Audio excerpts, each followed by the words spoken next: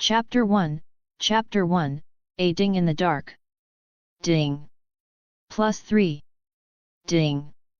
+1. Summon Alpha 01. Learn his limits. Quietly test team assists for point multipliers. Don't get noticed by SHIELD, yet. Put Alpha 01 through Spartan 2 training. Use new capability to pursue higher value assists. Make contact with one named character early, Peter Parker, Matt Murdock, Jane Foster, without tripping flags. Stay out of Tony Stark's spotlight. Let the MCU handle the PR treadmill. Baseline 5 trained Spartans before Thor, 2011. 10 before the Avengers, 2012. Contingencies for Winter Soldier, Sokovia, and the Battle of New York. Start thinking about the Mad Titan without assuming I'm smarter than everyone who failed the first time. Spartan 2 training, 1500. Status, Commander active. Available, Spartan 2 training, 1500. Chapter 2, Chapter 2, Driving into Hell's Kitchen. Morning arrived before I even looked for it. Sunlight sliced through the bent blinds, creating barcode-like stripes across my face. For a moment, I instinctively reached for familiar routine's alarm clock, snooze, commute, only to realize once more that my old life was gone, crushed beyond recovery. I have a new body, a new name, an MCU timestamp marked on the wall calendar, a system in my mind, and a Spartan in the corner who could outstare a statue. Alpha 01 remained precisely in the spot where I had left him, with his weight slightly on his left heel, hands relaxed at his sides, and his gaze fixed in that characteristic soldierly not-looking manner. The air carried a dusty aroma, warmed by sunlight and hinting at drying pasta, the lingering scent of Carmen's ziti still circling in the apartment. "You seriously didn't move all night?" I asked, scrubbing a palm over sleep and grit. "Correct, Commander. My duty is to watch over you. Lucky for you, I don't sleepwalk. We'd both need therapy." Silence. The fan changed keys to register its disapproval. I swung my legs out, feeling the cool floorboards beneath me, and quickly checked how I felt. The engine was running smoothly, with no aches or stiffness. I opened the blinds and greeted New York as usual, horns honking, a loud laugh on the sidewalk, a dog acting like the owner of the block, and pigeons being told their application was denied. Waking up to this felt like being inside a Marvel movie scene. My stomach made an executive decision. I padded to the fridge, hoping it had sobered up overnight. It had not. When I cracked the milk, the smell hit me like a punch in the face, a combination of barn and regret. "Okay," I coughed, jamming it back in and slamming the door. "We respect the dead." "Recommendation?" Alpha 01 asked. "Recommendation, breakfast that doesn't require a tetanus shot. Which means we go out." I grabbed the keys from the chipped bowl by the door and twirled them. "You ever driven?" "I am trained in vehicle operation," he said, precise as a manual. "Good. Because parallel parking in Manhattan is a mini-boss. Wheels, points, and the celebrity curve." The sedan parked at the curb had the stubborn stance of an aging car that refused to give up. Its paint had faded after a long battle with the sun. The upholstery carried the scent of coffee and faded choices. I loved it immediately. The key turned on the second attempt, the engine coughed like a smoker, cleared its throat, and finally cooperated.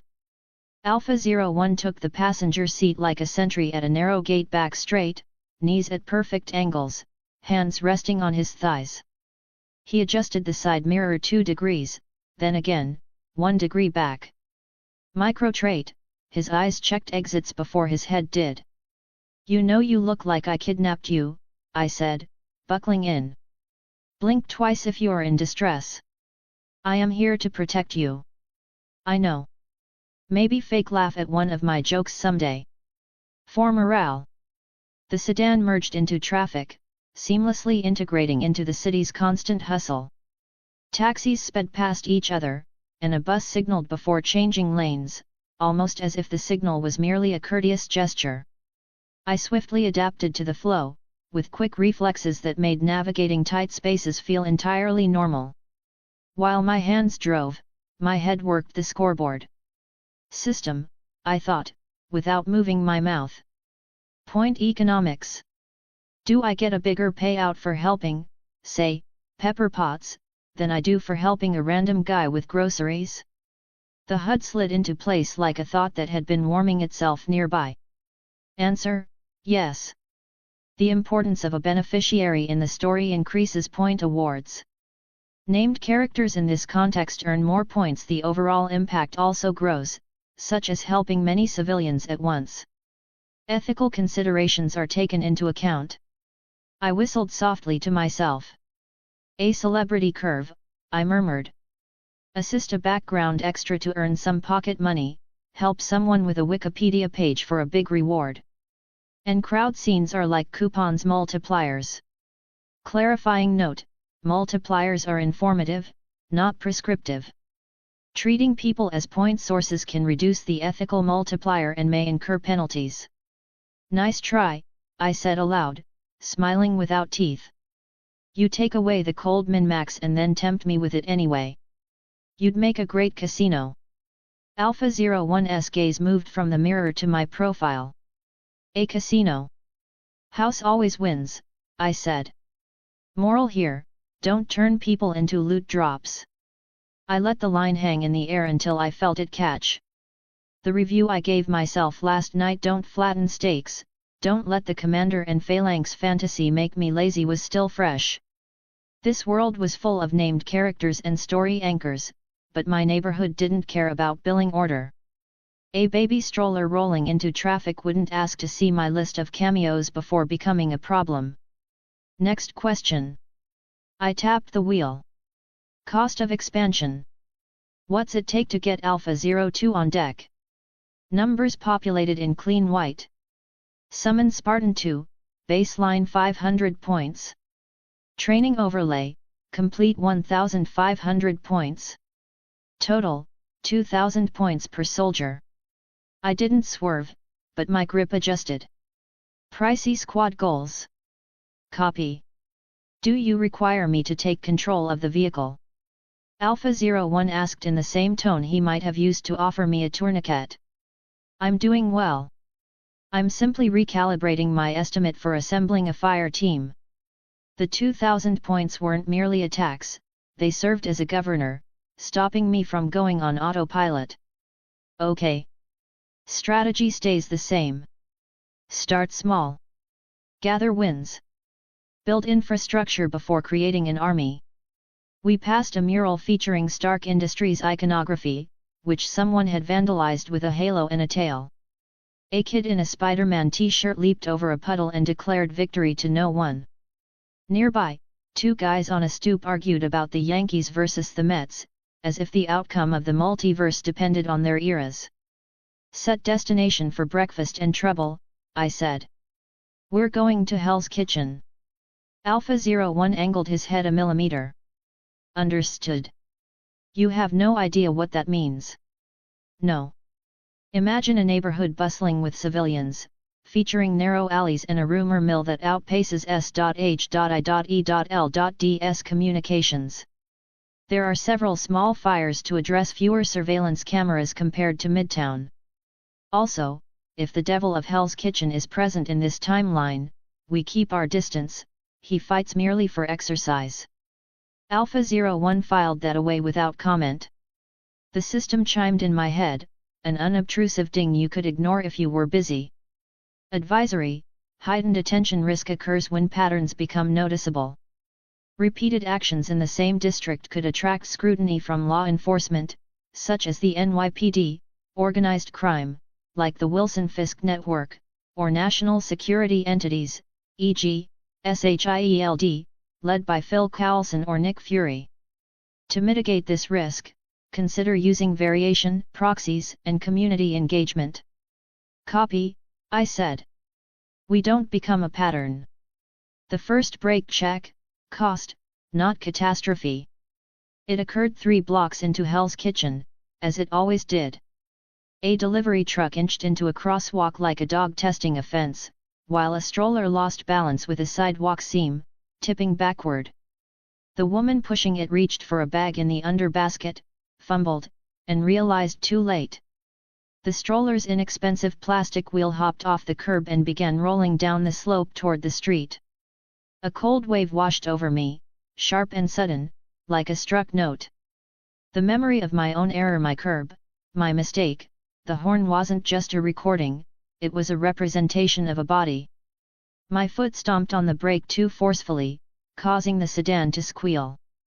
Suddenly, everything seemed to zoom out, stroller, truck, distance, with numbers flashing in an ancient, almost forgotten language. Alpha 01 opened his door before the car had fully stopped. He moved with effortless efficiency, no fuss, just smooth, economical motion. 2 long strides brought him to the stroller. He used momentum, not force, to twist it aside. He rolled the baby gently enough not to wake him, bracing it with his shin. After checking both ways, he lifted the stroller's front wheels back onto the sidewalk with a tenderness that makes you trust someone you've only just met. The mother's mouth formed an O. Her face flushed scarlet in the rush, and she cried out once, just one syllable, ancient with shock and gratitude, like cities. Oh! Alpha 01 stepped back as if he'd intruded and didn't mean to. Your wheel needs a washer, he said, not unkindly, and pointed. Here. I thank you, she said, rocking the stroller with a trembling hand. She checked on the baby, still sleeping, then looked up at me from the driver's seat as if I had done something special. People often like to take credit, even when the universe remains indifferent. Good save, I managed, voice too bright. The horn from that day was suddenly too close to my eardrums. The system chimed. Direct assistance, +1, adult. Indirect assistance, +1, infant. Collateral risk avoided, +1. Streak, first hour +1 bonus. The numbers seemed insignificant compared to my breath. I relaxed my grip on the wheel and gradually loosened my fingers from the leather. Alpha 01 returned to the passenger seat and gently closed the door. He did not comment, showing respect for a man silently confronting his ghost. You all right? He asked after a beat. Yeah, I said, because the truthful answer that one woke something up, give me a minute was more intimacy than our morning needed. Let's eat. Diner rules, and a micro trait. We selected a diner featuring metal trim that shimmered like a silver bullet and a smell suggesting coffee had been brewing since the Reagan era. Servers moved with the professionalism of those who had endured changing trends. A radio played Springsteen songs as if they were a lucky charm. Behind the counter, a TV constantly showed footage of Tony Stark with the sound off. Every 3 minutes, his lips silently mouthed "I am Iron Man," as if repeating it could make it less profane or more sacred. We settled into a corner booth with clear views of both the door and kitchen. Alpha 01's pick, as shown by a slight relaxation in his shoulders when he sat down. A subtle detail, he positioned his fork and knife parallel to the table edge, then adjusted the knife handle until it was perfectly aligned with the salt shaker. This wasn't compulsive, it was calibration. A waitress with strong opinions placed water and a well-used coffee mug on the table. Her name tag read May. Her eyebrows seemed to ask a question about the menu, while her mouth commented, "You look new." Passing through, I said. What do you recommend if a man hasn't made good choices yet today and wants to start? Eggs, bacon, toast, she said, writing before I finished. Coffee that puts hair on your soul. For your friend. Alpha 01 looked at me to see if he had a preference. The same, he said. Then, as if recalling something he'd learned just 12 minutes earlier, he added, please. May winked like we'd done a trick together. You're fine, she said, which in diner means I like you enough to talk about the life you have, so you want to. She poured. As we ate, the crowd arrived in waves. A courier quickly devoured pancakes in 2 minutes and left a tip that showed both gratitude and urgency. A man with a briefcase read the Daily Bugle, trying not to look like he was enjoying an editorial that was clearly unfriendly to vigilantes. A kid gazed at the pie carousel as if it were a museum exhibit showcasing the lost art of happiness. Alpha 01 observed silently. He carefully took one sugar packet, tore it evenly, and added half to his coffee. Afterwards, he folded the empty packet into a perfect square. A subtle habit, he tapped the folded square twice with his forefinger before proceeding. So, I said, because silence would do what silence does and invite thoughts I could save for when I wasn't holding a knife in a memory, Hell's Kitchen. The lay of the land. High civilian density, he noted. Narrow streets, mixed income housing, and a notable presence of small businesses. Multiple gang symbols are visible within 3 blocks, and graffiti indicates territorial disputes. One camera at the corner bodega isn't working, while 2 at the ATM are operational. Additionally, 3 fire escapes lack proper ladders. I smiled into my toast. You're going to be very useful. He didn't preen. He did note the exit a 3rd time. We weren't the only ones doing math in that diner. At the far end of the counter, 2 men in ill-fitting work jackets spoke quietly enough that only I could hear. The system subtly decreased the ambient noise. It's not magic, just improved focus, and their words became clearer. Same as last time, the taller one said, scratching a neck tattoo he got a decade ago before his judgment arrived. Cash on Wednesday, or the grease trap gets shut down for violations. The other snorted. City's full of violations. Told him the kingpin doesn't like waiting. He sounded like he liked saying it, like the word fit in his mouth better than his real job ever had. He'll pay. Or else what, said the short one, but it was theater. They both knew what. People don't keep their doors oiled in Hell's Kitchen without a reason. I sipped my coffee, hot enough to sandblast a conscience. Wilson Fisk's shadow stretched further than the headlines suggested, since the MCU cameras were still waiting for better lighting, but shadows don't care about cinematography. Okay. There was an opportunity here, but it had 2 inherent issues. 1, it would be satisfying to show off, and 2, showing off was how you ended up with SHIELD and NYPD on a first-name basis you didn't want. Options, I said softly, like a man thinking about pie. Observe, Alpha 01 said without looking up. Document. Prevent harm. Leave a trail that does not lead to us. See. I told my coffee. Useful. We paid the bill. I left a tip that was more than I wanted to spend but less than May deserved. As we stood up, she leaned in as if adjusting the ketchup. If you're heading west, she said casually, take 10th. They're doing something on 11th sirens all morning.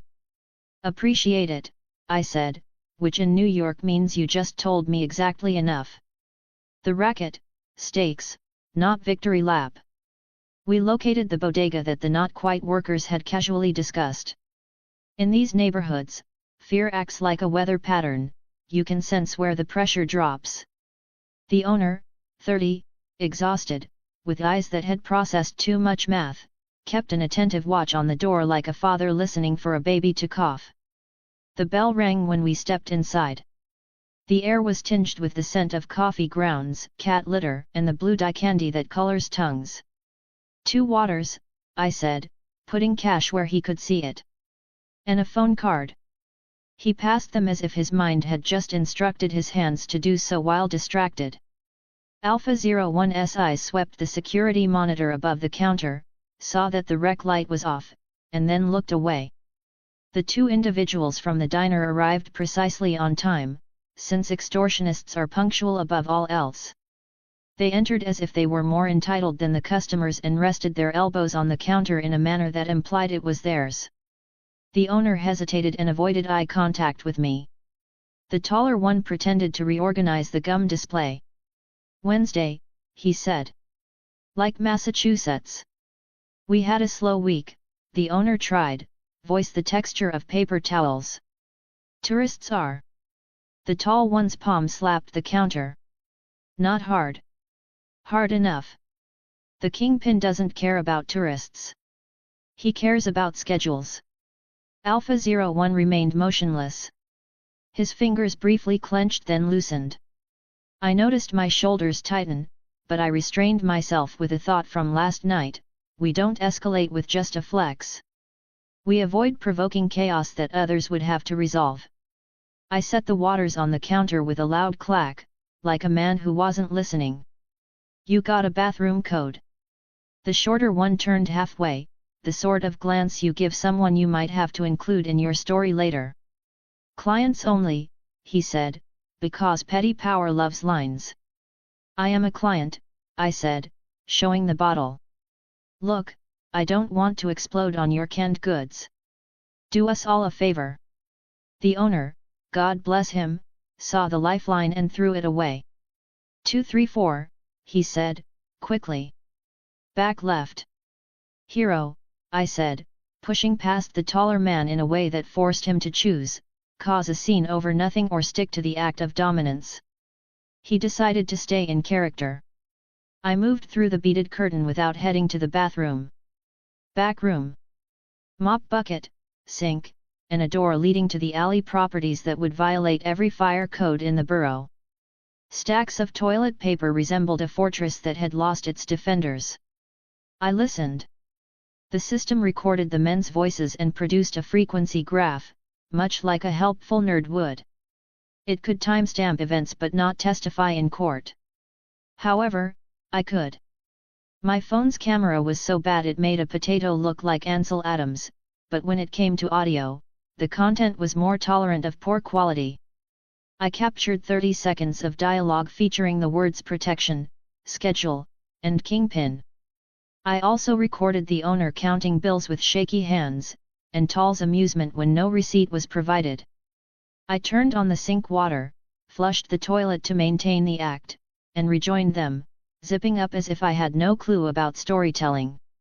Tall smirked at him, since smirking costs nothing. I held up a bottle of water. You boys look thirsty, I said casually. Hot day, he replied. Short rolled his eyes. Tall looked at me long enough to give himself away. He wanted to teach a lesson and was deciding whether I was worth it. Alpha 01 tracked the angle of Tall's shoulder, the distribution of weight in Short's stance, the way fear and boredom smelled together, and didn't move.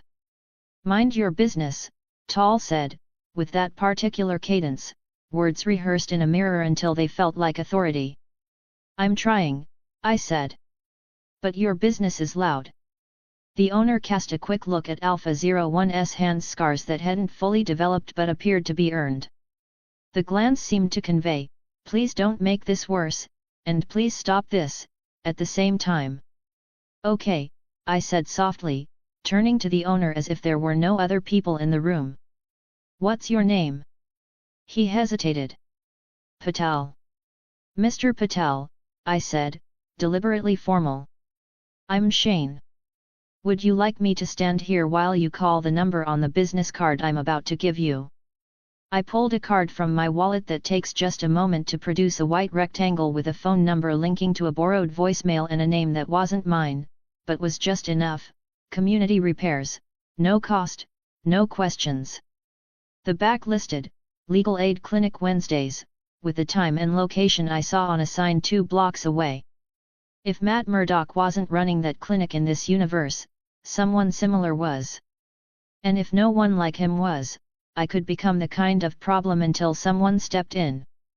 Patel's eyes went glassy with the kind of gratitude that makes you feel like a thief. Yes, he said. Tall's head swiveled. What are you? Present, I stated. Witness. Cameras are not working, we both know that.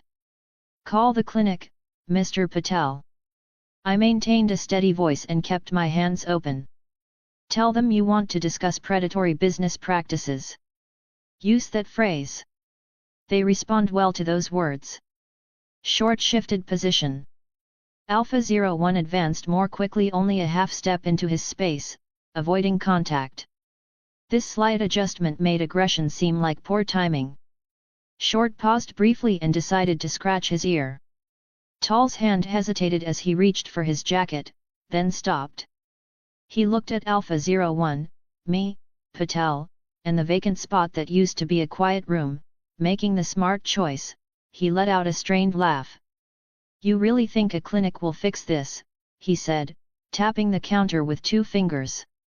Thursday, he repeated to Patel, as if hiccuping, repeating it exactly. And if you're planning to get brave, choose a different hobby. They left with shoulders too square and a bell jingle that sounded like a threat. The door closed. The room breathed again. Patel's hands trembled so much that the money clattered like rain. He placed it down as I slid the phone back and played the recording. If you want this file, it's yours. If not, I will delete it. He looked like he wanted 3 things at once: to hand me everything and ask for nothing, to throw me out of his store and pretend this never happened, to sit down. He chose to sit down. I can't fight them, he said, voice small. Don't, I said. You don't fight supply chains with a baseball bat. You fight with paperwork, allies, and daylight. I pointed at the dead security camera. Tomorrow we come back and put up a proper one. No charge. Today, go to the clinic and ask about filing a complaint, and tell them you have a recording. He swallowed. You're not a cop. Not even a little. I took a breath. It's time to face the consequences, or this scene would be pointless and without real risk. But you should call one anyway, I added. Right now. Make a report. When they ask for your name, tell them it's you. When they ask for mine, say Shane. When they inquire about a statement, provide one. If they mention the recording, say you have one. Patel's eyes widened. They will know you. They'll know someone was here, I said. That's okay. They'll also realize someone is watching. If they file it properly and it links to other reports, patterns will form. Those patterns attract attention. That attention frustrates the boss. When he's annoyed, he makes errors. I submitted my real number, the one the system generated for me again. If you face blowback, call. If you get nothing, call. If you feel brave, call. I'll keep showing up in ways that don't put you in the blast radius. Patel nodded once, a small, exhausted bow. Thank you. Thank me when you sell out of lottery tickets, I said. That'll mean you're still here. We stepped into the sunlight. The system chimed a cluster of notes. Assistance, business owner +7. Deterrence, nonviolent +3. Documentation, actionable +4. Ethical multiplier, +1, witness present, agency respected. Heat, +1, NYPD incident potential. Attention, +0.1, local org network. Not a landslide. Not a headline. A beginning. Cost. Alpha 01 said as we walked, eyes on the reflection in the window glass across the street, because reflections tell you what corners won't. Heat +1, I exhaled. Cops match our description, maybe check it against a database that doesn't include us, since we're low profile. Fisk's team notes that Patel had someone with him. Next time, we change our patterns, a different shop, a different day, a different us. Understood. And next time, I added, flexing my right hand and noticing the sting, I don't palm a broken candy rack spike when I lean on a counter. Alpha 01 halted me behind a mailbox, taking my hand like a medic rather than a friend. He had already concealed a band-aid, which looked as smooth and precise as a card trick. You are bleeding. Look at me, paying stakes. I grinned, thin. The house is pleased. He raised his eyes. The house. The system. The universe. TAC, EUR pick. Unders, tude, he said, but the way he said it half a second slower said he was filing jokes as stress relief under Commander, Behavioral Patterns.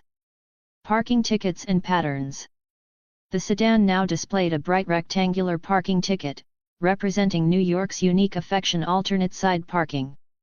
I had parked on the incorrect side of a Tetris-style street layout and received a ticket. "Welcome to Resource Strain," I said, flicking the ticket with 2 fingers. "Small cost, big lesson." I slid it into the glove box. "We pay it. We don't build a legend out of ignoring rules that keep streets clean." Alpha 01 angled his head. "You intend to comply. We pick our battles. And garbage day wins." The system chimed, drier than usual. "Financial penalty, 1, ticket. Compliance, civic +1, multiplier retained." "See?" I told Alpha 01. "Even the HUD likes it when I pay parking tickets." We didn't return to Patel's bodega. Instead, we changed our route, walking 3 blocks as respectful boys, and the neighborhood's atmosphere shifted from fear to exhaustion. I purchased a roll of quarters because doing laundry is all about logistics, and I borrowed a Sharpie to sketch a quick map on a napkin: 3 bodegas, 2 diners, a bar with a neon sign older than the Avengers, a law clinic flyer, and a playground with a loose bolt on the slide ladder. Alpha 01 watched the playground like a hawk watches a field, not because children needed us but because the world sometimes does. "We're not rescuing anyone today," I said, "primarily for me. We are embedding." "Copy." "Tomorrow, we focus on cameras. The following day, we work on hinges. A week later, we borrow 2 volunteers for a block cleanup, claiming it's just for the sunshine. Meanwhile, we collect names as efficiently as we gather screws. We analyze NYPD patrol patterns and identify stores with panic buttons. We build relationships at a clinic, a church, and a community board. We focus on infrastructure work, no capes involved." As we entered, the car's radio started crackling, cutting in with a news snippet. Stark Industries announced a new clean energy initiative. The anchor's tone shifted between admiration and skepticism, as if representing stakeholders with differing views. Meanwhile, across town, Pepper Potts was probably managing a crisis in her heels. Inside a windowless room, Nick Fury was deliberately showing patience. Phil Coulson, dressed in a more refined suit, was politely knocking on a door that wouldn't open. "Big names mean big gains," I said, letting the truth touch air and then be corrected. "But we don't chase them. We let our work pull us where we're needed." Alpha 01 looked out at Hell's Kitchen under the noon light, graffiti and grit and old churches and new scaffolding. "Understood." "Also," I added, because the review I'd given myself required interiority, and it turns out that interiority sometimes sounds like a confession, the stroller got to me. He didn't pretend he hadn't seen the horn, he said, even though he hadn't heard mine yet. I focused on the road. "We put that one in a box for later. For now, we drive." A lawyer with a cane, or maybe just a guy. On 10th, a man with a cane stepped off the curb and paused, listening as if the air itself held a story. He wore round glasses and a suit showing signs of age. His head tilted slightly toward our engine, as if he could sense the timing belt's impending failure in 6 months. He smiled quietly, a subtle and personal smile. I didn't say Matt Murdock aloud because uttering names gives them weight. I perceived him as just a man on the street, moving through the city like he understood it. The system didn't notify me, as sometimes the world isn't a prompt on a quest. Sometimes it's simply a man with a cane moving through lunchtime traffic, and respecting that moment means not making it about myself. Debrief, lines and lines again. Back at the apartment, the fan started making a different noise. I fixed the bracket using a screwdriver and a promise. We recorded a debrief like 2 nerds who had met in a strategy forum. "Positives," I said, writing with a Sharpie on the back of a pizza flyer, because we don't always get the whiteboard we deserve. Patel's shop stabilized today. Documentation captured. Clinic referral engaged. Witness line respected. No violence, no property damage. Negatives, Alpha 01 said, picking up the cadence. Ticket. Minor injury. Potential investigative interest. Mitigations, I added. Vary patterns. Introduce third parties. Empower locals. Use tools before fists. No capes. He nodded. The training tab increased to 7%, steady and deliberate. Without prompting, he grabbed the casserole dish and cleaned it, showing he understood kitchen manners. Minor detail, he dried the dish, lined it up neatly on the counter, and tapped it twice before walking away. You know, I said, leaning against the sink, if we keep working the neighborhood like this, SHIELD might decide we're a local asset. Is that undesirable? I prefer to be a local myth, I said. Less paperwork. Fewer NDAs. The system chimed once, like a grin. Advisory, SHIELD correlation plus 0.02, background awareness. Note, Phil Coulson has a talent for finding myth. Yeah, I said. I've seen the movies. I wrote lines on the pizza flyer in letters big enough to argue with. We do not escalate when a flex will do. We do not make messes that we expect others to clean. We do not turn people into point drops. We do not show up where cameras want us, we show up where people need us. We pick our battles, and sometimes the struggle is a parking ticket. Repeat them back, I said. He spoke with a steady voice, a twinge in it catching on the third word, as if the sentence had snagged on a burr in his gut. Good. Let it snag. That's how rules turn into bones. I sank onto the bed, letting my body reflect on the day. The ceiling cracks looked like lines waiting for ink instead of a map. The points tab displayed 125, neither fireworks nor failure. It simply reminded me that progression systems are marathons disguised as slot machines, and I could plan accordingly. Tomorrow, I said into the fan's commentary, we buy a proper fridge. Alpha 01 nodded. And a camera. And a camera, I agreed. And hinges. And maybe a bag of cement to fix that playground ladder. And gloves. And gloves. I closed my eyes. You are mortal, the system reminded me, not unkindly. Good, I said. Keeps me honest. A breeze slipped through the blinds like a whisper. Down the hall, Carmen chuckled at a long-awaited joke. Across town, Tony Stark stood before a tower model he hadn't yet constructed, telling a room of powerful men he wouldn't share.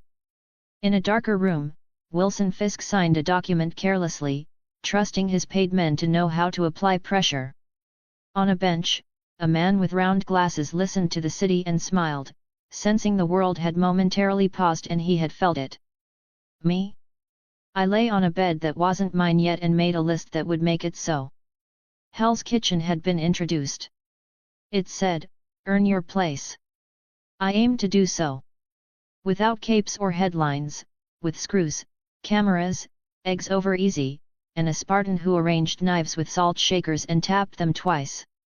Tomorrow, we'd drive the same streets and pretend they were new, because keeping them new was the point.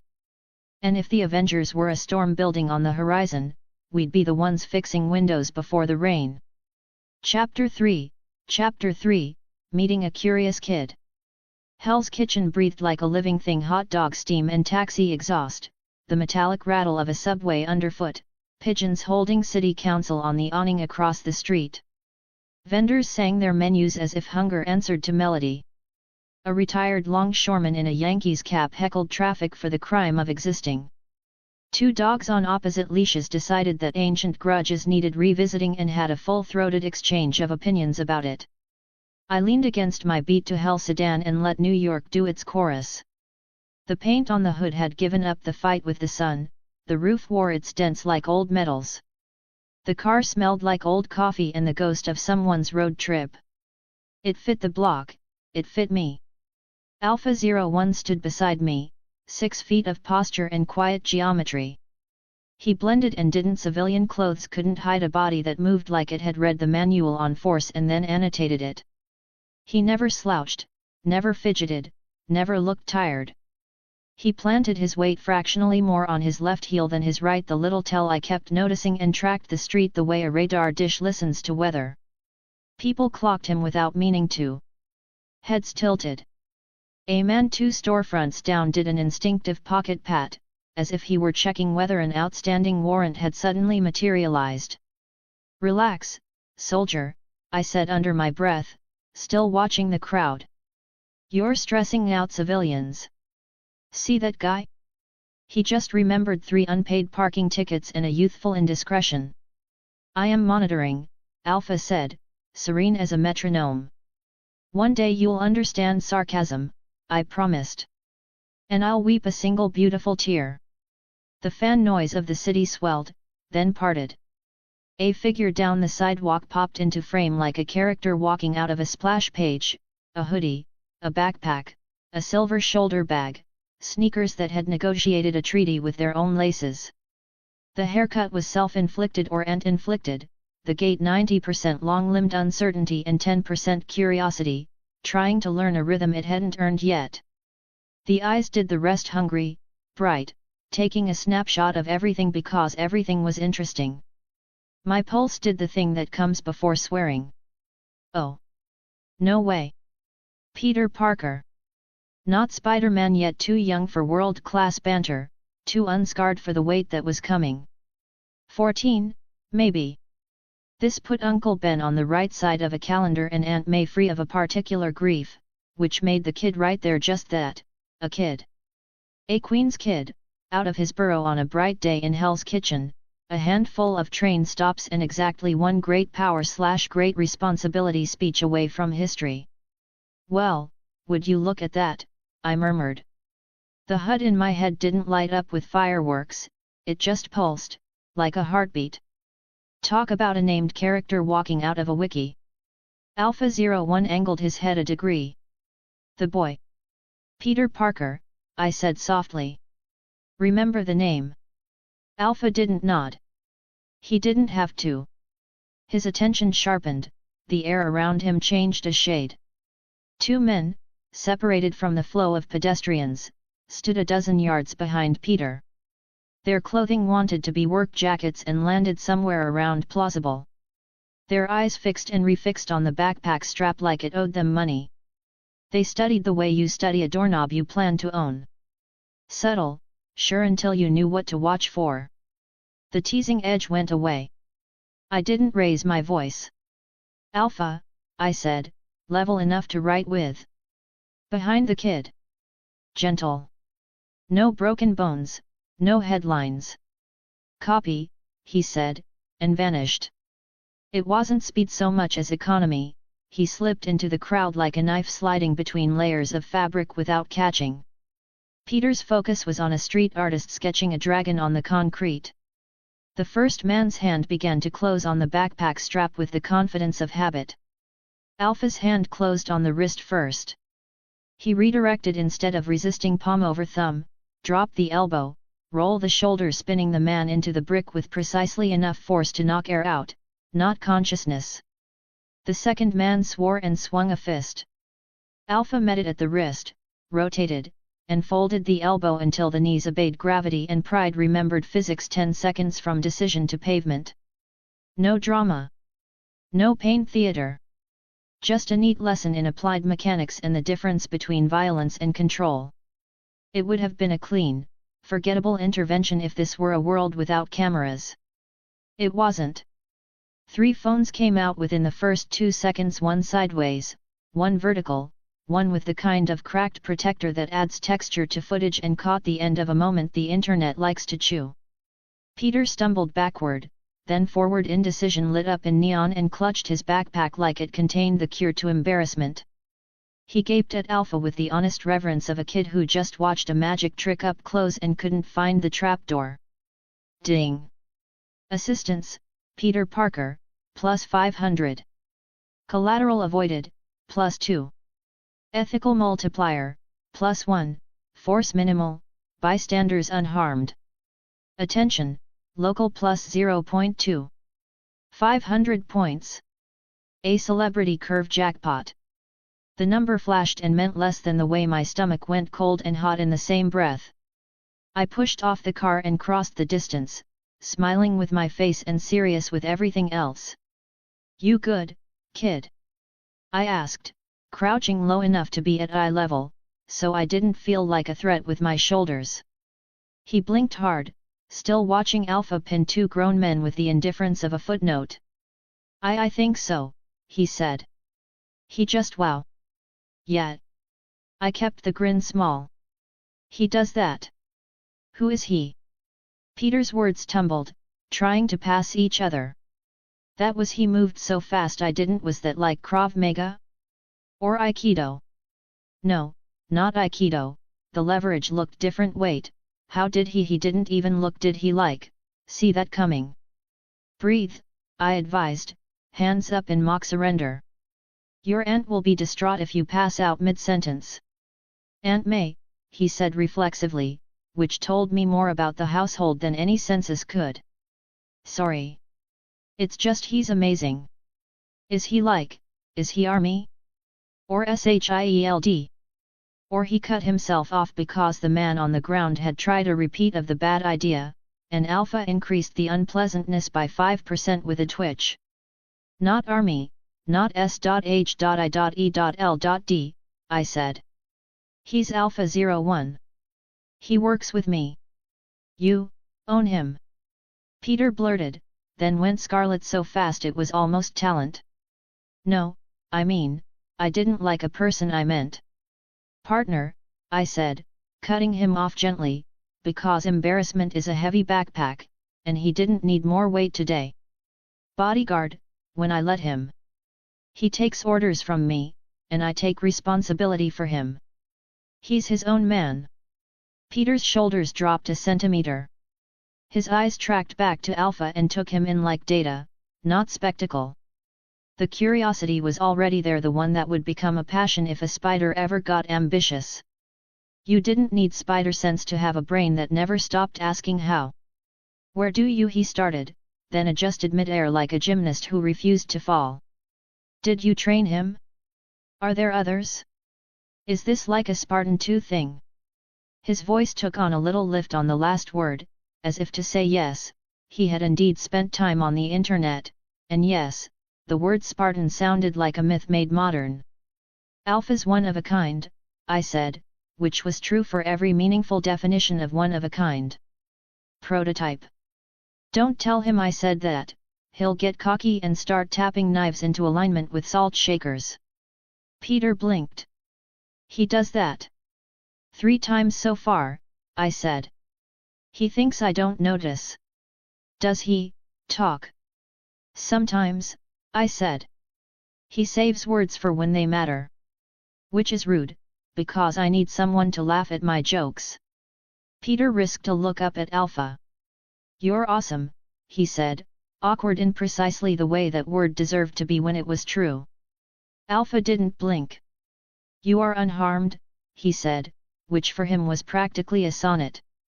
The men on the sidewalk shifted from bristling to inventorying their decisions. Being caught on camera committing a crime changes the math. Alpha let go first, an act of generosity that felt like a demonstration, and stepped back just enough to say you could try again, but why? They looked at our hands, at the phones, at each other, and chose to limp toward the corner with more dignity than they'd brought in. No speeches. No threats. Just the undertow of a larger organization's menu of consequences somewhere behind their eyes. Wilson Fisk's shadow didn't need to be named to be present. You want the police? I asked Peter, because agency is a muscle kids need to see grown ups respect. He hesitated, honest. I should, right. He glanced at where the men had been, then back at the crowd already swallowing them. But I'm okay. And my aunt's waiting. And the last time I called, we waited forever. I don't want to get anyone in trouble if I don't have to. Then we don't, I said. Today, we write it in chalk, not stone. If you change your mind, you can file an online report at a later time. Describe it, time, and place. That helps the next person. He nodded, relief loosening his chest. Then because it was Peter Parker under that hoodie, he launched back into questions like curiosity were oxygen and he'd been holding his breath. What does he eat? Does he sleep? How fast can he run the 100? Is the a Spartan thing, does it mean like bone density changes? Does he wear armor? Not now, obviously not now, but like does he have a helmet? With HUD? Are you with the Avengers? Steel bolts and jet fuel, I said solemnly. He naps when my jokes bore him. The 100 is classified, but if you blink, you'll miss the first half. The rest of those questions I'll answer in a peer-reviewed paper. Peter exhaled a laugh that was half squeak. Peer-reviewed. Right. You like science, I observed, because sometimes stating the obvious earns you trust. His ears went pink. Yet. Yet. A lot. Good, I said simply. Keep doing that. His eyes flicked to my car, to my shoes, to my posture. He was learning things he didn't know he was learning, risk assessment that would one day save strangers on rooftops. He squinted. Are you a hero? Dangerous question, I said lightly. The system hummed in my head, the review I gave myself last night. Don't farm people as points, don't flatten them into loot, flashed like a sign. Today I am a guy with a car and rent to pay who got lucky enough to be standing in the right place. Luck, he repeated, tasting it like a hypothesis. Luck and lines, I said. We make rules for ourselves so we don't become problems to solve. He nodded like he'd tuck that in a pocket and find it again at 3 in the morning. I'm Peter, he said then, suddenly shy like the realization had crashed late. Peter Parker. Shane, I said, giving him the name the building knew. And this is Alpha 01. Alpha 01 is such a cool name, he said, reverent. Is there an Alpha 02? Not yet, I said, which was true and also not the point. Quality before quantity. He opened his mouth, how do you make more, and closed it because his phone buzzed angrily in his pocket. He fished it out, glanced at the screen, and executed the universal teenage face. I should go. My aunt will she'll worry. Do not anger Aunt May, I intoned. This is known. He snorted. Right. Walk 2 blocks that way and cross at the light, I added, because mentoring sometimes looks like mundane instructions. Less traffic. Fewer cameras. And tighten your backpack strap. It's easier to grab when it's loose. He obeyed without question, cinched the strap, then looked up again. Thank you, he said, this time to Alpha 2. For, you know. Alpha gave him a curt nod that managed to convey you're welcome and be smarter next time without moving any additional muscles. Anytime, kid, I said. If you run into trouble again, maybe we'll be around. He lifted a hand in a half-wave and disappeared into the flow, one ordinary boy in a city that turned ordinary into legends if you stayed alive long enough. I watched him until my brain unclenched. Not a bad morning walk, I said to Alpha. 1 rescue, 2 bruised egos, 500 points I intend not to build a personality around. Understood, Alpha said. You say that like a period, I told him. One day we'll get you to an exclamation point. He didn't smile. He did adjust the lay of his t-shirt so it fell dead even. Microtrait and the corner of my mouth obliged me by being fond. The system chimed again, less celebratory. Advisory, SHIELD correlation plus 0.05, incidental. Advisory, local org correlation plus 0.1, incidental. Note, bystander footage uploaded, 3. Visibility low, potential spread moderate. Phones, I said, sighing. They're like eager archivists with ad mitigation. Alpha asked. We don't chase ghosts, I said. We don't go hunting uploads. We vary patterns and buy you a hoodie so people stop thinking I stole you from a recruitment poster. He glanced at his shoulders, then at the crowd. A hoodie. Disguise 101, I said. Less statue, more college kid who discovered laundry last week. We stopped at a thrift store 5 doors down, which smelled like dust and news stories. Alpha chose a slate hoodie with a zipper and no logo. He tugged it on and stood there for half a second, like a war memorial trying on casual clothes, then pulled the hood up and tightened the drawstrings until the edge matched the line of his eyebrows. He aligned the zipper pull with the center seam, then tapped the drawstrings twice. It was ridiculous how much that helped. The silhouette softened, and the soldier turned into someone's tall friend, minding his business. The micro traits didn't go away. They just had to work harder to be seen. We stepped back into the morning. The city had already eaten our scene, you could barely tell anything had happened. The dogs had submitted their motions and moved on. The longshoreman had downgraded to muttering. A Daily Bugle box on the corner declared opinion, masks make mess, cops clean it, a headline that would age like milk. J. Jonah Jameson hadn't met his favorite obsession yet. A coffee cart whispered to my better angels. I bought 2 cups and burned my tongue on the first sip because that is how you learn humility. At 11 a.m. Alpha held his cup like a prop. I didn't bother him about it. You don't teach a man to appreciate diner coffee by force. We took a short circuit, keeping to 10th Avenue because May had said 11th had sirens, and May had the kind of face you believe when she talks about sirens. Hell's Kitchen moved through lunch with intent. A construction foreman cursed in fluent architecture. A woman in scrubs held a sandwich, the last good thing that would happen to her during the shift. 2 kids skateboarded badly and found joy anyway. The block wrote itself into us. Intervention cost. Alpha asked after 2 intersections of silence that wasn't. Heat plus a hair, I said. S.H.I.E.L.Ds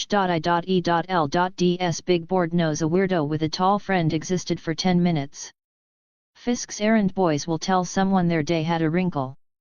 The internet has 3 wobbly videos titled Dude Yeats Mugger, Hell's Kitchen, and comments debating technique like a football forum. I took another sip and accepted the consequences. We stick to invisible good 90% of the time. Save the public stuff for when it helps more than it hurts. Understood, he said. Then, after half a second his version of a risk, the boy recognized potential leverage. Peter. I smiled despite myself. He recognized it's glued to his brain. He'll either be a world-class scientist or a menace to bagels. A menace to? Never mind, I said. Point is, we don't farm him. We don't shadow him for points. We don't become the reason Uncle Ben gets somewhere late. Alpha angled his head. He didn't ask why I said the name like a prayer. We swung by Patel's bodega not to go in, just to feel the temperature of the air, and kept walking because patterns are how intelligent predators eat. A patrol car rolled past at parade speed, the kind that says we exist, behave. The officers inside did the universal cop glance, 1 pass, 1 check, 1 mental note, and continued. I let them. There's a specific kind of relief in being nobody. Back at the car, a parking enforcement officer blessed our windshield with a yellow rectangle that declared alternate side had won again. I held the ticket up between 2 fingers. We are being initiated into the mysteries of civic life. We will pay it, Alpha said, because he had learned my lines and respected them. We will, I said. Because we pick our battles, and keeping the streets from smelling like a lost cause is not one of them. The HUD hummed, pleased with me like a smug app. Financial penalty, 1. Compliance, civic +1, multiplier retention. I slid the ticket into the glove box and closed it on an avalanche of paper that wasn't mine and would become mine if I didn't develop a relationship with a file folder soon. A few blocks later, because New York enjoys comedic timing, a delivery bike clipped my coffee and baptized my hoodie in caffeine. The biker yelled "Sorry bro" without braking. I looked down at my shirt and decided embarrassment might be my new cologne. Alpha took 2 napkins from a street cart like a magician and handed them to me without comment. Micro trait, he folded the used napkins into neat squares before we found a trash can. I decided that made him a gentleman and not a robot. We sat on a stoop with steps that had considered hosting a million conversations and settled for ours. I pulled a crumpled pizza flyer out of my pocket and wrote lines on the back of it, because repetition is how you make rules more than wishes. We do not escalate when a flex will do. We do not make messes that we expect other people to clean. We do not turn people into point drops. We do not show up where cameras want us, we show up where people need us. We pick our battles, and sometimes the struggle is a parking ticket or a hoodie. Alpha read them and repeated them back, as if committing them to a place deeper than memory.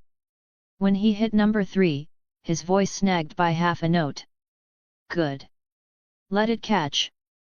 Add number 6, I said, because the system would keep handing me buttons, and I needed them labeled before my fingers got itchy. We protect the timeline only insofar as it protects people. We don't worship canon. We worship outcomes. Understood, he said, and this time the word sounded like agreement, not compliance. The points tab hovered at 6:30 Patel, stroller, parking, and a named kid with a future that would chew glass and laugh. It was the kind of number that wants to be a drug. I let it be a gauge instead. Progression fantasy loves to make you think the scoreboard is the story. In the Marvel Cinematic Universe, the story is always about the people. The afternoon tilting toward gold turned the city soft around the edges. We took Carmen's casserole dish back and earned 2 cookies and a "Don't be strangers," which in this building translated to "You're in the network now." We bought a small bag of hinges and a handful of wood screws because repairs and kindness run on the same hardware. We found a flyer for a legal aid clinic open on Wednesday evenings, with a suggested donation, and I made a silent appointment for a room that sometimes had a man with a cane and a good smile. On the way back to the car, a kid on a skateboard failed an ollie and popped up laughing. Alpha watched as if gravity had told a joke. He didn't know it yet, but he was going to learn to smile in this city. You can't help it. It wears you down with small mercies. At the curb, I paused. Crowds broke and reformed, the city shuffled its cards. A teenage boy in a hoodie disappeared into it, carrying a backpack and a set of questions that would turn into equations or webs depending on which way the wind blew and which spiders felt like being godmothers. System, I said, not because I needed points translated but because I needed a stake in the ground. Log, we helped a kid for the kid's sake. The HUD obliged, cool and plain. Log, assistance rendered, Peter Parker, minor. Intent recorded, altruistic. Note, future correlation possible. Maintain ethical posture. Maintain ethical posture, I repeated. What are we, a yoga class? Sometimes. I laughed quiet, the kind that shakes out a ragged thread in your chest. Fine. Downward dog of not being a jerk. I can live with that. Alpha's hood shadowed his eyes. The boy will be a target, he said. Not a question, not prophecy, just a soldier looking at a kid and seeing the line of a future fight. Maybe, I said. Maybe he'll just be a kid with a brilliant mind and terrible luck with internships. Either way, if we're near when he needs us, we help. If not, we don't make ourselves the center of his story. Understood. And if Phil Coulson knocks and asks about a tall friend with quick hands who did something tidy on 10th Avenue, I will say we are available for consultation, Alpha said, absolutely deadpan. I stared. Then I grinned slowly, was that did you just? He looked at me from inside the hood, expression unchanged. Consultation is an appropriate term. Alpha, I said, touched like an idiot, that was almost a joke. Understood, he said, just this side of innocent. We climbed into the sedan. The engine considered its options and chose to be optimistic. I checked the mirror and watched Hell's Kitchen recede in the glass. Back to the apartment, I said. We owe a bodega a real camera, and I owe my tongue an apology for that coffee. Alpha nodded. He aligned his cup with the edge of the holder, then tapped it twice. Outside, the city continued to care little about who I was. Tony Stark did something with a model of a tower on the other side of town and called it progress. Nick Fury looked at a board where names were magnets and moved one an inch just to see if it changed the weather. Wilson Fisk signed a contract and thought about art. A man with a cane listened to the heartbeat of a block and smiled because someone had told it a new joke. Me? I drove a car with a ticket in the glove box and a Spartan in a hoodie and promised myself again that I would not make the mistake this world begged me to make, confusing a scoreboard with a soul. Peter Parker had looked at Alpha and seen a possibility. That was fair. He'd looked at me and asked, "Are you a hero?" That was dangerous. Today, the answer was simple: we were neighbor kids with good timing and better rules. Tomorrow, the fight would be larger, the stakes meaner, the camera angles tighter. Avengers clouds were building on the horizon. Aliens would audition gravity. Gods would land. The Daily Bugle would discover a new favorite grammatical construction, menace. Before all that, a kid had kept his backpack, a store owner would get a working camera, a playground ladder would be bolted tight, and a building would learn it could knock on our door. That's what winning looked like today. Not fireworks screws. Not epics errands. Not destiny discipline. The system purred like an appliance doing its job. Points, 630. Heat, tolerable. Ethical multiplier, intact. Tomorrow, I said out loud to the dashboard, we buy a fridge that doesn't declare war on milk. Alpha considered this new mission parameter. And more hoodies. And more hoodies, I agreed. We drove east with the sun in the rear view and the day sitting right where it belonged, behind us. Useful, done. Chapter 4, Another soldier joins. The system's blue HUD glided into place at the edge of my vision as Alpha 01 and I threaded through the side streets of Hell's Kitchen. Noon heat silvered off windshields, a subway rumbled like distant thunder beneath the pavement, a hot dog cart hissed the gospel of lunch. New York City moved the way it always does, like a complicated machine that still refuses to read its manual. Points, 1000. Summon Spartan 2, baseline clone 500. Spartan 2 training overlay, complete 1500. I let the numbers hover and mean what they meant, progression fantasy fuel with a conscience attached. Looks like we can afford some company, Alpha, I murmured. Another Spartan, Alpha 01 said. He didn't break stride. He never does. Even in a hoodie, new, slate, unbranded, he radiated discipline disguised as casual.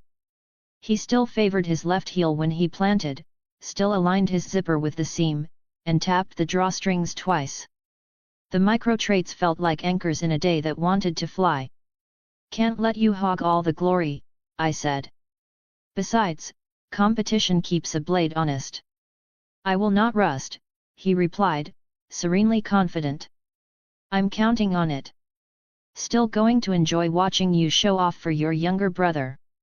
We slipped into a narrow service alley that smelled like fryer oil and yesterday's cardboard, the kind of place that had seen too many breakups and at least one proposal, anyway. A dented dumpster leaned against a brick wall like it was tired of being useful. I rested a shoulder on it and let the HUD summon tab slide forward. System, spend it. 1 clone. Designation, Alpha 02. Ding. Blue light folded itself out of nothing, then into someone. The coalescing never stopped being eerie, a human outline arriving the way a screensaver returns, except this screensaver watched back. He stood at attention by instinct and by design, same height, same build, same sharp features as Alpha 01. But the eyes were the tell, focused, not yet forged, steady, not yet settled, prototype, this time at minute 1. Commander, he said. The voice was a shade lighter than Alpha 01's, the posture a hair less economical. Welcome to the party, Alpha 02, I said, grinning. You've been alive 5 seconds and you're already cooler than 90% of this zip code. He blinked once, absorbing the alley, the heat, the cotton hood that would soon be his, then glanced to Alpha 01 as if calibrating off a star. This is your big brother, I said. Alpha 01, meet Alpha 02. You're going to whip him into shape. Alpha 01 stepped forward and offered his hand, not a test, not a trap, a bridge. Alpha 02 took it, a firm grip, right hand. Micro-trait, Alpha 02 set his feet in a 3-step offset and used breath cadence to time the squeeze, 2 count in, 2 count out. Not copying learning. Understood, Alpha 01 said. We will train together. Alpha 02 nodded once. Copy. The copy had a different weight than was understood. Not better. Distinct. Look at that teamwork, I said. You two need a banter patch, but I've got enough personality to carry us through Q3. 2 statues stood in elegant silence, evaluating me. I sighed like a man resigned to greatness. Okay. Quick ground rules before we go introduce you to the MCU. Both sets of eyes were on me, and it felt like I was writing words into metal. Rule 1, we do not escalate when a flex will do. Rule 2, we don't make messes we expect other people to clean. Rule 3, we don't turn people into point drops, system or no system. Rule 4, we show up where people need us, not where cameras want us to be. Rule 5, we pick our battles and sometimes the battle is a parking ticket. Alpha 01 repeated them back in order, voice the metronome you want in a fire. Alpha 02 followed slower, careful, each sentence clicked into place like a mag in a well. One more, I added, because I had learned to front-load my better angels. We treat you as people. The system calls you soldiers under my command, I call you partners. If I give an order that crosses our line, you challenge it. If I try to get clever with ethics, you call me out. If I insist, you keep civilians safe first even if it means ignoring me. Alpha 01 didn't blink. Acknowledged. Alpha 02 looked from him to me, then back again. Copy, he said, then tiny change in tone understood. He'd switched words on purpose. Micro-trait, language as calibration. The training tab ticked for Alpha 020% sliding to 1% as a baseline neural muscular optimization overlay began to trickle into a brain that had been alive for a minute but carried a month of preparation in blueprints. We didn't have the 1,500 points to finish the Spartan 2 training yet. That was fine. Earn your tools. The rhythm mattered almost as much as the result. We're not making you a public spectacle, I warned. Hoodies. Hands in pockets. Friend-shaped. People will still stare. That's okay. We choose how much we give them to stare at. 10 minutes and $19 later, Alpha 02 wore a charcoal zip-up he had adjusted with ritual neatness. He tried the hood up, then down. He aligned the zipper with the seam end, like his brother, tapped the drawstrings twice. Micro-trait, he checked the fit by rolling his shoulders once precisely, at the same cadence as his breath count. The silhouette softened. A soldier turned into someone's tall friend. We rejoined the flow of Hell's Kitchen as 2 Spartans disguised as guys who belong here and one mortal with a shopping bag and a plan. Stares followed, but fewer than you'd think. New York can clock a story and look away on purpose. People have somewhere to be. Alpha 02, I said as we moved, big plans? Hopes? Dreams? A musical number you've been workshopping in your head. I exist to serve, he said, earnest. I groaned theatrically. Oh no. Not you, too. 2 brick walls and me. We're going to need a decorator. Alpha 02's brown it for a fractional second, but his voice stayed level. I will learn. Self-awareness glinted there, unpolished and hopeful. I caught Alpha 01's micro-judgment. You are testing him, Commander, and gave him a shrug that said absolutely. He had a half-degree of fondness in his posture. Don't ask me how you read that off a man whose baseline expression is competent gargoyle, but you do. Neighborhood interludes, low heat, real stakes. Hell's Kitchen delivered, just as she always does. You don't go looking for trouble here, you open your eyes and it introduces itself. On 9th, a purse yank turned into sudden physics when Alpha 01 caught a wrist mid-tug and turned the thief's energy into a gentle appointment with the pavement. The woman 40, grocery bag tearing under stress, stared between her reclaimed purse and Alpha like she'd witnessed a magic trick that left all fingers attached. She started to thank him. I shook my head and pointed her toward a calmer sidewalk. Don't build a spectacle. Build a habit. Ding. +5, adult. +1, collateral avoided. Heat, negligible. On a bar's open door, two drunk men decided anger deserved to stand up straight. Alpha 02 stepped into the frame and borrowed presence from his height. He didn't touch them. He didn't have to. Gentlemen, he said, and the word did 30% of the work, the quiet did the rest. They recalibrated their life choices to walk away muttering. Micro-trait, Alpha 02 plants his right foot half a shoe length farther forward than Alpha 01 when he blocks a doorway. Leverage preference. Filed. Ding. +3, 2. +1, PR, de-escalation. Heat, none. At a playground, 3 older teens used boredom like brass knuckles on younger kids hovering around the monkey bars. The alphas arrived like monuments and stood there. Sometimes looming is a love language. The teens recategorized their lives to find a different block without requiring a lecture. Ding. +10, group, +1, community confidence, ethical multiplier, retained. We kept it at a low temperature by design. No broken bones. No speeches. No hero worship. We left receipts only where they mattered. The city relaxed, reflecting a typical relationship. A beat cop slowly drove past and shot me a look the one officers give when their day unexpectedly involves unwelcome paperwork. He parked awkwardly, stepped out, and performed the classic gesture of adjusting his belt as he approached civilians he seemed uncertain about. "You folks doing okay?" he asked, his voice neutral, the New York accent fading to the civic default. "Fine, officer," I said, hands visible, posture not challenging. "Helping Mr. Patel with a door hinge later. Fix-it tour."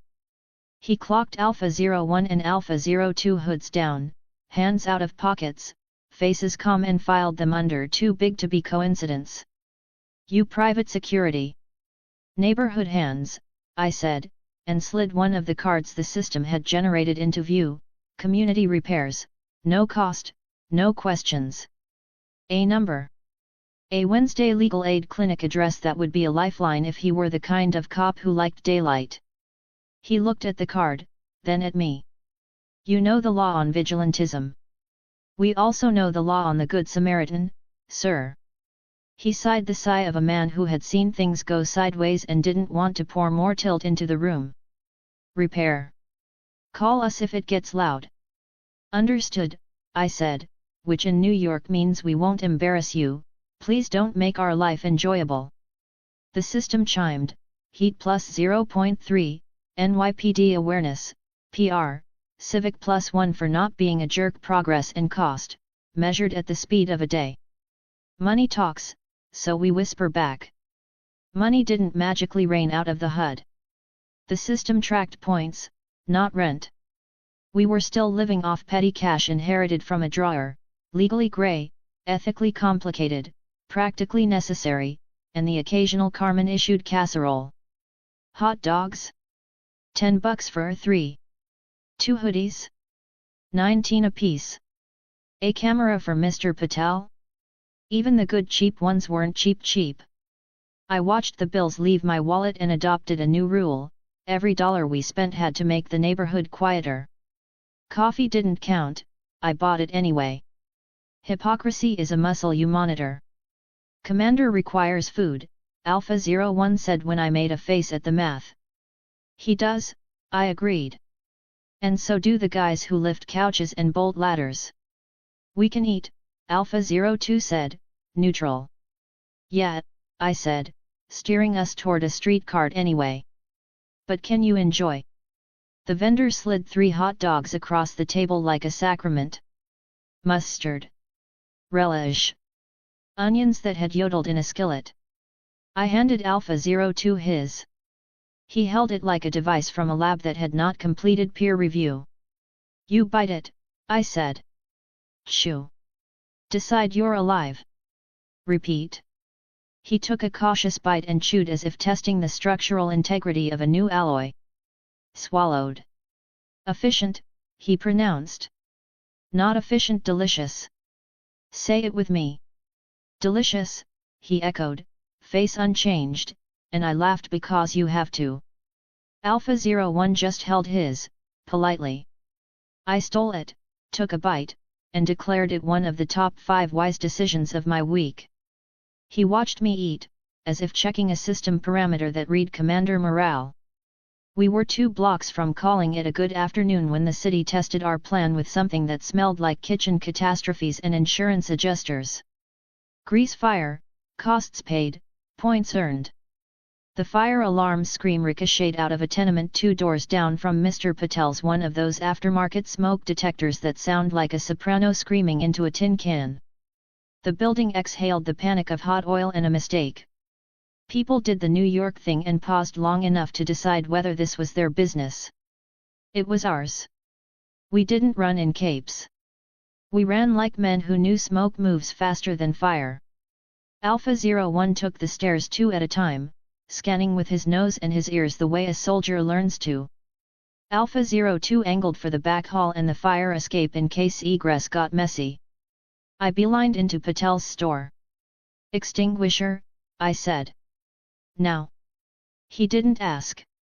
He handed it over the counter like a hot potato. 3rd floor, Mia's. Grease. Grease fires and water are enemies. Extinguishers and lids are friends. The system made no magic happen, it was just a list of steps in my head that collapsed into a single command: foam, cover, cut oxygen, kill heat. 3rd floor, white door, a woman shouting "I got it, no I don't," and a skillet doing the devil's Christmas tree under an open window. Alpha 01 was already there, holding a dish towel like he meant it and pulling the oven mitts clear of the stupid zone. Alpha 02 had the hall clear, kids in pajamas and a terrier all lined on the floor against the baseboard, eyes too wide. On it, I said, and squeezed the extinguisher's handle. Foam blunted flame, the pan protested, smoke decided to be dramatic. Alpha 01 slid a metal lid over the top with surgical precision. Lights flickered. The alarm screamed in triumph at its own usefulness. Gas, Alpha 01 said. I reached and turned the knob. Done. We let it sit. 5 seconds. 10. 20. The room steadied its breathing. Mia Carmen's neighbor from 2 doors down, hair in a bun that looked like it had been fighting a war, clutched the counter and tried to decide whether to cry or kick the stove into next week. You okay? I asked, softer than the alarm deserved. She nodded too fast. My sister called and she stared at the pan like it had betrayed her vows. Everyone out, Alpha 02 said to the hallway, calm, confident, the voice you want on a bad day. Single file. We go to the stoop. We breathe there. People obeyed because sometimes authority is a gift you give a voice that sounds like it can handle it. Ding. Assistance, structural fire averted plus 60.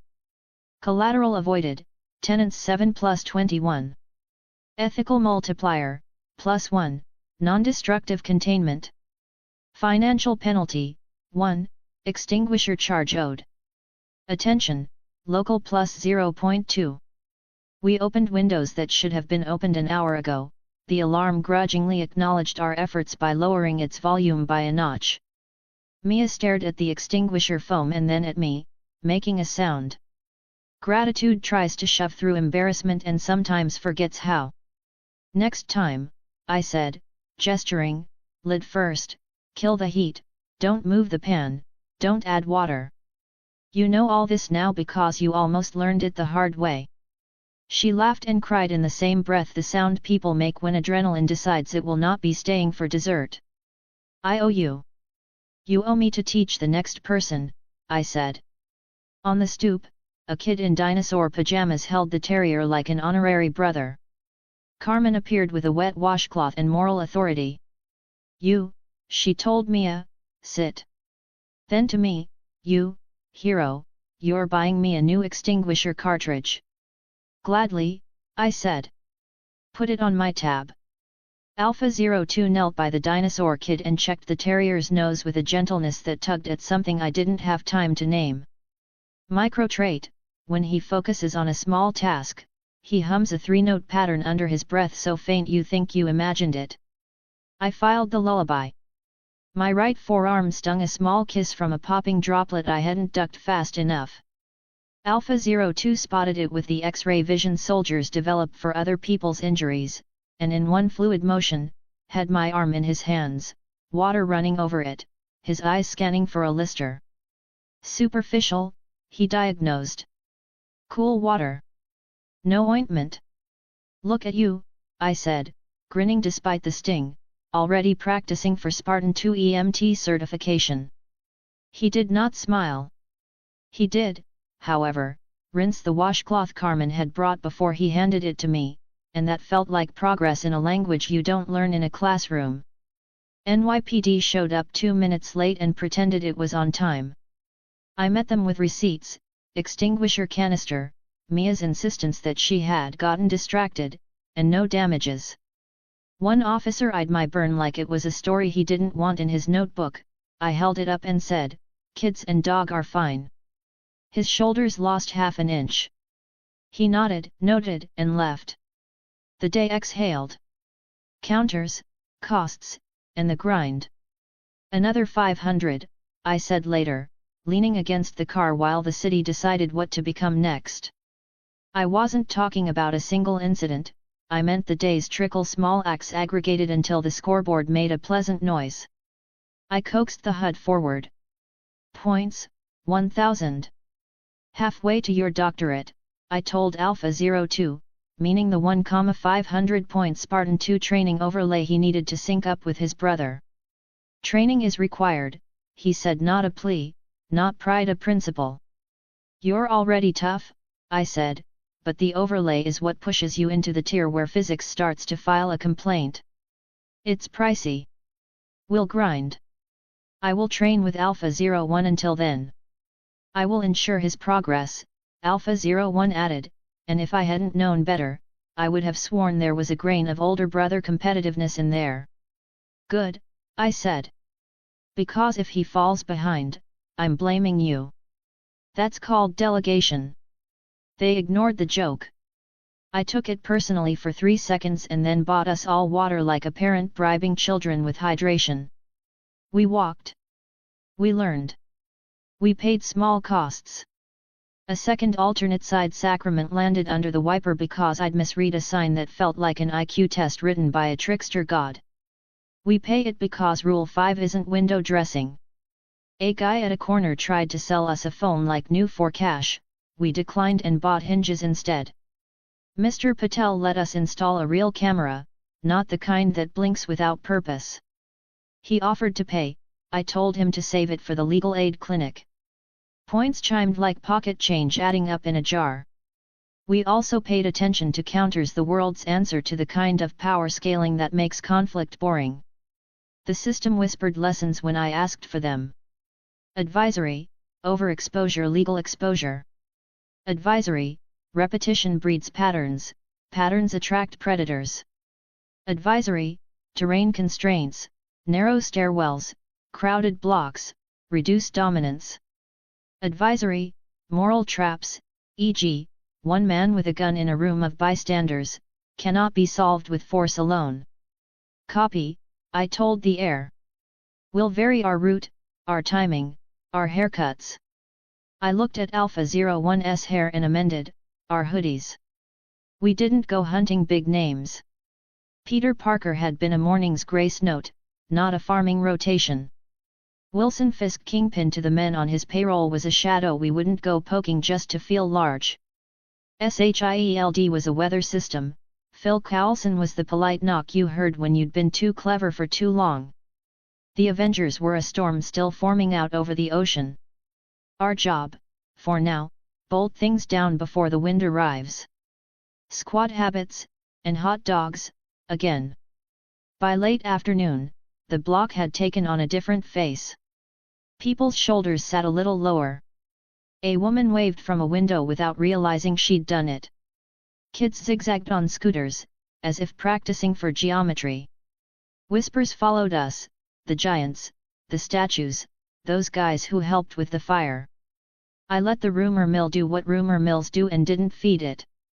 We stopped at a cart and did the New York Catechism again. 3 hot dogs. Time, Alpha 01, declined to DED, and I didn't steal it because you can only push a joke so far. Alpha 02 considered the condiments with a scientist's interest, added exactly 3 dots of mustard in a pattern that looked suspiciously like a constellation, then ate with grave concentration.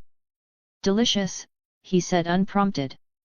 Alpha 01 looked at him, then at me, and if there had been a coin for the machine's fondness, it would have clunked out the prize chute. You too, I said, pointing the last bit of bun at them, are going to be a problem for my cholesterol, aren't you? The mission continues, Alpha 01 said, which is his way of saying you're buying pizza next without actually knowing he says that. Tomorrow, I promised. I'll teach you the word slice like it's a theology. Alpha 02 tilted his head. Slice. Oh no, I said, clutching my heart. You poor, sheltered soul. Uncle Shredder is going to fix you. Interiority check, because armor isn't enough. New York settled into blue-gold light. We found a stoop that had a structural relationship with sunsets and sat. The system was quiet, a cat purring in the corner of the brain. Question, I said, not looking at either of them. Do you want names? Designations are sufficient, Alpha 01 said immediately. Alpha 02 considered a beat longer than his brother. We can earn names, he said carefully. Something in my chest moved. Sold, I said. No beta jokes. When one shows up, he picks it. Until then, you're my alphas, which is not a personality test and definitely not an Instagram hashtag. Alpha 01's mouth didn't move. His shoulders lost a millimeter of tension anyway. Microtrait, he prefers order to labels. Alpha 02's fingers tapped his knee once, 2 count in, 2 count out, then stilled. Breathing as a metronome. Microtrait, cadence as comfort. Another question, I said, because the review I'd given myself about interiority and ethical posture wasn't going to police itself. How do you feel about being commanded? Alpha 01 answered like it wasn't a trick. Purposeful. Alpha 02 took longer. It is, simple, he said finally. Clear. I will learn the parts that are not simple. You will, I said quietly. And we'll make sure the simple stays good. If I ever start treating you like tools, you say something ugly at me. Alpha 01, understood. Alpha 02, copy. I rubbed the slight burn on my arm and let the sting report in. ALS, today when the stroller broke free the horn came back, the memory I keep in a box. I breathed once and set it down. Never mind. The point is, thank you for being fast when I wasn't. You were fast, Alpha 01 said, which for him might as well be, I saw the bruise on your rehistory, and I'm not telling anyone. Ledger, lines, and the long game. Back at the apartment, the fan had decided on a new rattle. I tuned it with a screwdriver in the time it takes a noodle to soften and wrote the day's ledger on the back of a pizza flyer because the future belongs to people who write on trash. Positives. Alpha 02 summoned without incident. Extortion pressure on Patel, resisted, documented, cameras upgraded. Grease fire, contained, no injuries, minimal property loss. Multiple small interventions, 0 broken bones, 0 viral spectacles. Points, back to 1000. Halfway to Alpha 02's training overlay. Costs. 2 parking tickets. Extinguisher recharge owed. Small burn, superficial. Heat, NYPD plus 0.3, local org plus 0.2. Visibility, 3 low-quality uploads, likely to circulate locally. Mitigations. Vary patterns. Use third-party institutions, legal aid, community boards, churches. Keep hoodies, keep hands visible, keep words sparse on camera. When in doubt, fix the hinge. Bolt the ladder. Buy the fridge. I added a 6th line to the rules and underlined it. We protect the timeline to the extent that it protects people. We don't worship canon. We worship outcomes. Alpha 01 read it once and nodded. Alpha 02 read it twice and said, copy, then, after a moment, that sounded like a lesson making a home, understood. We ate Carmen's cookies and declared them a strategic resource. I iced my forearm with a bag of frozen peas like a sitcom dad. The system purred. Training, Alpha 01 12% 13%, overlay learning while idle.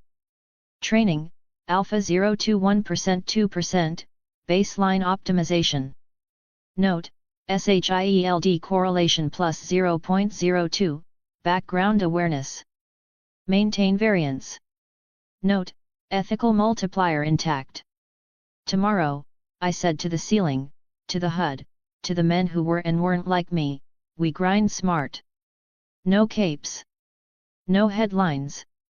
Screws, cameras, slices. Slice, Alpha 02 repeated, experimentally, as if it were a word that might break, and he wanted to learn how to hold it. Alpha 01 tilted his head. The mission continues. Yeah, I said, and let the weight of mortality feel like an anchor instead of a limit. It does. The Marvel Cinematic Universe kept turning somewhere beyond our windows. Tony Stark caught a camera angle he liked, Nick Fury moved a magnet on a board to see if a weather pattern changed, Wilson Fisk signed something with a pen that had seen more of the world than it should, a lawyer with a cane listened to a block teach itself a new song, a teenage boy in a hoodie opened his backpack and found questions that would become webs or proofs or both. Us? We had 1,000 points, 2 Spartans with different micro-traits, and a building that had started to believe it could knock on our door. We had lines, and we'd held them. We had costs, and we'd paid them without getting cocky about it. Lights, I said. Alpha 01 flicked the switch. The room went soft. Tomorrow we teach you pizza, I said into the dark. And how to argue about it like a New Yorker. Understood, Alpha 01 said from the doorway, his night post by choice. Copy, Alpha 02 said from the window, 3-step offset, breath steady, a 3-note hum so quiet I wasn't sure I'd heard it. The fan breathed. The city breathed. I did, too. The mission continues. Chapter 5, 10 against 3. Night in Hell's Kitchen has a different texture from daylight. The air thickens with fryer oil and cab exhaust, neon sticks to brick like wet paint, the sidewalks hum with half-restrained energy that morning pretends doesn't exist. Somewhere, a vendor still believes a louder voice sells more hot dogs. Somewhere else, glass breaks, and no one asks if it fell or was thrown. You learn to hear the difference. We took the long way because I like to map neighborhoods at walking speed. Alpha 01 on my right, Alpha 02 on my left. 2 tall men in hoodies who moved like gravity had given them a private tutorial. You wouldn't call them inconspicuous, exactly, but the hoods and the quiet bought us a margin. Heads still turned. Curiosity has good peripheral vision. A low, ugly rhythm cut across the block, fist/bony/wall. The kind of percussion you don't mistake for music. A groan. Shoes scuffed in panic, a wheeze where breath ought to be. I lifted a hand. Both alphas stopped without looking to appear as if they have done so. Hold, I said, because speed is how you get killed in alleys and patience is how you keep fights small. We took the corner shallow.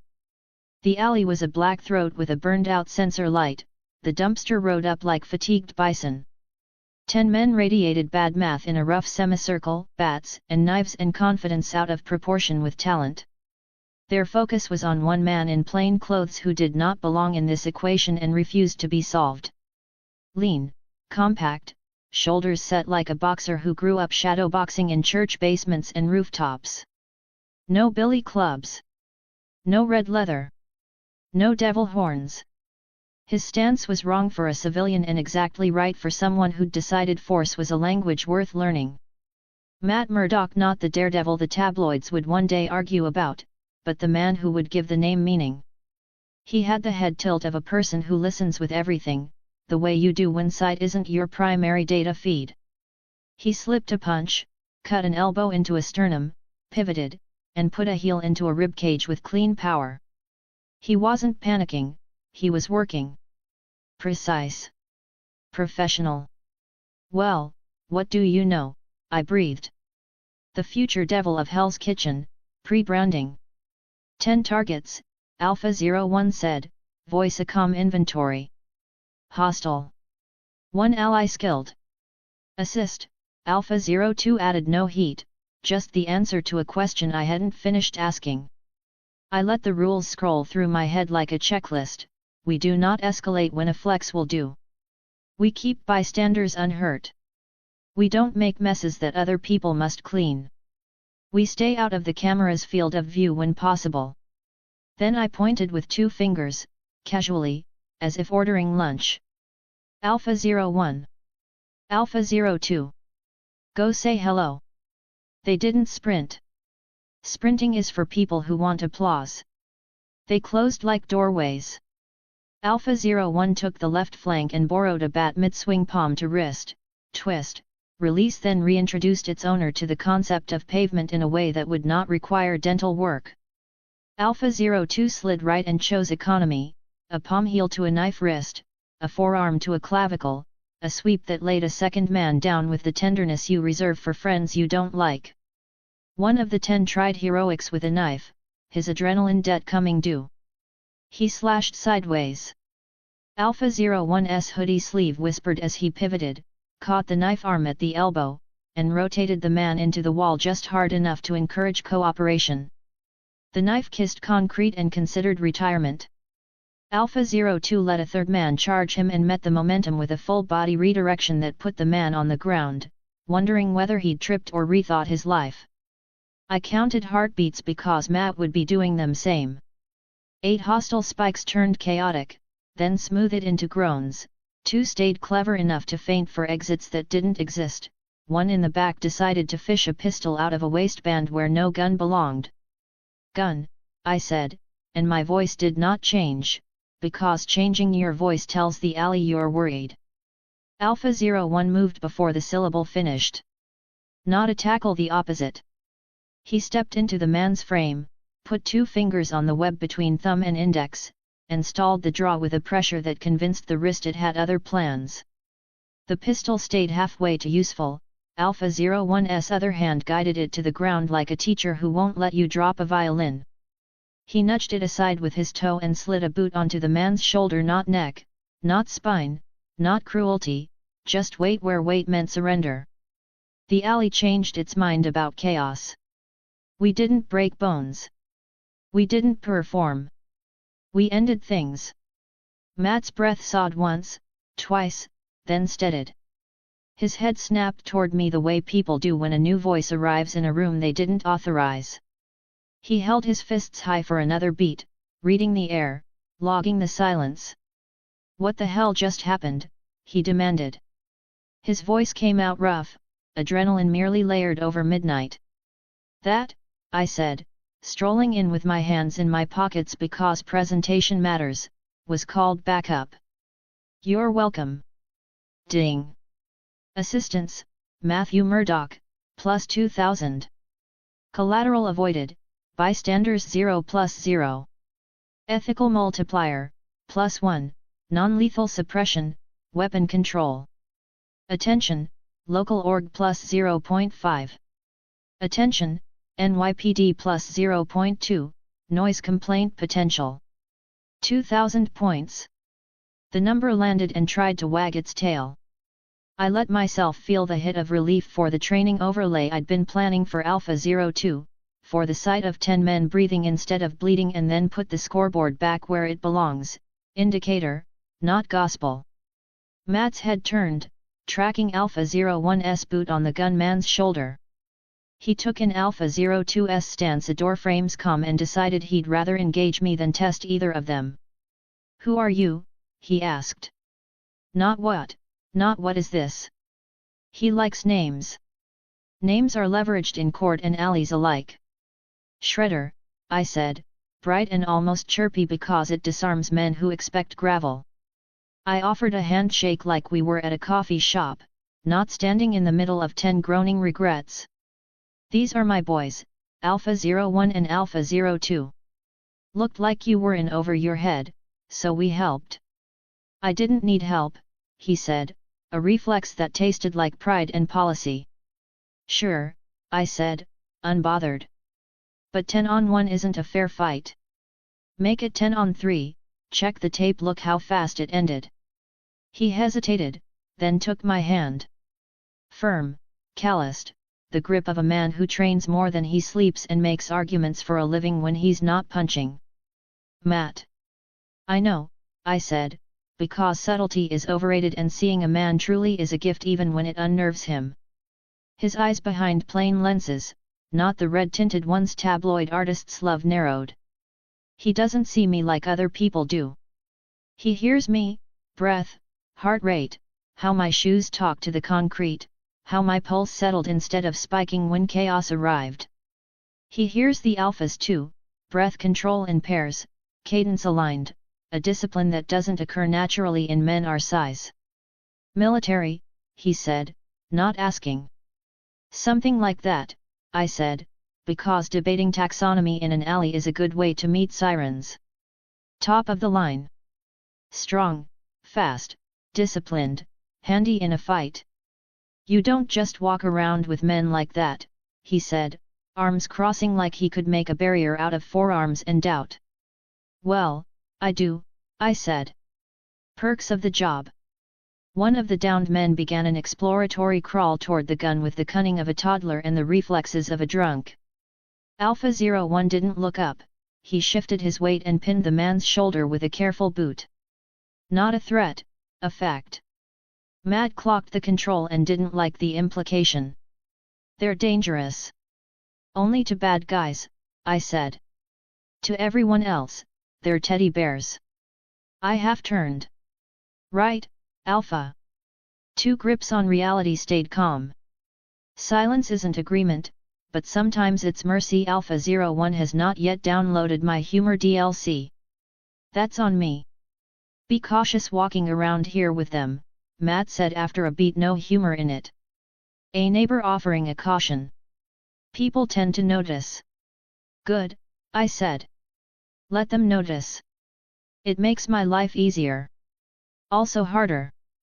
Also, more interesting.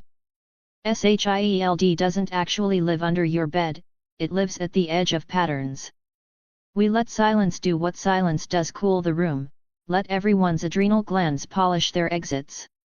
He adjusted his jacket, his fists flexed once, as if leftover electricity were looking for a socket. Anyway, thanks for the cameo, I said finally. I'd stick around, but I've got places to be. Try not to pick fights with 10 guys. I didn't pick the fight, he muttered, principled even in alley grammar. Details, I said, grinning because I like him. Good to meet you, Matt. You're going to do good things here.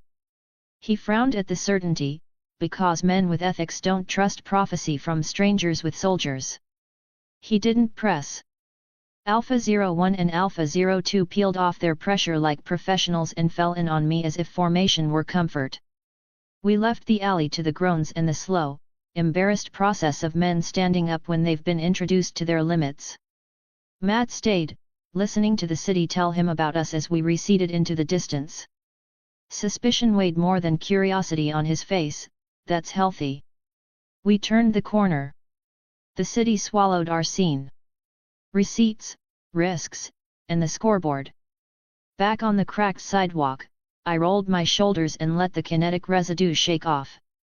The neon from a diner sign stuttered, promising pie it didn't have. A radio from an upstairs window played a Springsteen track about highways and hope. Bruce always sneaks in when you don't expect him. I called up the system interface with a thought. Points, 3000. Summon Spartan 2, baseline clone 500. Spartan 2 training overlay, complete 1500. Advisory, local org correlation plus 0.5, Fisk network. Advisory, NYPD correlation plus 0.2, noise, disturbance. Note, visibility is low, alley, with minimal bystander footage, 01. Ethical multiplier intact. Okay, plan, I said, speaking softly because the night likes to carry sentences to eavesdroppers you don't intend to feed. As soon as we're home, Alpha 02 gets the full Spartan 2 training package. Then we summon Alpha 03. Understood, Alpha 02 said. He didn't smile, his breath cadence ticked up by a hair. Pride, for a man who had been alive less than a day, looked like anticipation you could mistake for standing still if you weren't paying attention. Acceptable, Alpha 01 added. He kept scanning fire escapes, windows, rooflines like a man who expects counters. He's right. 10 on 3 invites an answer from people who don't enjoy being embarrassed on their own block. Kingpin men keep ledgers, too. I clapped Alpha 02's shoulder, the way you do when you're teaching someone what encouragement feels like. You've been alive a few hours and you already get an upgrade. Lucky. He didn't answer. He didn't have to. The tiny straightening of his spine, one vertebra deciding on ambition, said more. Don't let it go to your head, I added, because competition is healthy if you keep it under your ethics. Alpha 01's still top dog until you prove yourself. Alpha 02's chin lifted a millimeter. Challenge accepted in a language only people with lungs and pride speak. We cut through a block where the lights went slack and the sidewalk narrowed. A man leaned against a lamppost with a cigarette and watched us like he was trying out theories. 3 doors later, a woman dragged a reluctant terrier down the steps and laughed when it gave up and asked to be carried. The night had a way of revealing tenderness when it wasn't busy being loud. At the car, I twisted the cap off a bottle of water and threw half of it down my throat. The fan belt complained like it had opinions on our route home. Alpha 01 checked the mirrors out of habit. Alpha 02 took the passenger seat and lined the water bottle with the cup holder's edge, then tapped it twice. Micro-trait, cadence bleeds into everything. Not bad for one night, I said. Stopped some thugs, saved Peter Parker, met Matt Murdock, stacked enough points to double our squad. Productive evening. Mission successful, Alpha 01 said. Mission successful, Alpha 02 echoed, slightly out of phase, like a harmony that hadn't found the chord yet. Robots, I muttered, smiling. I'll get you both to an exclamation point yet. The system threw one more note into the cab of the car, the conversational equivalent of a raised eyebrow. Advisory, pattern risk increasing. Vary time/place/method. Engaging named figures yields points and heat. Advisory, legal exposure possible, vigilantism statutes. Suggested counter, involve institutions selectively after an incident, e.g., 911 report, clinic referral, to create a clear trail. We'll call in the alley as disturbance, ended, I said, Already dialing with a blocked number and the voice I keep for dealing with bureaucracy. Anonymous tip. Let uniforms get the paper. We don't leave messes. Alpha 01 approved this with silence. Alpha 02 listened, committing the cadence of my lie that wasn't a lie to memory. After action and a new upgrade. Back at the apartment, the hallway smelled like boiled cabbage and floor cleaner. Carmen's door was ajar, her TV murmured baseball like a lullaby. The fan in our place had learned to behave after my sermon with the screwdriver, so the air came across calm and honest. I locked the door because habit is how you keep promises. "Hud," I said, sitting on the edge of the bed like a man ordering dessert he'd earned. "Initiate Spartan 2 training overlay for Alpha 02. Full package." The system obliged. Alpha 02 Spartan 2 training overlay. Cost, 1,500, deducted. Modules, neuromuscular optimization, bone density augmentation, simulated adaptation protocols, tactical doctrine, urban, comms discipline, legal/ethical framework, civilian priority, first aid, EMTB, fire discipline, civilian environments, restraint escalation ladder, stress inoculation, simulated mode, non-invasive simulated overlay integrated during idle/rest cycles. Casualties, impossible. Duration, accelerated, continuous while idle. Progress, 0% 3%, initialization 4%. Alpha 02's eyes unfocused for half a heartbeat, the way eyes do when a HUD inside your skull tells you it's time to grow. He blinked, refocused, breathed 2 in, 2 out, and said nothing. Microtrait, when he absorbs, he hums that 3-note melody under his breath so soft it feels like you imagined it. Tonight the melody tilted brighter. I decided it sounded like anticipation with boundaries. "Now summon," I said. "One more. Alpha 03. Ding. The blue light arrived obedient and impressive as always, folding into someone with the same lines as his brothers and his own undertow. He steadied at attention immediately, programming meets pride, and let his eyes find me. "Commander," he said. "Welcome, Alpha 03, I said, smile riding high, exhaustion politely waiting its turn. "You showed up at a good time." His gaze ticked to Alpha 01, then Alpha 02. He clocked the hierarchy in a second, not run, experience. He nodded. Alpha 01 stepped forward and offered a hand bridge, again. Alpha 03 shook it. Grip, firm, a hair shorter than Alpha 01's, less of a squeeze, more of a check. Microtrait, he shifts his balance from balls of the feet to the whole foot before initiating motion, a sprinter's tell. Filed. Quick rules, I said, because men who can break walls with their shoulders should learn ethics before furniture. No escalation when a flex will do. No messes we expect others to clean. People aren't point drops. We show up where we're needed, not where cameras ask us. We pick our battles. Sometimes the battle is a parking ticket. We protect the timeline only to the extent that it protects people. And we treat you as people. Understood, Alpha 03 said, crisp. He watched my face while he said it, like he wanted to learn why the words mattered, not just the syllables. Good. Points dropped to 1,000 after the purchases, the system purred like a cat that has eaten and will nap when it pleases. Points, 3001,500, training, 500, summon, equals 1,000. Training, Alpha 02 4% 6%. Training, Alpha 01 13% 14%, ongoing overlay. Training, Alpha 030%, baseline optimization initializing. Tomorrow, I said, peeling my hoodie off and hanging it on the last remaining corner of dignity the room owned, we teach you all about slice. Slice, Alpha 03 echoed, bright like the word had a future he intended to meet.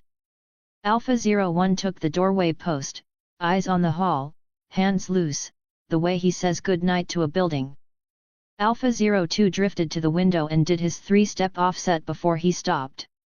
Alpha 03 found a place where he could cover the kitchen and the fire escape at once with a half-turn.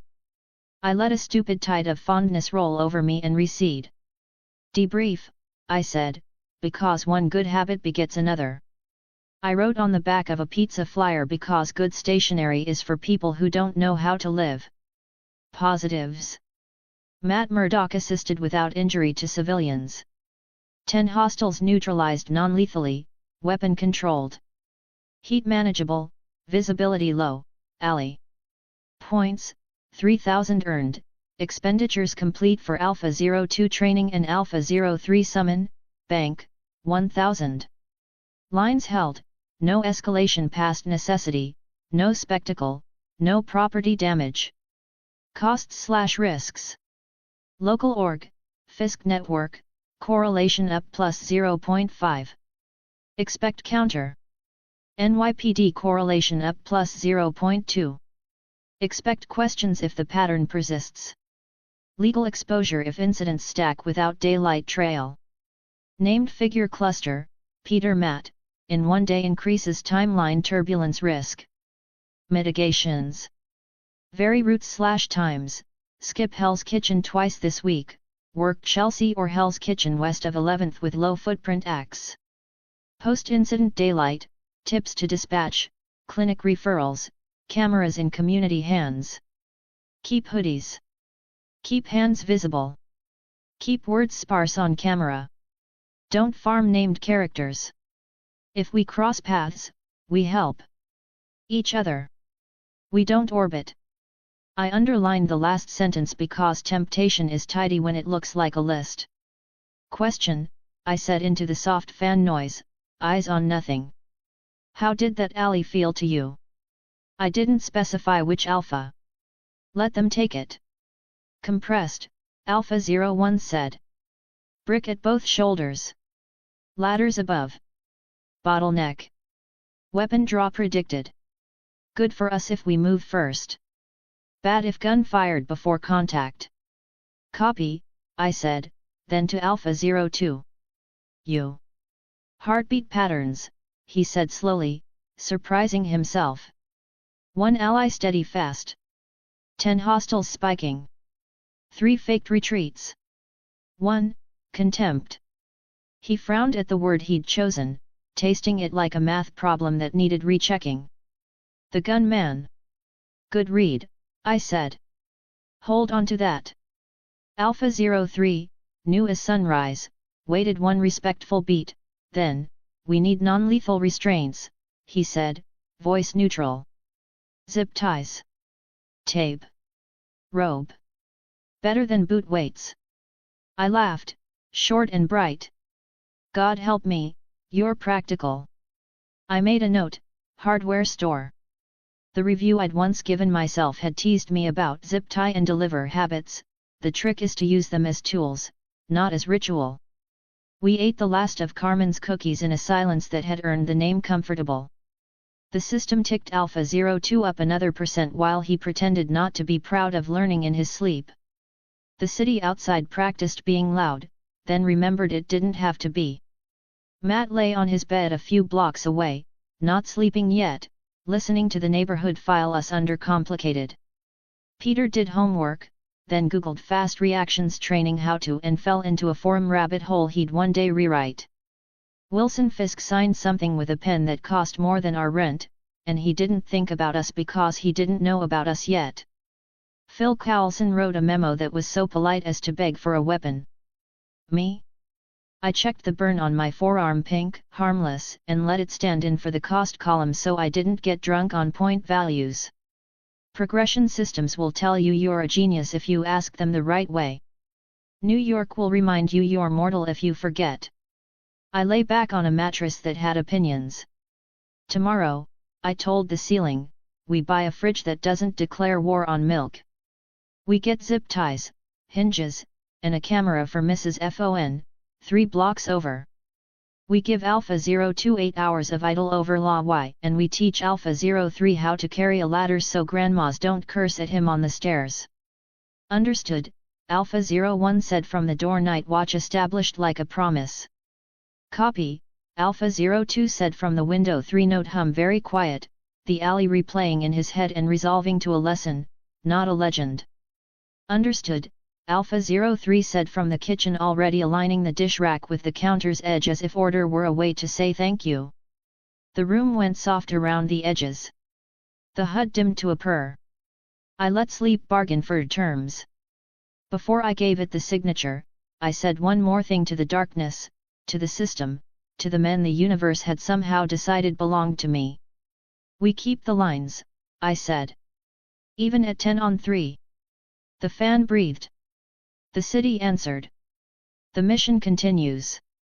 Chapter 6, Packing for Gods.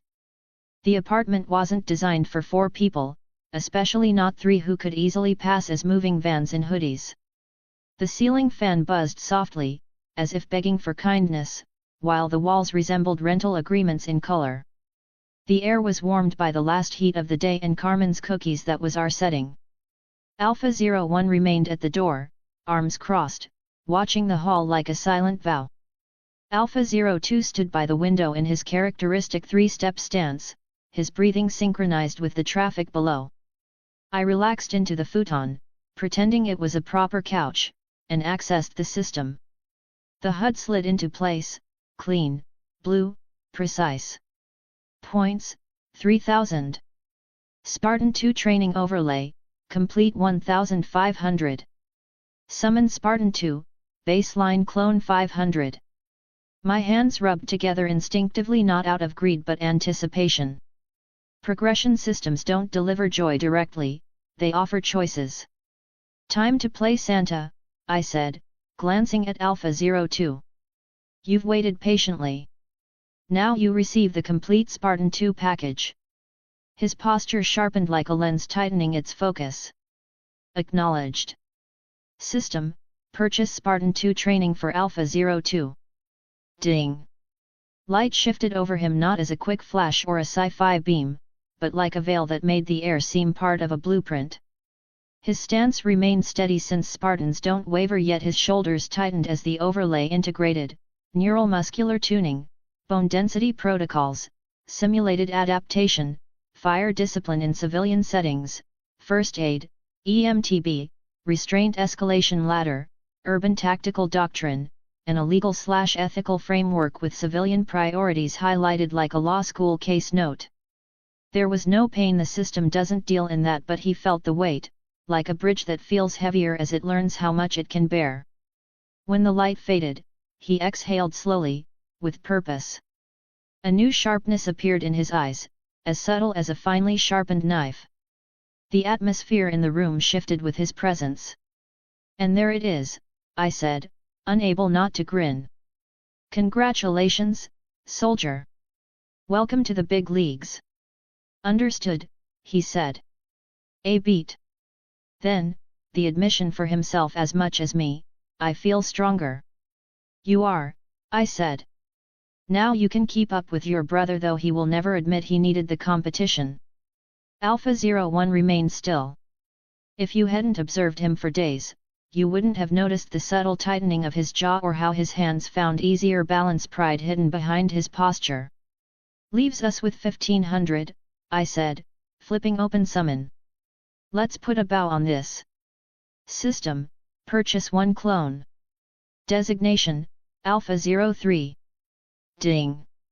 Blue collected itself and located a man. He moved away from an empty space as if he had been waiting just behind the curtain for his moment. Same height, athletic build, and buzzed hair. He blinked once, the way people do when they're settling into a body that the world now claims as their own. Commander. Welcome to the family, Alpha 03, I said, warmth riding on top of a thread of awe I refused to pretend wasn't there.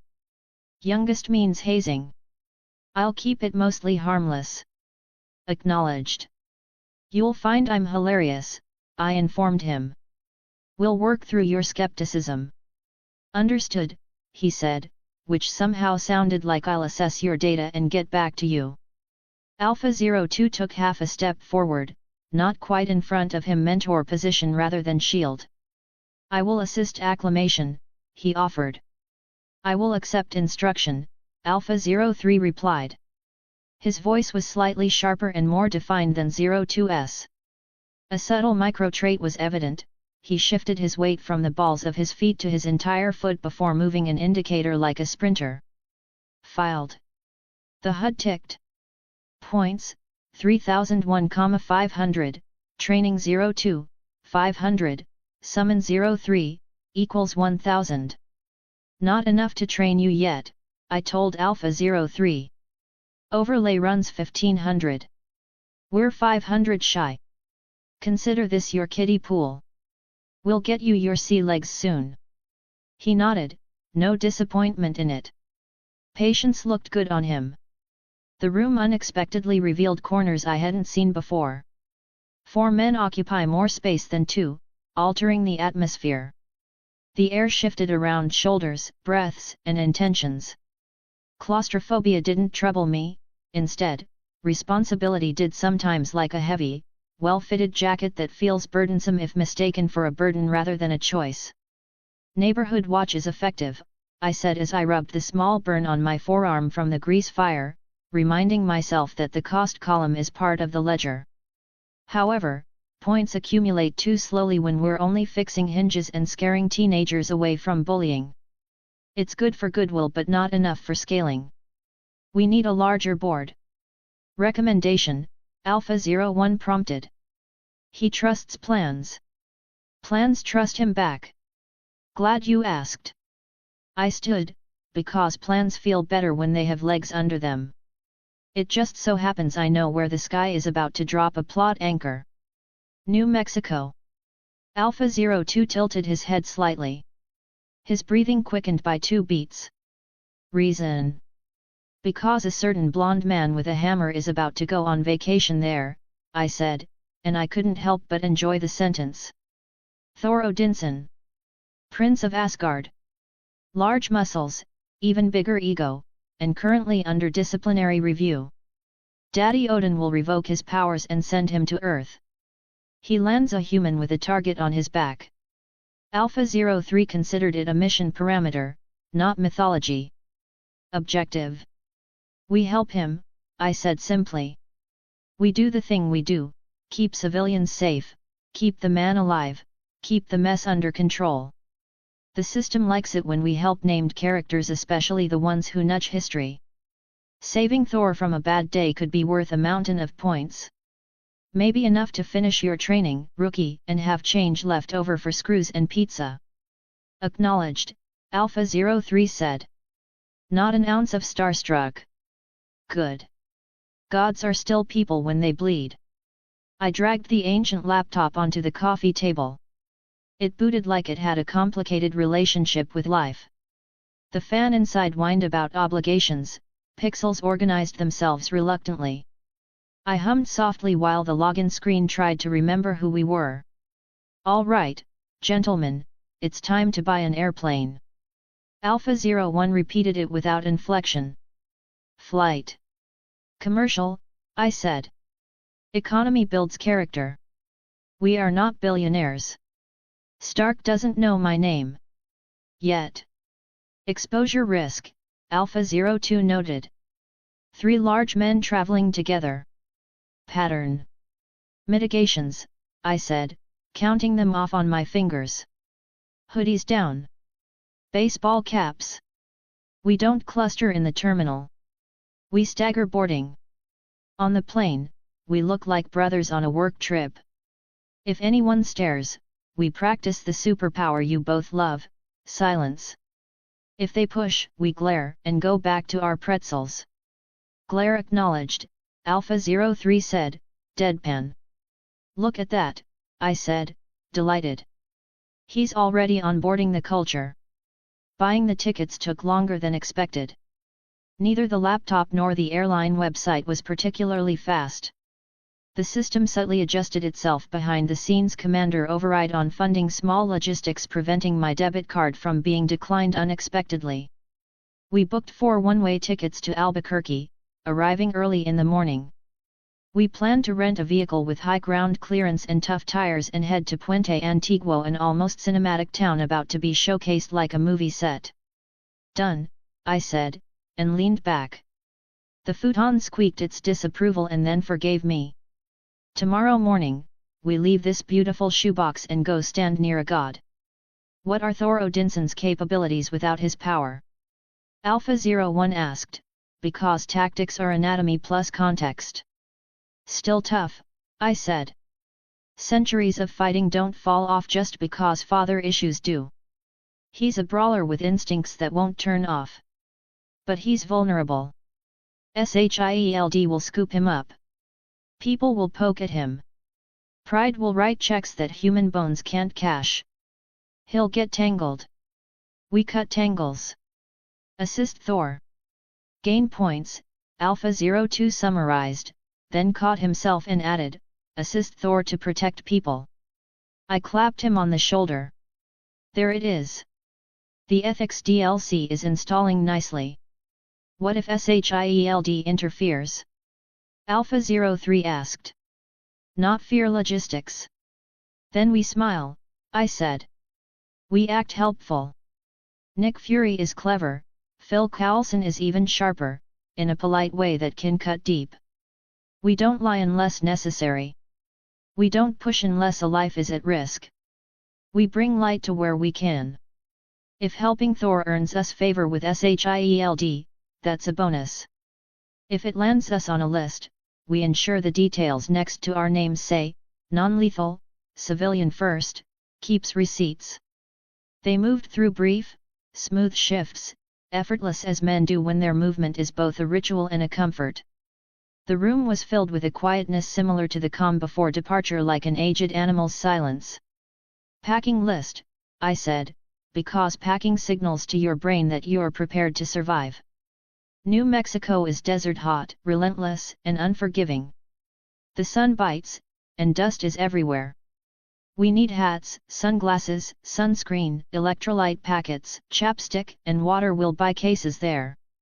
Also, first aid kits, zip ties, duct tape, paracord, flashlights, battery banks, and burner phones.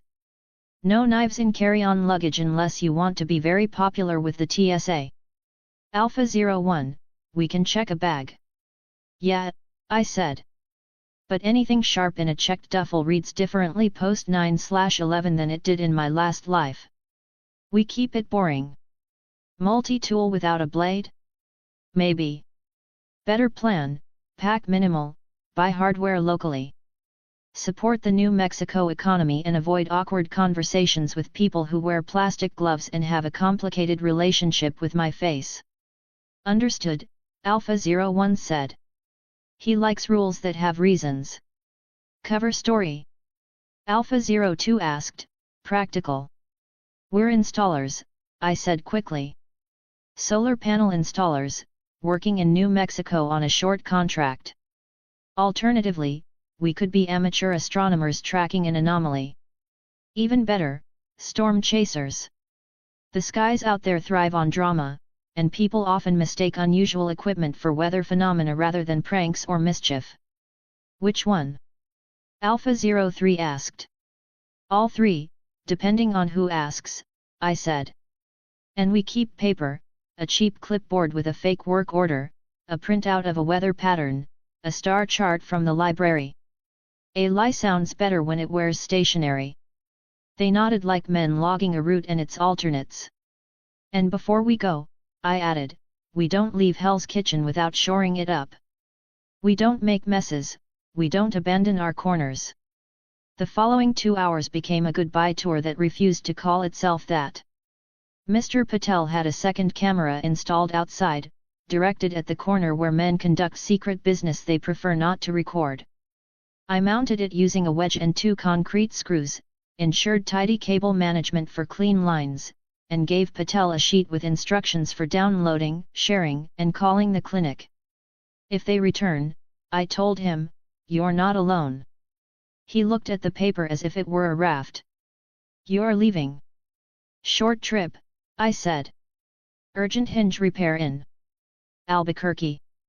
You will return. Count on it. I tapped the sheet. In the meantime, call Carmen if you need us, and contact that clinic if anyone mentions the word schedule to you again. He nodded twice. Thank you. May at the diner slid coffee across the counter with a look that said she could smell out of state on me.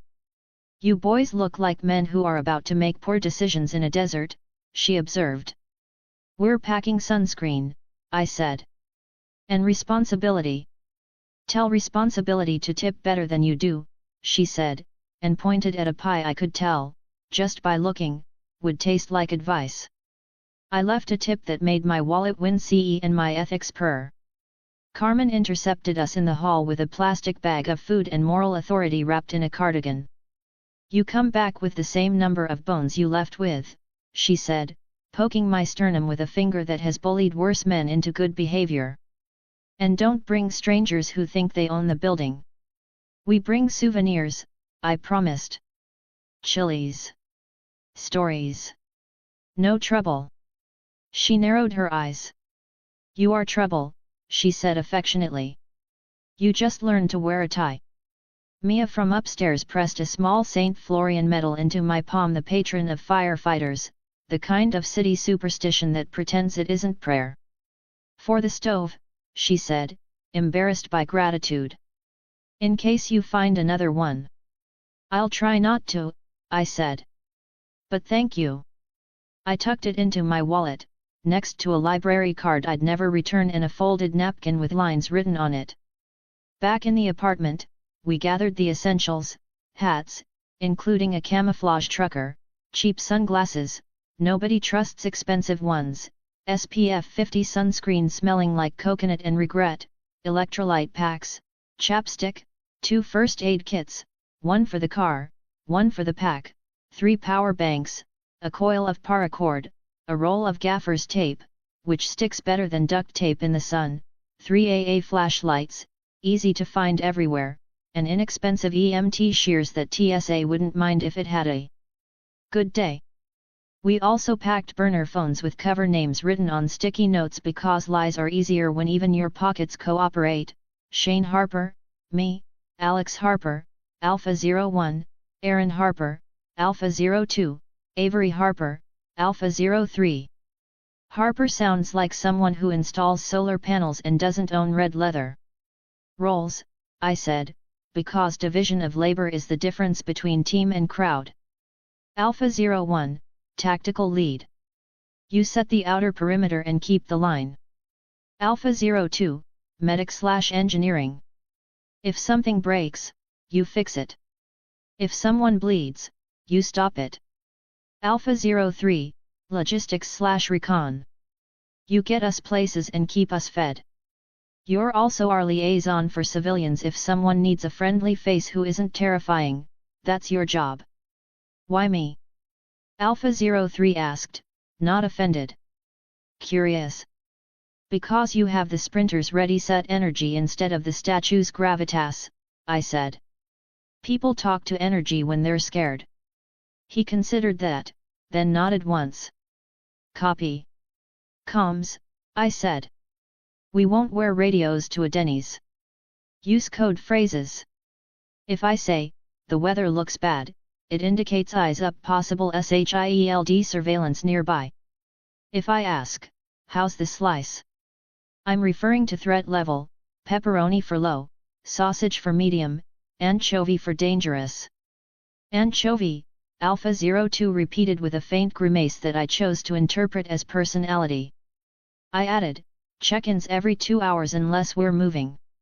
If we split up, we stay in sight and inform someone. If Carlson arrives and politely asks us to join, we do unless the room they offer has a drain in the middle of the floor. Understood, Alpha 01 said. He, too, appreciates drain awareness. I threw a few paperbacks into the duffel because airports turn everyone into readers if you give them the chance. I also included a spiral notebook and a Sharpie, as it feels almost indecent to go to a desert without paper nearby. Inside the cover, I wrote lines again, bold and dark. We do not escalate when a flex will do. We do not create messes that others are expected to clean. We do not turn people into point drops. We do not show up where cameras want us, we show up where people need us. We choose our battles carefully, and occasionally, that means accepting a parking ticket. We ensure the integrity of the timeline exclusively to guarantee the safety of individuals. We treat Spartans as people. If I forget, they remind me. Say them back, I said. Alpha 01 did, crisp. Alpha 02 followed, cadence smooth. Alpha 03 took his time and made each sentence a promise he understood before he let it out of his mouth. The system hummed like approval without applause. Training, Alpha 02 4% 9%, overlay integrating. Training, Alpha 01 14% 15%, ongoing. Training, Alpha 03 0%, baseline optimization initializing. Advisory, long distance travel increases pattern risk, reduce local presence shift heat. Advisory, SHIELD background awareness plus 0.03. Maintain variance. I checked my burn again pink, sulky, harmless, and kept it as a reminder of the cost column, so the points wouldn't feel like permission. I've known men who mistake the scoreboard for a soul. I'm trying not to be one. Housekeeping, I said. We need eyes on Hell's Kitchen while we're gone, which means humans and hardware. Alpha 03, run 2 more cameras to Mrs. Fong and the bodega on 10th. Alpha 02, print the camera manuals and teach 2 people how to use them like you're explaining a toaster. Alpha 01, walk the block one last time. If anything feels off, we fix it before we get on a plane. They moved. It felt like sending astronauts and plumbers at the same time. While they worked, I sat with the notebook and tried not to turn Thor into a loot drop. It's a bad habit, the system whispers multipliers, and your brain, the same one that loves a sale at a hardware store, starts doing math on people. Thor isn't a bonus. He's a man who's about to get humiliated in front of his family, and if he lives long enough to laugh about it later, it'll be because the people in his radius treated him like a person and not a quest marker. Identify the dangers to recognize them, SHIELD trying to confine us and label us, Fisk noticing us missing and exerting pressure, the temptation of public spectacle triggering my show-off instinct, Mjolnir attracting crowds in the desert and causing chaos, and Jane Foster, Darcy Lewis, and Eric Selvig conducting science that doesn't require my meddling, only my protection if things get tough. The door clicked. Alpha 01 returned from the walkabout. Block is quiet, he reported. Patrol car at 11th. No tails. Good, I said. If you ever believe we have one, remember one of my favorite hobbies from my previous life, losing salespeople in big box stores. We change aisles unpredictably and make them find us the hard way. He didn't smile, but he took the lesson and wrote it somewhere deep. Alpha 02 placed 2 printed manuals on the table, neatly stapled with tabs on the margins. Microtrait, he taps the stapler twice after using it. He then handed one to Alpha 03, who quickly and steadily ran the cameras to Mrs. Fong, making me think we can trust him with schedules. By the time night polished the windows, our little empire of screws and favors was in as much order as we could make it. I texted the clinic number * Wednesday check-in, Mr. Patel, extortion case, and got a terse received with no emoji. I took that as faith. We ate Carmen's food, rice and beans that felt like love from someone through a stovetop, and let our bodies remember that fuel is how gratitude is shown to muscle. Alpha 03 straightened the dish rack with the counter's edge and tapped it twice. Alpha 02 hummed his 3-note melody softly, unconsciously. Alpha 01 reopened the door, signaling the building that we were leaving but not yet gone. Question, I said, twirling a pen, because interiority doesn't show up unless you invite it. How do you feel about flying? Alpha 01, I prefer trains. More exits. Alpha 02, unfamiliar. Acceptable. I will learn safety procedures. Alpha 03, window seat. I blinked. Then laughed. Look at you preference. He tilted his head, as if surprised he'd said it out loud. Sky is good, he offered. Sky is good, I agreed. You can have the window. We checked the duffel twice, then a third time, because forgetting seems like a moral failing when the trip matters. Burners charged. Notebook packed. Pens ready. Cash on hand. 2 baseball caps, 1 Mets and 1 Yankees, neutral choices in some conflicts, provocative in others. Chapstick again, since deserts dry out mouths. On the futon, staring at the ceiling cracks that looked less like continents tonight and more like roots, I pulled up the system one last time. Points, 1000. Spartan 2 training, 1500. Summon Spartan 2, 500. Advisory, upcoming story anchor, Mjolnir Impact / Puente Antiguo. Advisory, high-value named characters likely present, Thor, Jane Foster, Darcy Lewis, Eric Selvig, Phil Coulson. Advisory, ethical multiplier increased when scientific work is preserved from disruption or appropriation. I let that last line settle in. I know SHIELD. They file the world into shelves and call it protection. Sometimes that's true. Sometimes it's theft with a badge. Jane is going to find something that belongs to science and to Thor. Our job isn't to own it. It's to defend the work while it sits in the path of power. I closed the HUD and the notebook, then shut my eyes in that order. The building seemed to shift as if sleeping. Alpha 01 observed the hall as if time owed him rent. Alpha 02 stood by the window, humming a faint 3-note melody, while the desert's memories stirred in his chest. Alpha 03 carefully checked the locks in a pattern he had just learned 10 minutes earlier, a routine he would repeat endlessly unless I gave him new instructions. You do not appear displeased, Alpha 01 said into the near dark, voice only loud enough to reach me without crossing the room. You're right, I said, turning the St. Florian medal over under my thumb. This is the most fun I've ever had. I meant it. Joy is a cost, too. You pay for it with responsibility.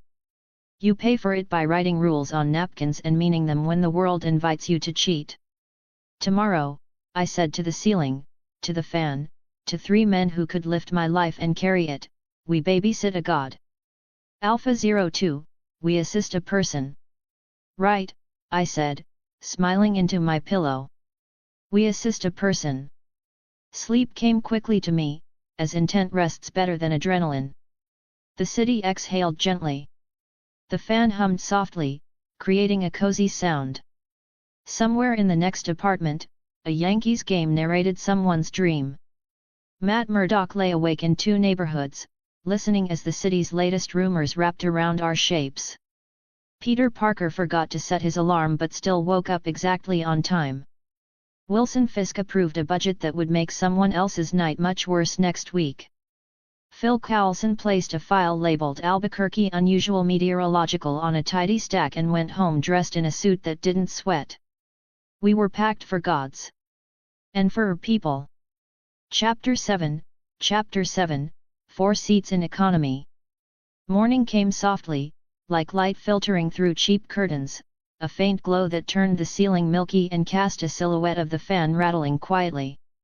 I stretched on the futon's edge until my joints popped politely. The apartment smelled of yesterday's coffee mixed with someone else's detergent lingering in the air.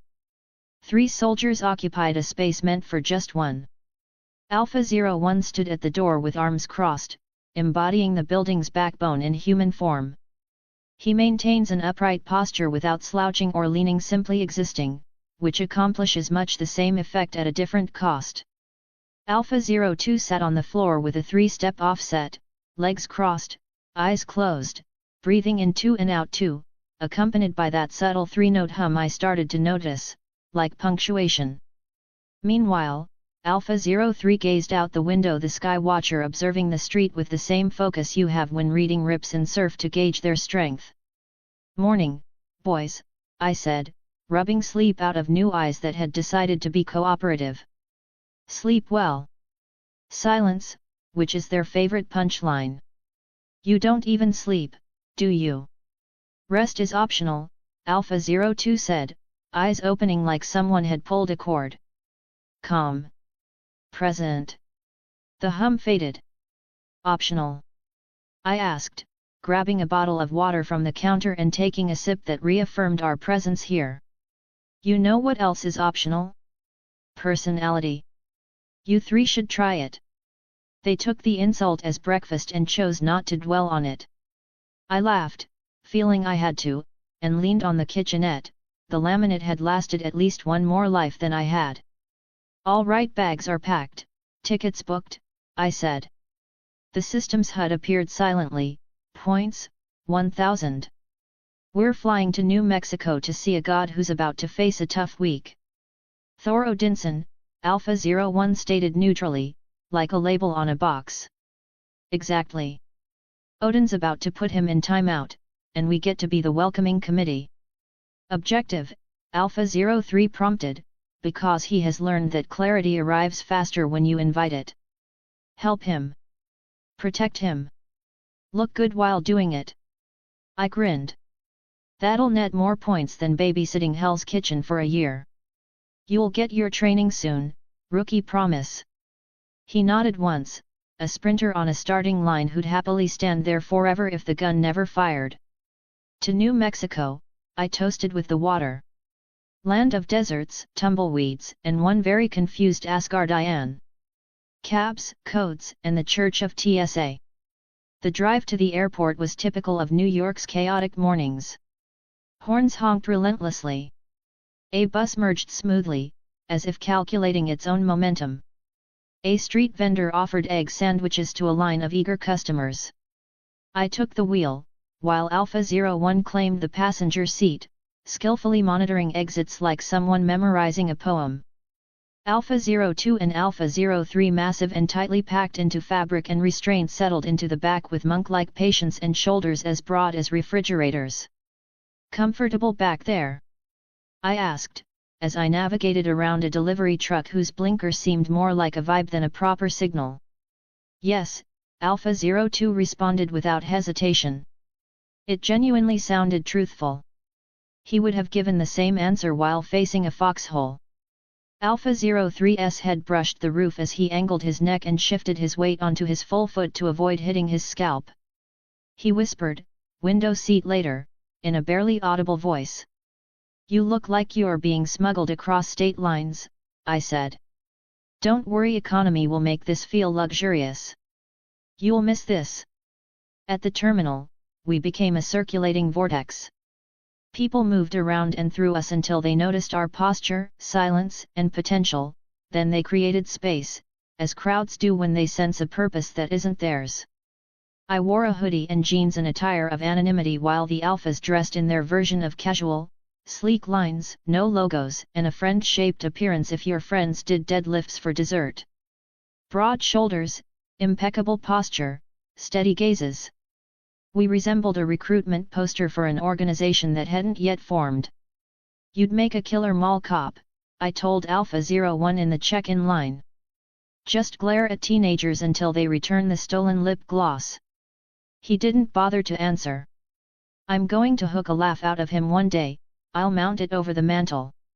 Security feels like a ritual: shoes off, laptops out, belt surrendered to the gods of inconvenience.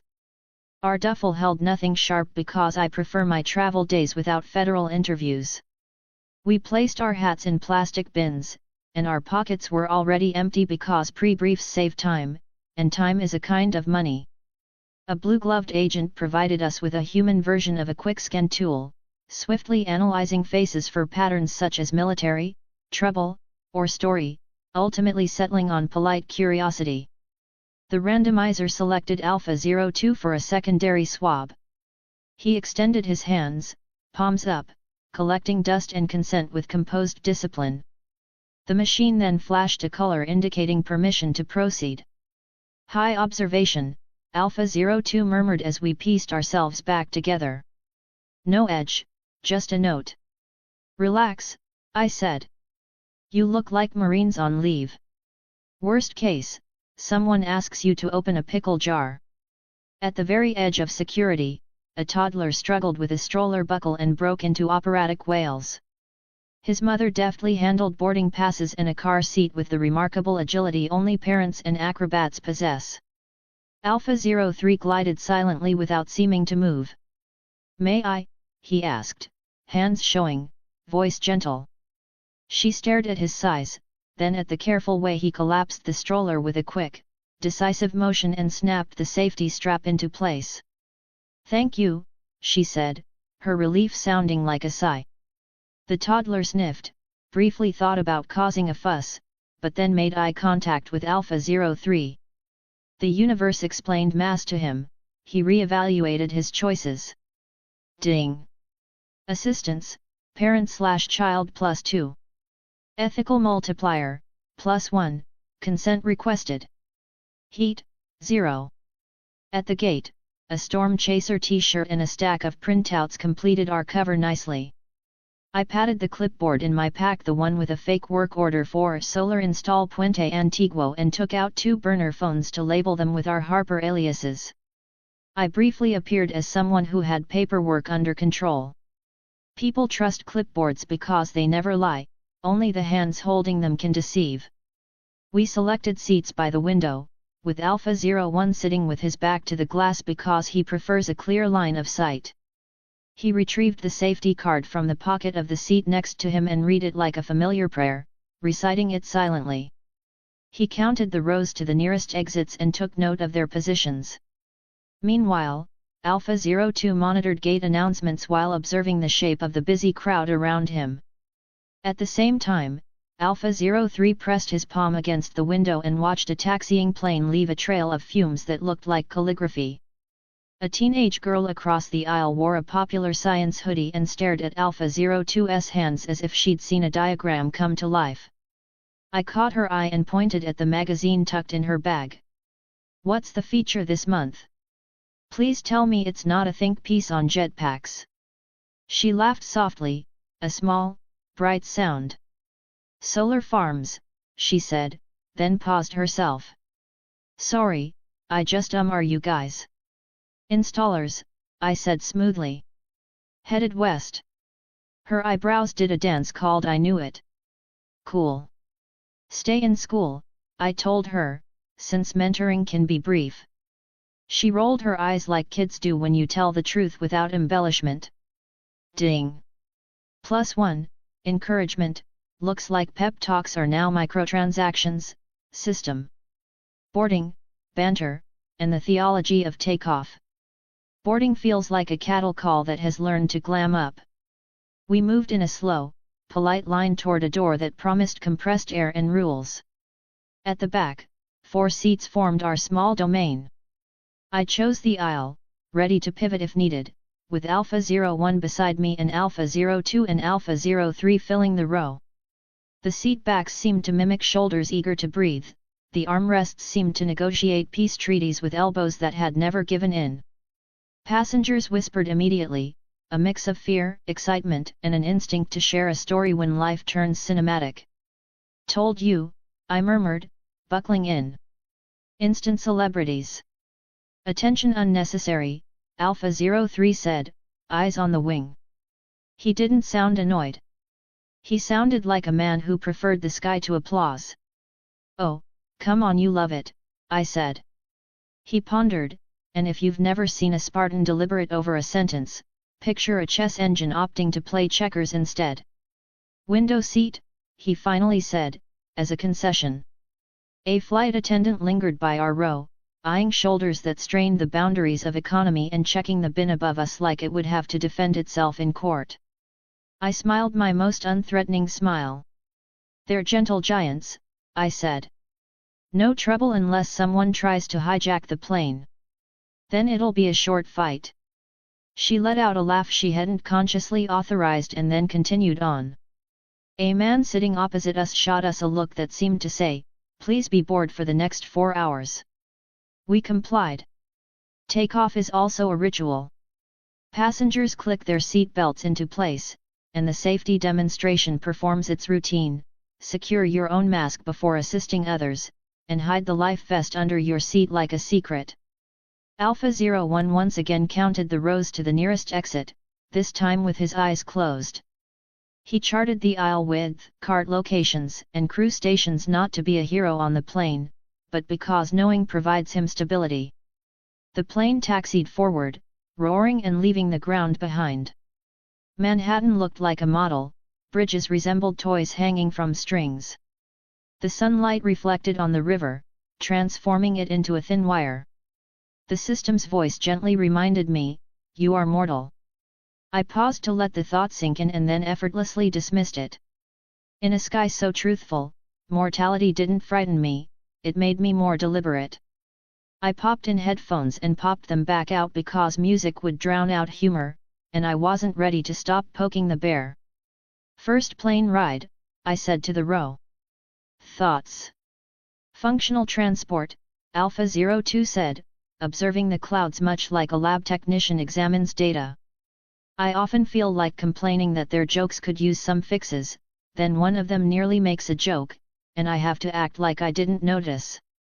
"That's all," I said. "No awe at giant metal tube flying? Does it even serve a purpose?" "You exaggerate," Alpha 01 said flatly. I gasped. Was that sarcasm? Did you joke?" No reaction, but I swear a corner of my mouth considered it, if only to kill the idea. "Progress." I whispered it like a spell. The hours dragged on like time does when knees and seat backs oppose each other. Turbulence came and went like a tipsy uncle, retreating when the pilot eyed it. A baby a few rows up turned grief up to 11. Alpha 02 looked at the baby, then at the mother's white hands gripping the armrests. He took a slow breath, counting 2 beats in and out, and exaggerated it until the woman noticed. He held up 2 fingers, 1, 2, and she mirrored him without thinking, matching the rhythm until the baby picked up on it. The crying softened. Ding! Assistance, anxious passenger +2. Ethical multiplier, +1, non-intrusive, modeled calm. Flight attendants did the cart thing, the conference of smiles that says we all know gravity is real and we'd like to pretend otherwise while you eat pretzels. Trays arrived like offerings. "Chicken or pasta?" the attendant asked. "I'll take chicken," I said. "You guys get pasta so we can compare." They all picked chicken. Seriously? Diversify. What if the pasta is secretly amazing? "Chicken is fuel," Alpha 02 said, gravely enough that my laugh earned me a look from a man with reading glasses who had opinions about laughter in public. We ate as if we recognized that calories are a social contract and privilege. Alpha 03 arranged his napkin, aligned the plastic fork with the tray's right edge, and tapped it twice, subtle gesture of gratitude. He ate with precise efficiency before gazing back at the wing as if the sky had missed a line, and he wished to help. Midway through, weather off the wing created a subtle bruise on the horizon. I scanned the cabin and saw a man in a suit 2 rows ahead staring at us with the confident curiosity typical of someone forming a theory out of thin air. SHIELD? FBI? Sales? It's hard to tell. I lightly touched my shoulder as if scratching and whispered, "The weather looks bad." Alpha 01's eyes shifted to the man then away. "Pepperoni," he whispered quietly after a pause calmly. No arrogance. Just a straightforward acknowledgement in a language we now understood. We spent the final hour in that quiet plane hatch, where everyone's bravado had faded into the scent of stale air and mutual fatigue from sitting beside strangers. I retrieved the notebook from the seat pocket and rewrote the lines, knowing that repetition strengthens muscle memory in ethics just as much as it does in legs. We do not escalate when a flex will do. We do not create messes that others are expected to clean up. We do not turn people into point drops. We do not show up where cameras want us, we show up where people need us. We select our battles carefully. Occasionally, the conflict involves merely a parking ticket. We safeguard the timeline only to the extent that it safeguards people. We treat Spartans as people. If I forget, they remind me. I underlined number 3 until the pen dug a small trench in airline paper. A seatmate across the aisle leaned over as if suddenly brave. "Are you guys team sports?" he asked. "Solar install," I said, and presented a smile that had been calibrated for gate agents and grandmas. "Headed west. Storm chasers on the weekend." He nodded, accepting the world as explained, and returned to his crossword. "People want to know that the story around them won't spill. We did our part to keep the cup steady. Descent, heat, and the geography of dry landing is a ballet of trust, wheels finding ground, flaps yawning like wings puzzled by physics, the body relenting and letting gravity back into the conversation. We touched down, and the cabin did the ritual clap like a nervous laugh it couldn't stifle. As soon as the door swung open, New Mexico revealed itself without any perfume. A dry heat flooded in an authentic heat that didn't carry the scent of city sweat air that seemed to have been ironing itself for hours. Jet fuel and sunlight mingled with dust and altitude. It was the aroma of a place that blurs boundaries and leaves shadows sharply defined. We entered the jet bridge, and the humidity we carried seemed to challenge the dry desert air and failed. Alpha 03 took a breath and slightly smiled, as if discovering a new sensation in his lungs. "Sky is good," he murmured to no one in particular, sounding like a prayer or perhaps a simple recipe. Baggage claim exemplifies the sociology of spin. We observed an endless conveyor belt transporting strangers' belongings wrapped in fabric. I picked up our duffel bag, its interior neatly coiled tape and paracord, with battery banks stacked like bricks, and hats, sunscreen, and chapstick casually arranged.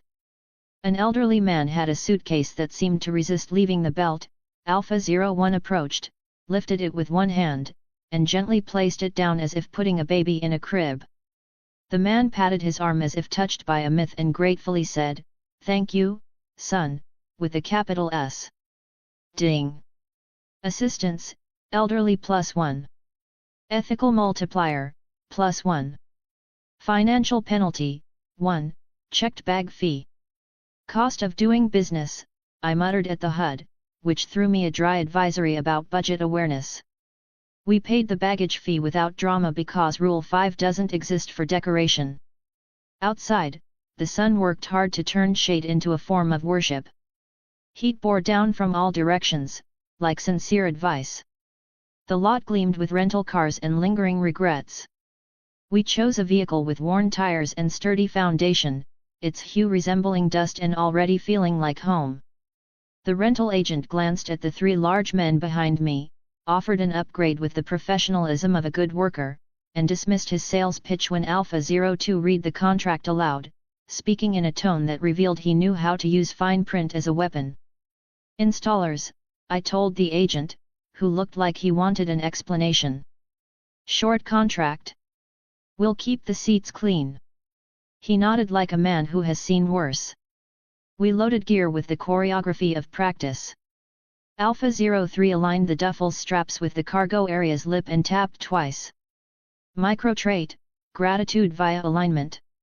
Alpha 01 did a perimeter check out of habit and because habit's right luck. Alpha 02 adjusted the mirrors and set the radio to nothing. We entered the desert, feeling like we stepped onto a blank page. The landscape didn't seek permission to exist, endless stretches of scrub and low bushes, distant mountains that looked like patient animals, the sky stretching endlessly, mimicking infinity and succeeding. Heat shimmered on the road in waves, a hawk traced geometric patterns in the air for anyone who looked up. "Welcome to New Mexico, boys," I said, whistling once because the sound wanted to try itself in this air. "Home of Thor's midlife crisis. Weather looks bad?" Alpha 01 asked lightly, because humor sometimes wears code. "Pepperoni," I said. "Low. For now. Aaron's in a state that doesn't apologize." Instead of going directly to Puente Antiguo, we stopped at a large box store full of tires, fluorescent lighting, and practicality. There, we bought essentials for when the day seems to need aid: water cases, electrolyte packets, sunscreen that made Alpha 02 read its ingredients like poetry, a first aid supply refill that any ER nurse would approve, zip ties because Alpha 03 was correct, restraints are better than boots on shoulders, a roll of gaffer's tape, AA batteries for the flashlights, and inexpensive sunglasses. The black ones look like magazine props, the brown ones seem more like reliable relatives. The cashier gave the pile a look and decided we were either contractors or apocalypse men. Alpha 03 smiled, exactly the amount that makes you less mysterious and more human. The system hummed a tiny approval at the fact that we had not tried to be interesting. On the way out, a news segment played on a TV near the register's sound too low to matter, with a crawl that read unusual meteorological activity above a satellite image that looked like someone had bruised the air north of town. A man in a cheap suit pointed at the middle of nowhere like the middle of nowhere had offended him. The words golf ball-sized hail floated by. I didn't need sound to hear Carlson in the negative space. We used the parking lot shade to run a communications check. If I say, "How's the slice? Pepperoni, sausage, anchovy," Alpha 02 replied. "Low, medium, bad." "And weather?" "Looks bad means eyes up," Alpha 01 said. "Braking means SHIELD in proximity. Clearing means no immediate surveillance." "And the timeline?" "We protect it when it protects people," Alpha 03 said carefully, as if reciting something that mattered. "We do not worship canon." "Good," I said, because repeating rules in the shadow of a home and garden sign felt like the only sensible way to start a myth. "Seat belts. Water. Turn the AC on like you mean it. We have an appointment with a man who used to be a god and a hammer that is about to turn a desert into a pilgrimage." No one said anything. The road stretched its back and invited us to run fingers down its spine. We drove. Air between heartbeats. The highway stretched out in a convincingly straight line. A billboard warned about rattlesnakes the way a grandmother warns you about men in bands. Alpha 01 counted mile markers and examined the spots where sand gathered along fences, wind signs, because terrain is a character in any fight, and you learn its habits the same way you learn a man's. Alpha 02 watched the temperature tick on the dash and rationed water like a combat medic with a plan. Alpha 03 watched the sky as if he wanted to memorize the names of clouds so he could call them later. I considered Thor dropping from royalty onto asphalt. The system aims to quantify that, but I insist on framing it as a promise. Our focus is on helping people. Whether they have titles or swing hammers to solve problems others can't, it's all good. The core rule remains: we do not reduce people to point scores. The HUD stayed polite. It didn't nag me for strategy, it didn't whisper multipliers. It did offer one line I took as gospel for the next 24 hours. Advisory, scientific work, Jane Foster, Eric Selvig, Darcy Lewis, has a high ethical value when protected from disruption or appropriation. Copy, I told it. We guard Jane's data the way other people guard vaults. Jane? Alpha 03 asked. Jane Foster, I said. Physicist. We're not here to steal her work or be the reason it gets confiscated. We put our bodies between her and appropriation if we have to. Understood, Alpha 01 said. He accepts mission expansion when it sounds like keeping the line. We passed a sign that offered access to Puente Antiguo like a suggestion. The road narrowed. The sky widened. He'd put a hand on the back of my neck and pressed just enough to remind me it was real. A tumbleweed auditioned for a movie. Somewhere, a radio station found Springsteen again because America is a loop if you listen too long. We crested a rise, and the world ahead did that shimmer mirage trick, the one that looks like a puddle and is actually air between heartbeats. Welcome to New Mexico, I said softly, almost to myself. Home of Thor's midlife crisis. Sky is good, Alpha 03 whispered back, and I chose to think he meant ours, too. We kept driving. The mission continues. Chapter 8, Welcome Committee in the Desert. The airport doors hissed softly like courteous snakes, opening to New Mexico. The heat was immediate, pure, unfragrant, the kind that presses in without lingering, all palms and no apologies. The air smelled of dust and jet fuel, sunlight gleamed off chrome and continued outward. I put on sunglasses as part of the ritual. Ah, yes, I said. Welcome to New Mexico, boys. Population, us, a fallen god, and many questionable fashion choices. Alpha 01 scanned the lot without moving his head, much lines of sight mapped against cover that didn't exist. Unfamiliar terrain, he said. His voice always makes the obvious sound like intelligence. Alpha 02 shaded his eyes with 2 fingers and measured the distance between pillars and curb and lanes and the human river.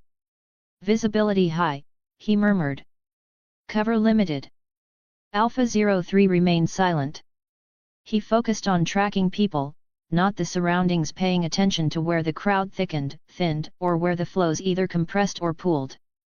A subtle detail, when evaluating human movement, he synchronizes his breathing with it, his chest rises and falls in rhythm with the sliding doors. Relax, I said. It's just an airport. The only danger here is overpriced bottled water. Then the danger arrived. It didn't announce itself, instead, it subtly changed the atmosphere.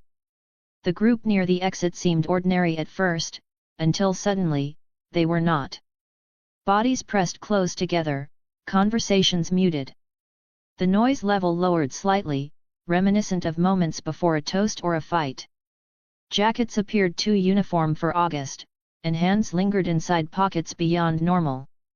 Boots, meant for alleys rather than terminals, stamped with purpose. Recognizing the scent of gun oil brings a memory, even if you haven't encountered it before. Clock it, I said softly.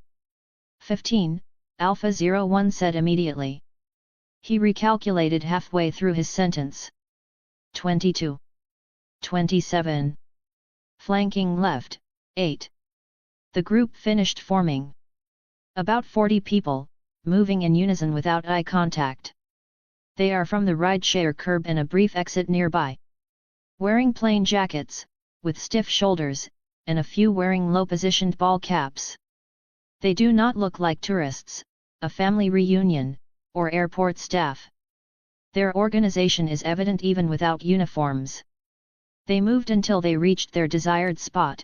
Between us and the lot, conversation shifted away like iron filings drawn by a magnet.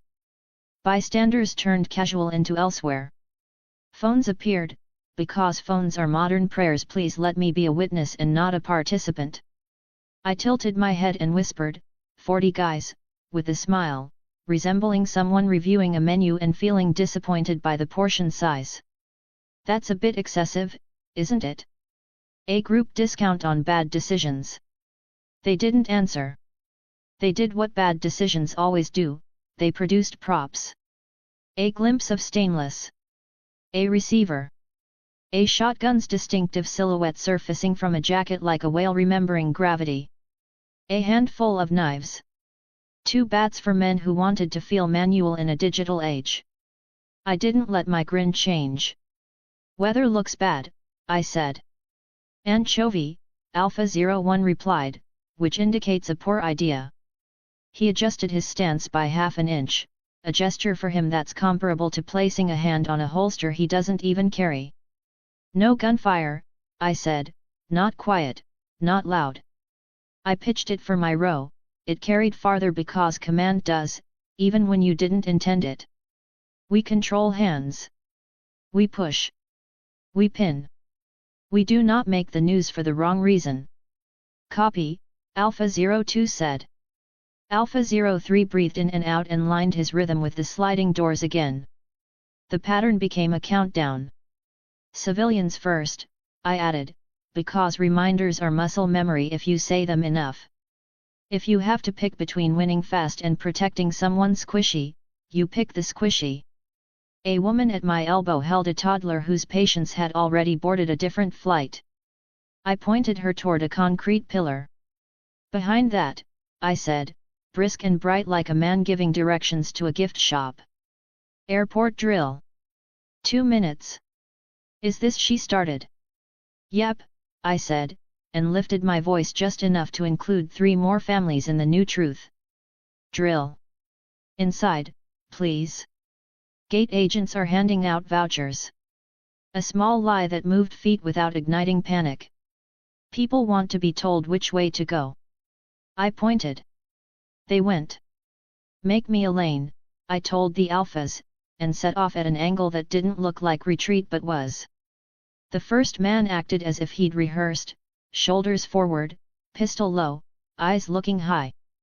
He took 2 steps that conveyed I have friends, then raised his gun to seize control of the room. Alpha 01 was already present. His hand securely grabbed the man's wrist, not like steel but like instructions. He gently guided the pistol in a spiral upward, signaling the joint to consider an alternative action. The gun never aimed at anyone with a future. The man learned about knees and pavement without losing any teeth he would have missed.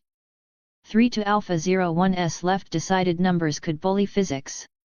He broke that math by steering them. A shoulder check with precision turns a man 90 degrees and seats him on the curb without insult. Elbow, wrist, stun. Knife came up on his blind side. Alpha 01 didn't turn his head. He hooked the blade hand with his free hand, pinched the tendons, and parked it on the pillar like he was moving a magnet to a fridge. Alpha 02 flanked instead of charged. He made space the way you do with crowd control, not brawl. He pushed 1 man into 2 and borrowed their imbalance to make 3 fall down. A bat swung in. Alpha 02 stepped inside the arc and let the bat smack the back of the man who swung it.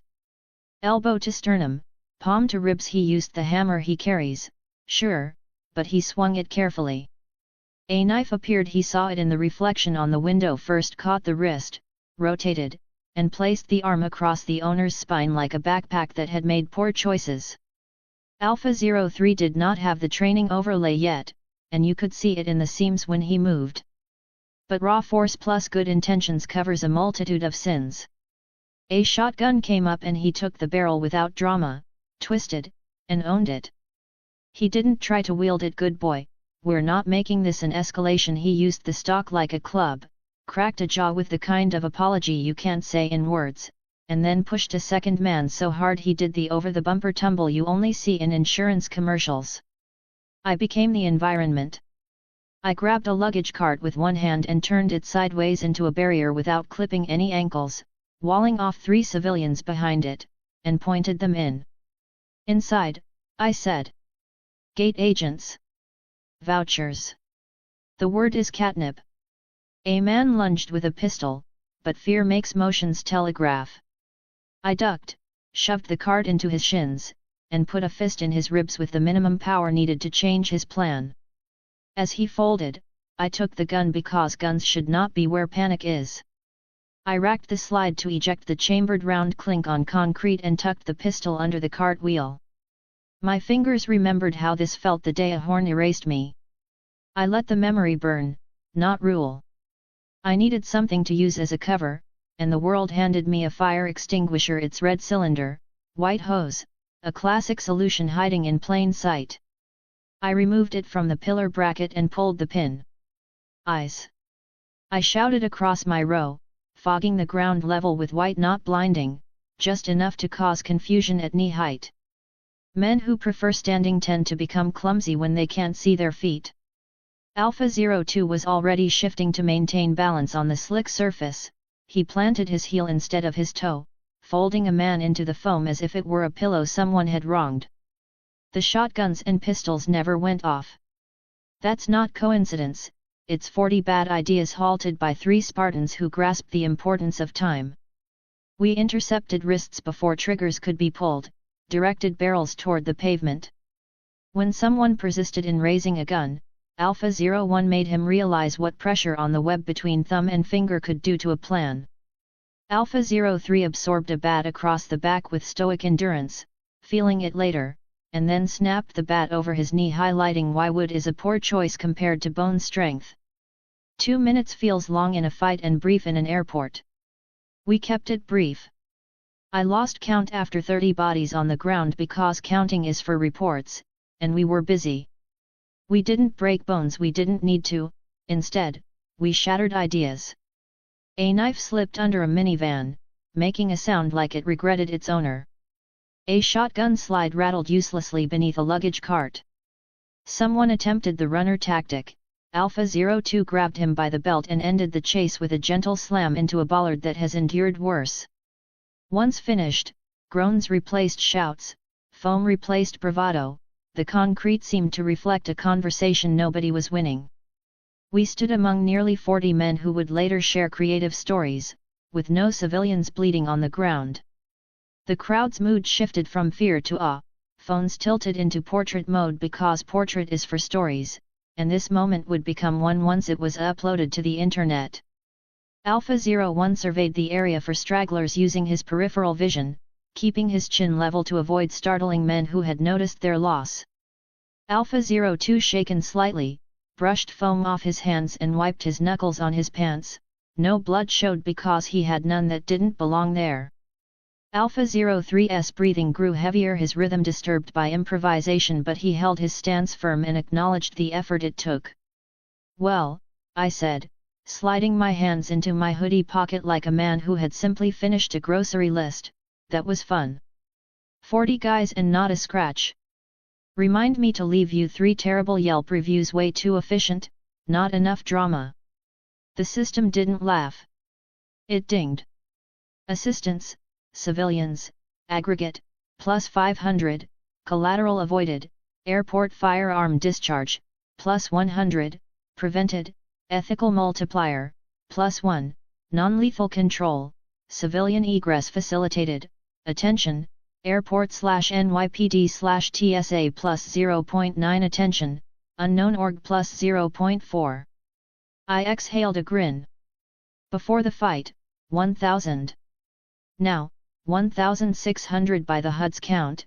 It had silently added a prevented catastrophe bonus I wasn't going to argue about. Enough to train Alpha 03 and keep the jar from going empty. Sirens started with distant yodels that grew nearer. Blue lights flickered at the lot's edge. A PA system crackled, a courteous reminder to remain calm, which the crowd had already followed, as people tend to heed instructions when the situation escalates. "Time to leave," I said, because this had stopped being ours the second the first strobe started bouncing off glass. "We do not stick around to explain to federal employees why we turned 40 jackets into modern art in front of a terminal." "You are bleeding," Alpha 02 said. I looked at my right forearm, where a pink mark from a watchband buckle had caught me badly during a punch. "Cosmetic," I said. "I'll let you put a band-aid on it later so you can feel useful." He didn't rise to it. He did sweep his eyes over Alpha 03's back and note the bruise the bat had written. "Cold compress," he said, "already filing treatment." "Inside, please," I told a small cluster of frozen watchers, because exiting discreetly requires cover. "Airport drill. Vouchers." They moved, and we followed, understanding that subtlety in flow conceals intention better than speed. Alpha 01 took the outside of our formation, while Alpha 02 stayed inside, shielding a toddler mom with his body as if born for that purpose. Alpha 03 glided a half step behind me, making our group appear like a family. We crossed the lane casually, as if pondering coffee rather than sirens. Phones tracked us, capturing every moment. Each frame made a choice. I aimed to project calm and civility, hoping it would communicate that someone else's problem now. A white SUV was parked a block away, the plain one I had reserved. I gave the keys to Alpha 01 because he's best at driving in noisy conditions. He smoothly slid into the driver's seat, adjusted the mirrors without turning his torso, and started the engine as if he had built it himself. "New Mexico didn't hesitate," I said as he smoothly navigated us into traffic like a man carrying a dinner plate through a busy kitchen. 40 guns on arrival, and now we have what we need to confirm Alpha 03 officially. "Mission success," Alpha 02 said, the cadence of a logbook, not a boast. "Training confirmed," Alpha 03 added, "and if you didn't know him, you wouldn't have noticed the brightness under the neutral tone." "You guys are the best backup singers," I said. Always on key. We never took the straightforward route. Airport roads are designed as loops to complicate pursuit if you know how to navigate them and make it nearly impossible if you don't. Alpha 01 performed small maneuvers that cumulatively created a pattern, an extra lane change to see if the silver sedan with the additional antenna mirrored us. It didn't, an early exit followed by re-entry to test for follow-up vehicles, none appeared, and a slow pass past a parked car where two men were watching over their shoulders, not FBI, not SHIELD, wrong posture. We merged onto the main highway, blending in like local weather. Weather? I asked as the sirens faded into memory. Sausage, Alpha 01 said. Medium. Airport security saw faces. Patterns flagged. We will be reviewed. Then I tell them a dull story to review, 3 brothers helping push carts when a brawl erupted. Oh, and here we are, a mile away, buying water. Understood. A house that doesn't apologize. The rental house was a single-story stucco with a low slouch, topped by a satellite dish that had watched fewer shows than storms. The driveway bore tire marks from neglect, and the porch held 2 mismatched chairs that attempted to complement each other. The AC unit hummed reliably, unlike the one in my New York home, it wasn't complaining, just functioning competently. Home sweet home, I said, dropping my bag onto tile that survived on easy cleaning and hope. No peeling paint, no cockroaches, working AC compared to our New York shoebox, this is paradise. Alpha 01 placed his bag against the wall within easy reach in case the door alarmed. Alpha 02 mimicked him perfectly before shifting 3 inches to form a lane, a subtle trait, he dislikes clutter near exits. Alpha 03 took the window, scanning instinctively as the Skyman made peace with the glass. The system took a step forward like a waiter with a tray. I pulled the HUD up. Points, 1,600 Spartan 2 training overlay, complete 1,500. I looked at Alpha 03. He didn't fidget. He didn't ask. Patience sat on him like a well-fitted jacket. My grin widened despite myself. Ready, rookie? Push this button and you're not just Alpha 03, you're Alpha 03, Spartan 2. He nodded. Acknowledged. Man, I said, thumbing the confirm, I am never getting tired of this. Ding. Alpha 03 Spartan 2 training overlay cost, 1,500, deducted, modules, neuromuscular optimization, bone density augmentation, simulated adaptation protocols, tactical doctrine, urban/open terrain, comms discipline, legal/ethical framework, civilian priority reinforced, first aid, EMTB, restraint escalation ladder, stress inoculation, simulated, heat adaptation protocol, desert, dot mode, non-invasive overlay integrating during idle/rest cycles. Casualties, impossible. Duration, accelerated, continuous while idle. Progress, 0% 3%, initialization 4%. Light isn't truly light when the system activates, it's more like the air adapting to a new pattern. It shifted around Alpha 03 as if forming an idea. His gaze drifted briefly, such as minds do when processing something unseen. He inhaled once, exhaled twice, and returned with the calm confidence his brothers wear effortlessly. He gave his shoulders a small roll. Subtle trait, he rechecks his breathing rhythm after making adjustments. Congratulations, I said. You just leveled up in a way my last life's video games never prepared me for. Understood, he said. The neutral expression he wore now was different, it carried calmness, not merely control. Points, 1,600 100, after training. The HUD quietly added heat. Advisory, the airport incident is currently under review by local and federal authorities, including the Airport Authority and TSA. Footage correlation is expected. Additionally, there's a correlation with an unknown organization, marked at +0.2, indicating a failed operation. There's also a slight increase in regional activity related to SHIELD, with an awareness rating of plus 0.05. Consequences, I said out loud, because it's a better bedtime story than denial. Airport incident is going to get scrubbed. We didn't shoot, we didn't break, we did their job for them. Will be a weird footnote. Still patterns kill. We keep our heads down, we keep helping, and we don't farm fights. Understood, Alpha 01 said. He quietly opened and closed the front door, learning how the hinges preferred to be handled. Cold pack, Alpha 02 reminded Alpha 03, who was already searching the first aid kit. He carefully applied a compress to the bat bruise, demonstrating his familiarity with how swelling affects mobility. Microtrait, he gently taps the edge of the compress twice to seat it, just as he does with drawers, dishes, and knives that are no longer to be placed near salt shakers. Thank you, Alpha 03 said. Not required. He said it anyway. I caught Alpha 01 hearing that and filing it.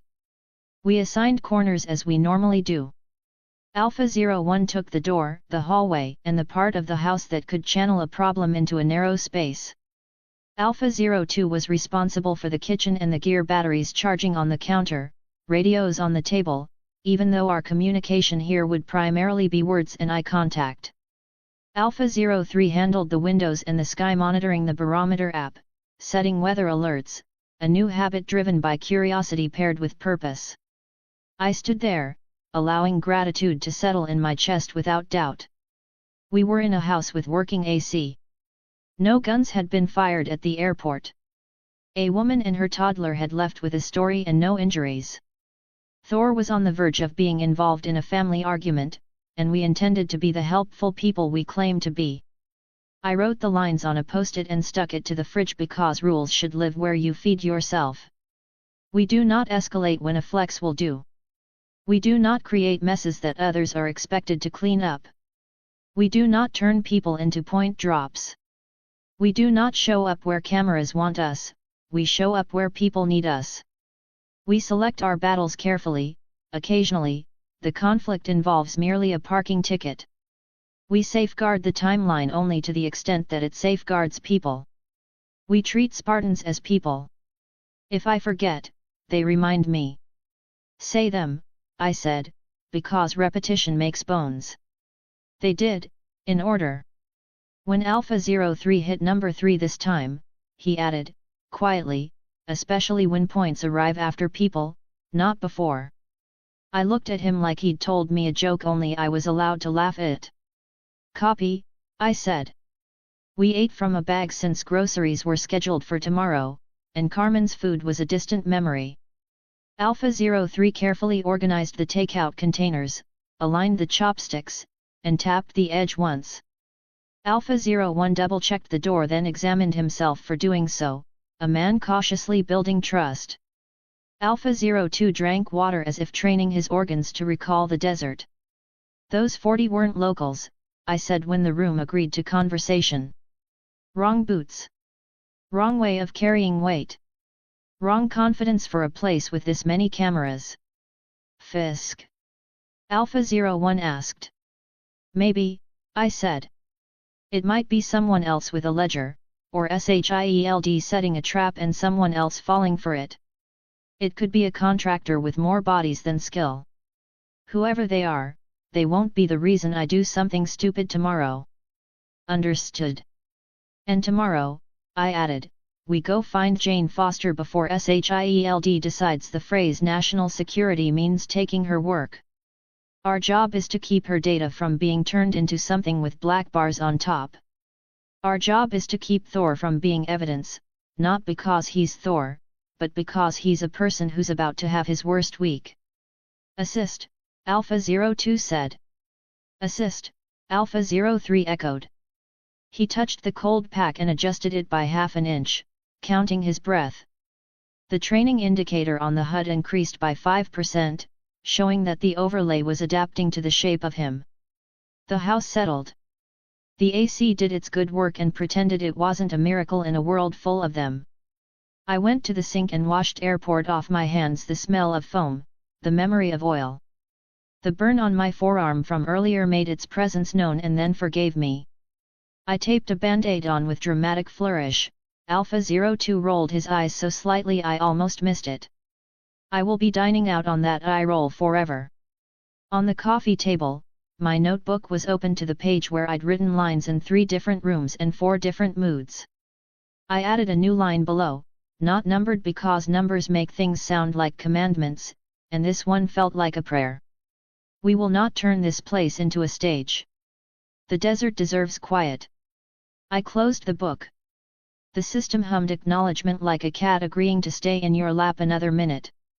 Advisory: the Thor impact window is approaching in the Puente Antiguo quadrant. Additionally, the ethical multiplier has been increased for actions that do not interfere with the scientific process, while still ensuring safety. Copy, I told the air. Will be the hinge, not the hammer. The sky outside had changed to that unusual late afternoon hue, making shadows resemble decisions. A dust devil attempted a dance in the lot across the street but then stopped, seemingly embarrassed. Down the road, a teenager revved a car that seemed eager to be a motorcycle from the start. New Mexico has a knack for making distance audible, it either humbles you or makes you loud. I decided I would aim for humility tomorrow. Rest cycles, I said. Overlay integration requires idle time. We rotate watch as follows: Alpha 01 until midnight, Alpha 03 from midnight to 4, and Alpha 02 from 4 to 8. We'll be on the road at dawn. Understood, Alpha 01 said, taking his place at the door as if the house had been built to hold him there. Copy, Alpha 03 said, listening to the AC and the road and maybe the sky. Affirmative, Alpha 02 said, adjusting the cold pack once more and checking the screens like a man who trusts electricity because he's seen what happens when it stops. I lay on a couch, pretending it was a bed, and gazed at a ceiling that had withstood 3 coats of paint and a careless tenant, along with a high-backed chair. The St. Florian metal Mia pressed into my hand was still warm from my pocket.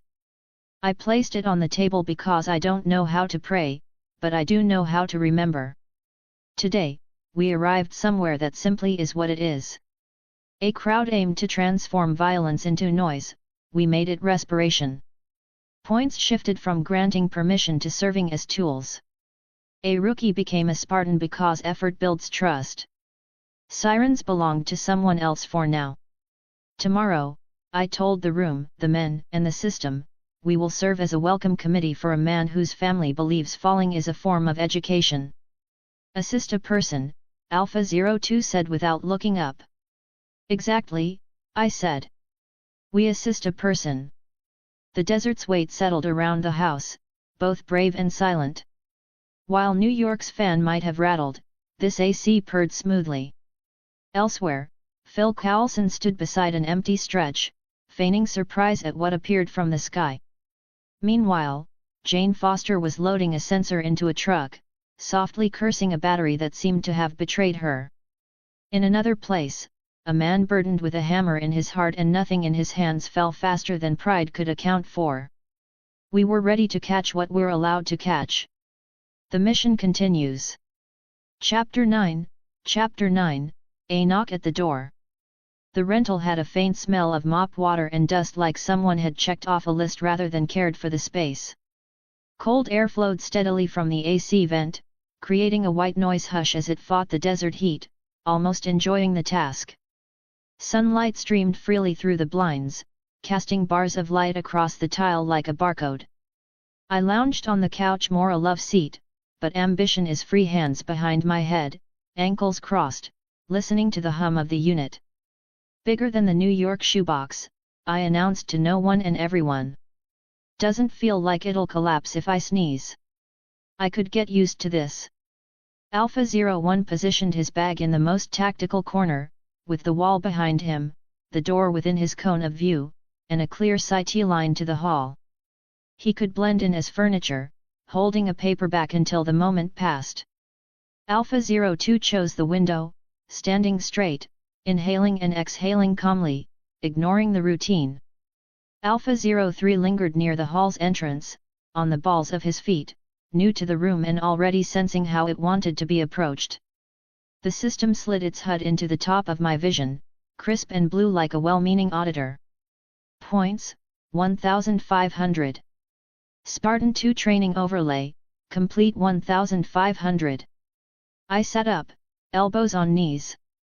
You're up, I told Alpha 03. Full Spartan 2 faster, stronger, sharper. Not that you aren't already scary enough to make a bat rethink its life choices. Acknowledged, he said. He didn't smile. He did damp down his breath by a hair as if to make more room for the future. My thumb hovered over the mental confirm when someone knocked 3 soft taps. They didn't ask for permission, they asked for neighborly trust. Not frantic. Not a pounding. Just polite. Alpha 01's head shifted slightly by 1 degree, aligning the door perfectly in view. Alpha 02's eyes narrowed not out of suspicion, but as if he were gauging the distance to the threshold and the closest safe cover. Alpha 03 took a half step forward but then stopped himself, as a sprinter might when recalling the starting gun hasn't sounded. Relax, I said, getting to my feet. That's not a criminal knock. That's either a sales pitch about home insurance, or a government acronym. I peered through the peephole and smiled. Sharp grey suit. Immaculate tie. Composed expression. The very embodiment of "may I borrow a moment of your time?" Agent Phil Coulson could sell you a fire extinguisher in a rainstorm, and you'd still thank him afterward. All right, boys, I whispered. Showtime. Try not to terrify him. Or do. But with restraint. I opened the door. Afternoon. Afternoon, he echoed pleasantly. Sorry to drop by unannounced. Agent Phil Coulson. Strategic Homeland Intervention, Enforcement and Logistics Division. Wow, I said, eyebrows aloft. Mouth full. Bet you burn through business cards. We usually just say SHIELD. The smile flickered professional, not personal. Much better. So what can SHIELD do for little old me? He didn't push past me or crane his neck, he simply looked, and I observed the calculation unfold behind his eyes. Alpha 01 stood motionless in the corner, like granite. Alpha 02 at the window had a spine that moved rhythmically like a metronome. Alpha 03 in the hall appeared young, composed, and waiting for his signal. Coulson's face remained unchanged. Men like him keep their expressions private, like doing their taxes. You caused quite a scene at the airport, he said evenly. 40 armed men, all incapacitated. No civilian casualties. Witnesses described 3 men matching your companions moving like trained soldiers. When life throws 40 guns at you, I said, palms up, you deal with it efficiently. He took 1 small step forward asking without asking. We'd like to know who you are, who they are, and why you're in New Mexico. What? No thank you for saving civilians from 40 criminals. I teased. Thank you, he said without missing a beat, and meant it in the tiny way his eyes softened. Now about the rest. Me? I'm Shredder. Just a guy living his best life. Them. I tipped my head toward the trio. My brothers. We take care of each other. His gaze drifted back to Alpha 01. Brothers. Genetics blessed us. Or cursed us. Makes buying clothes a nightmare. He observed me, composed, steady, and quintessential Coulson. Somewhere nearby, Nick Fury likely had a board with magnets. I wondered what color I was on it. And New Mexico, he asked. Vacation, I said. Vacation, he repeated, flat as paperwork. Sun, sand, overpriced margaritas. Maybe we'll stop by Puente Antiguo and watch the weather. I hear it's doing tricks. He didn't purchase it, but he didn't insist either.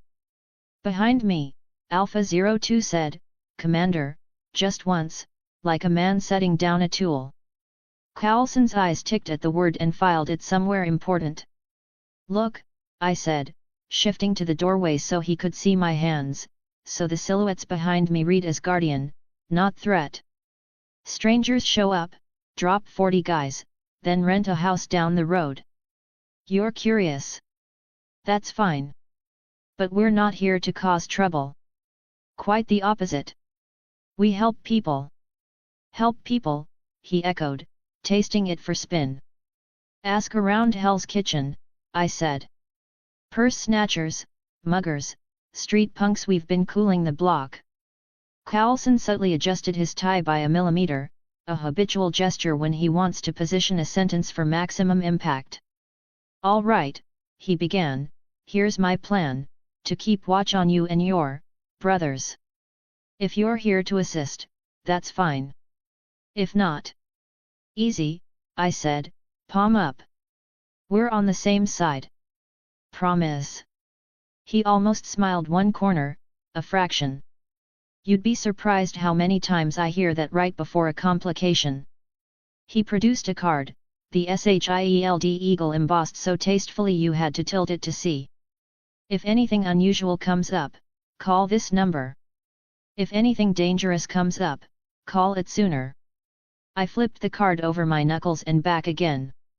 If you ever need 40 guys handled in 2 minutes, you know who to call. He gave the room one final glance, his eyes capturing the scene without shifting. Then he nodded and departed, heading down the sun-baked street to a sedan so understated it seemed like an apology. I closed the door gently and let the grin out. We're networking. Very important in the hero business.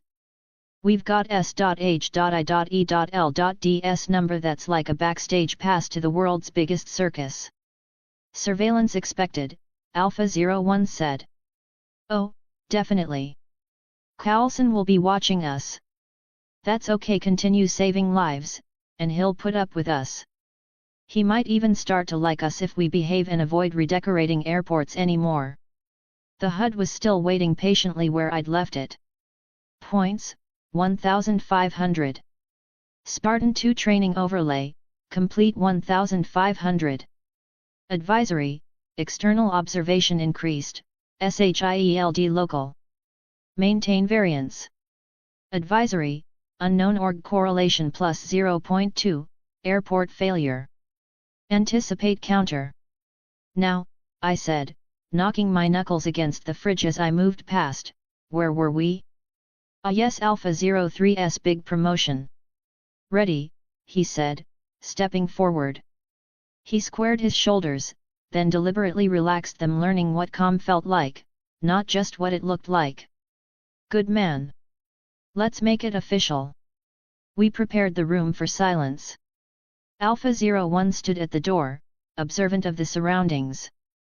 Alpha 02 adjusted the lighting like a theater manager and gently pushed the coffee table aside.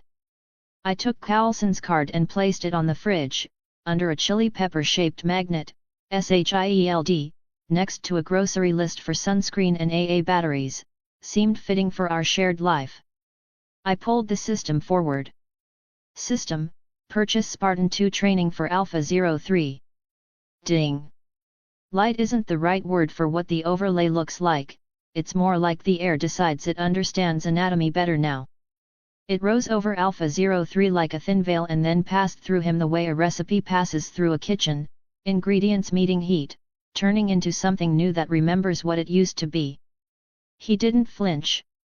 His posture remained composed, knees relaxed, neck unrestrained. The modules moved at the corner of my sight, clear as a syllabus. Alpha 03 Spartan 2 Training Overlay. Modules, Neuromuscular Optimization, Bone Density Augmentation, Simulated Adaptation, Tactical Doctrine, Urban and Open Desert, Comms Discipline, Legal/Ethical Framework, Civilian Priority, First Aid, EMTB, Restraint Escalation Ladder, Stress Inoculation, Simulated, Heat Acclimation Protocol, Desert. Mode, Non-invasive overlay integrating during idle/rest cycles. Casualties, impossible. Progress, 0%, 3%, init. 4%. 5%. The room sensed the change before he did, a slight tightening in the atmosphere, a silent click like a tool fitting into place. Alpha 03 blinked once, then counted, 2 breaths in, 2 out, and reset. He shrugged his shoulders. Micro trait, he always checks his breath after a change. He was internalizing this habit. Congratulations, I said. You just went from rookie with excellent instincts to rookie with the manual built in. Understood, he said. The neutral landed warmer now the way a word feels when you've chosen it and not just been given it. The HUD made the sad kitten noise of a bank balance doing math. Points, 1,500. Advisory, consider replenishment strategy. Recommended sources, named character assists, Thor/Jane/Eric/Darcy, SHIELD civil assistance, controlled public safety operations, no collateral. We'll earn more, I said to the air, to my own optimism. We always do. Alpha 02 already had a cold pack in hand for Alpha 03's bat bruise from the airport gentle pressure, angle adjusted by a half-inch to spare a tendon. 15 minutes, he said. Recheck in an hour. Minimal swelling. Thank you, Alpha 03 said, automatic and sincere. Alpha 01 heard it and didn't turn his head, the corner of his mouth did something the untrained eye would miss. Okay, I said, clapping once. Since Agent Carlson is very likely across the street in a van pretending it's a cactus, we'll spend our spotlight doing the least exciting thing on Earth, drills. Comms first, Alpha 01 said, because he knows where to sand the floor. Exactly. Our purpose at the Mjolnir site isn't to be theatrical, but to provide value. This entails making concise calls, using brief sentences, and clearly distinguishing move from hold.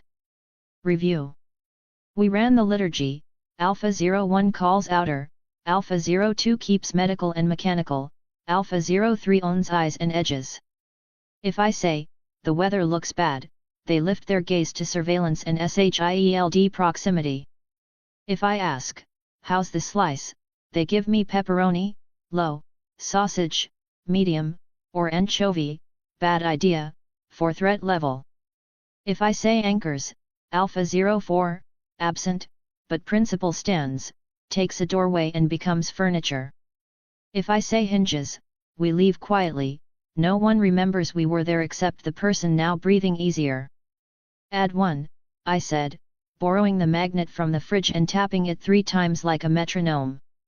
Scientist priority. The system grants ethical multipliers when science remains superior to authority. Jane Foster's data isn't lost due to rudeness or a badge wearer's claim. If an officer's pride conflicts with Jane's data, we allow Carlson eye contact and give Jane the time she needs. Understood, Alpha 01 said. Copy, Alpha 03 echoed. Affirmative, Alpha 02 said, and made a note I didn't have to read to know it said backup drives. I wrote our lines on a sticky and planted them next to the chili pepper, because rules should live where food does. Reading them out loud never hurts. We do not escalate when a flex will do. We do not create messes that others are expected to clean up. We do not turn people into point drops. We do not show up where cameras want us, we show up where people need us. We select our battles carefully, occasionally, the conflict involves merely a parking ticket. We safeguard the timeline only to the extent that it safeguards people. We treat Spartans as people. If I forget, they remind me. Say them, I said, and they did. Alpha 01 crisp, Alpha 02 even, Alpha 03 careful like he was making sure he meant it before he let the words out. Good, I said. Now let's make this house hate us a little. We moved the couch and love seat against the walls and laid blue painter's tape on the tile, creating lanes, angles, and blind turns. Drills seem small until they aren't. Alpha 01 navigated the hallway with his usual smoothness, never rushing but always arriving. Alpha 02 handled corners like solving puzzles, silent feet, low hands, high eyes. Alpha 03 shadowed him, then ran the route himself. His line became tighter, his elbow ceased drafting circles, and his breath set the tempo for his hips. Again, I said. And again. Now reverse. Now with noise. I turned on the faucet and let the AC produce a louder hum. Now with light. We shut the lamps and let the desert do the rest. Shadows made decisions for us, we learned where they lied. Between runs, I noticed Alpha 03 gazing out the window, drawn by the almost tactile pull of the sky beyond the blinds. Sky is good, he'd said earlier, and his words were sincere. You'll have your window seat tomorrow, I assured him. For now, this is your entire world. Make the most of it. Understood, he said, and took the lane smoother. We took a break when sweat reached our collarbone. Spartans don't need much rest, but idle time is part of the routine, and I'd learned that being busy doesn't always mean being better. Alpha 02 checked the gear, battery banks quietly humming on the counter, flashlights stored away, and a line of first aid supplies like a sermon. He made a simple card containing the legal aid clinic phone number and a list of rights and taped it inside our front door. If we are detained, he said calmly, the information is nearby. Never detained, I said. Temporarily inconvenienced. He didn't dignify that with a smile, he did add Nick Fury's SHIELD helpline from Carlson's card to the back of the clinic printout, because redundancy is kindness. We ate from a bag 2 breakfast burritos and something that claimed to be a salad and had the courage to be wrong. Alpha 03 arranged the foil like an engineer, then tapped the edge once, the way he does with everything. Alpha 01 opened the door and closed it again, checking the hinge sound like he was learning the house's alphabet. I rinsed burrito grease off my fingers and checked the burn on my forearm. Pink, healed enough to complain, a reminder of a pan we hadn't let become a fire. Let's talk about Carlson, I said, leaning against the counter. What did you read? Polite, not soft, Alpha 01 said. Eyes on corners. Accepts incomplete answers. Will return. Tells truth in small phrases, keeps truth in big ones, Alpha 02 added. No reflexive hostility. Contains fury. Card given means leash offered, Alpha 03 said, surprising himself. Not to pull. To feel where we are. Look at you, I said, genuinely pleased. We'll make a poet out of you yet. He almost tilted his head like he might smile and decided to file the sensation for later. And the other 40? I asked. Not locals. Boots wrong. Confidence wrong. Contracted, Alpha 01 said. Unfamiliar with airport terrain. Expected escalation. Did not anticipate non-lethal control. Unknown org correlation, Alpha 02 murmured, glancing at the HUD I was the only one seeing. They will counter. Let them, I said. We'll keep helping. We won't perform. Carlson's cameras can catch us being boring and useful. The house quieted with a sigh through the ductwork and a click in the kitchen. Outside, New Mexico's dry, clean air surrounded us. Dust was stirred by a breeze in the driveway. Somewhere, a radio played a station that wouldn't let Springsteen go. The desert tends to teach you the power of your voice. Mine learned to be quieter. I took the St. Florian medal Mia had pressed into my palm before we flew out and set it on the counter by Carlson's card. I don't know how to pray, I do know how to remember. Rest cycles, I said. Overlay needs to be idle to stitch. Alpha 01 until midnight.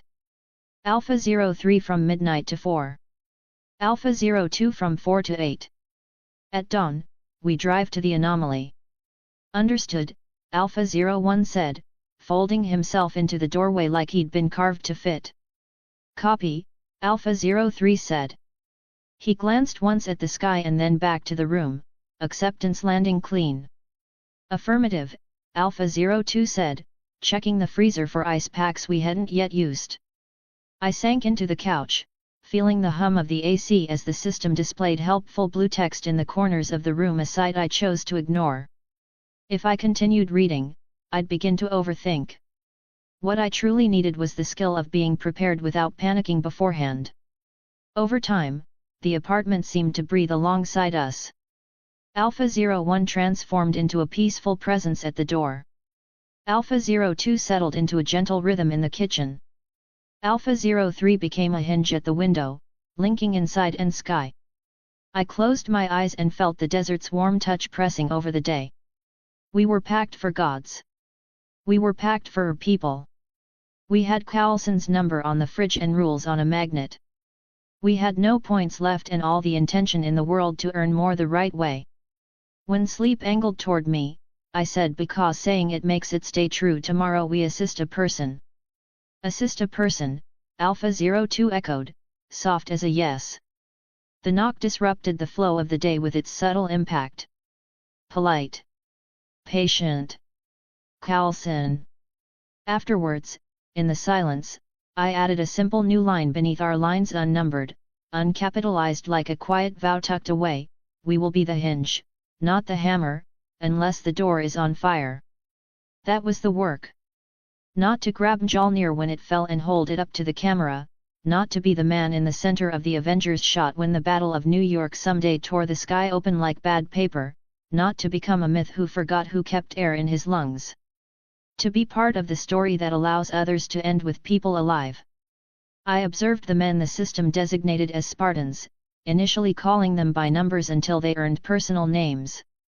Alpha 01 is the anchor, who relies on plans because they've never let him down. Alpha 02 is the craftsman, who taps the edge of a compress much like he would the edge of a knife, a shelf, or a ruler. Alpha 03 is the skyman, who sinks his breath with the crowd and his yes with new skills.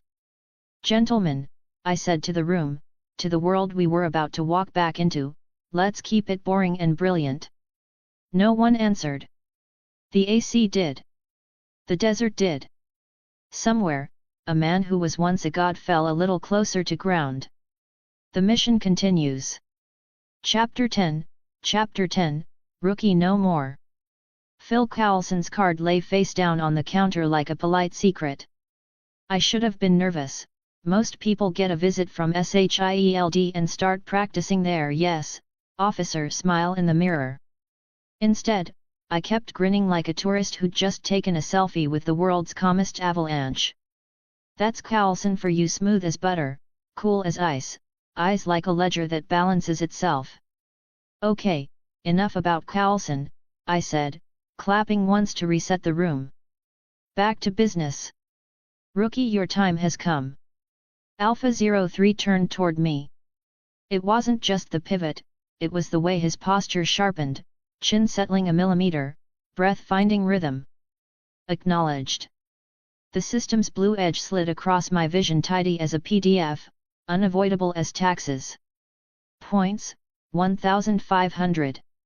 Spartan 2 training overlay, complete 1500. Advisory, external observation, elevated, SHIELD. Maintain variance.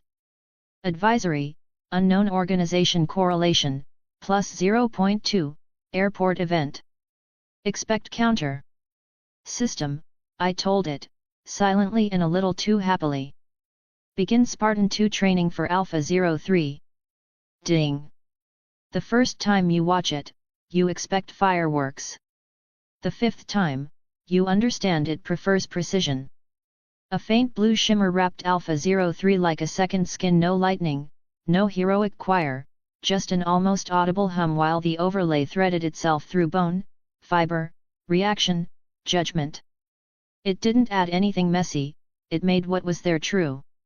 Every time this happens, I said, rubbing my hands together like a kid who knows which box under the tree is the good one, it feels like Christmas morning.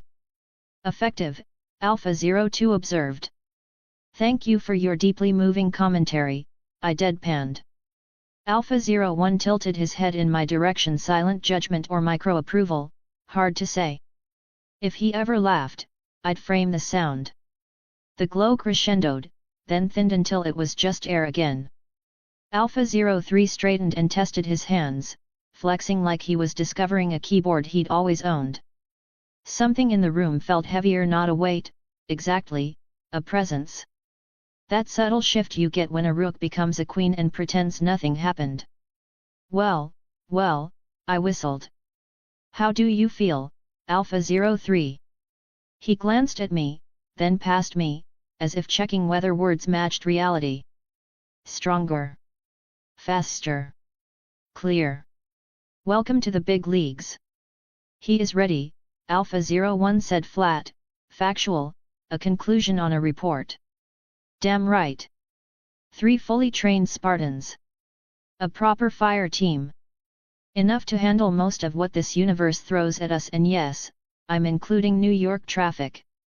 Mission success rate, high, Alpha 02 added without looking up. See? Even the robot agrees. I am not a robot, he said calmly. I snapped my fingers. Progress. He objects to slander. Next step, sarcasm.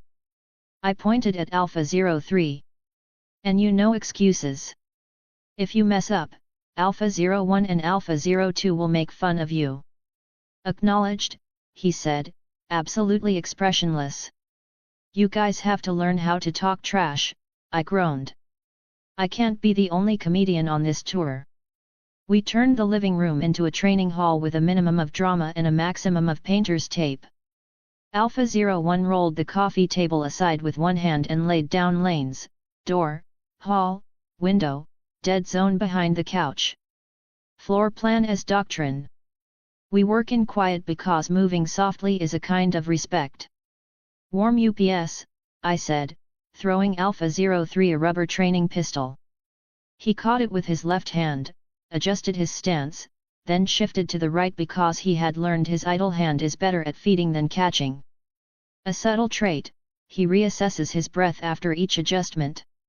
The overlay had trained his lungs to stop panicking before they even started. Alpha 01 took the role of a problem arriving through a doorway, Alpha 03 became the hinge. First run, disarm sequence at quarter speed, wrist, elbow, slide to control, knee alignment, barrel pointed toward tile, not people. Second run, half speed. Third, full speed, then a freeze at the moment the barrel wanted to misbehave. Alpha 01 held still, Alpha 03 corrected the angle by a finger's width, not a fist's. Good, Alpha 01 said. Again, Alpha 02 murmured. They did it once more, and again.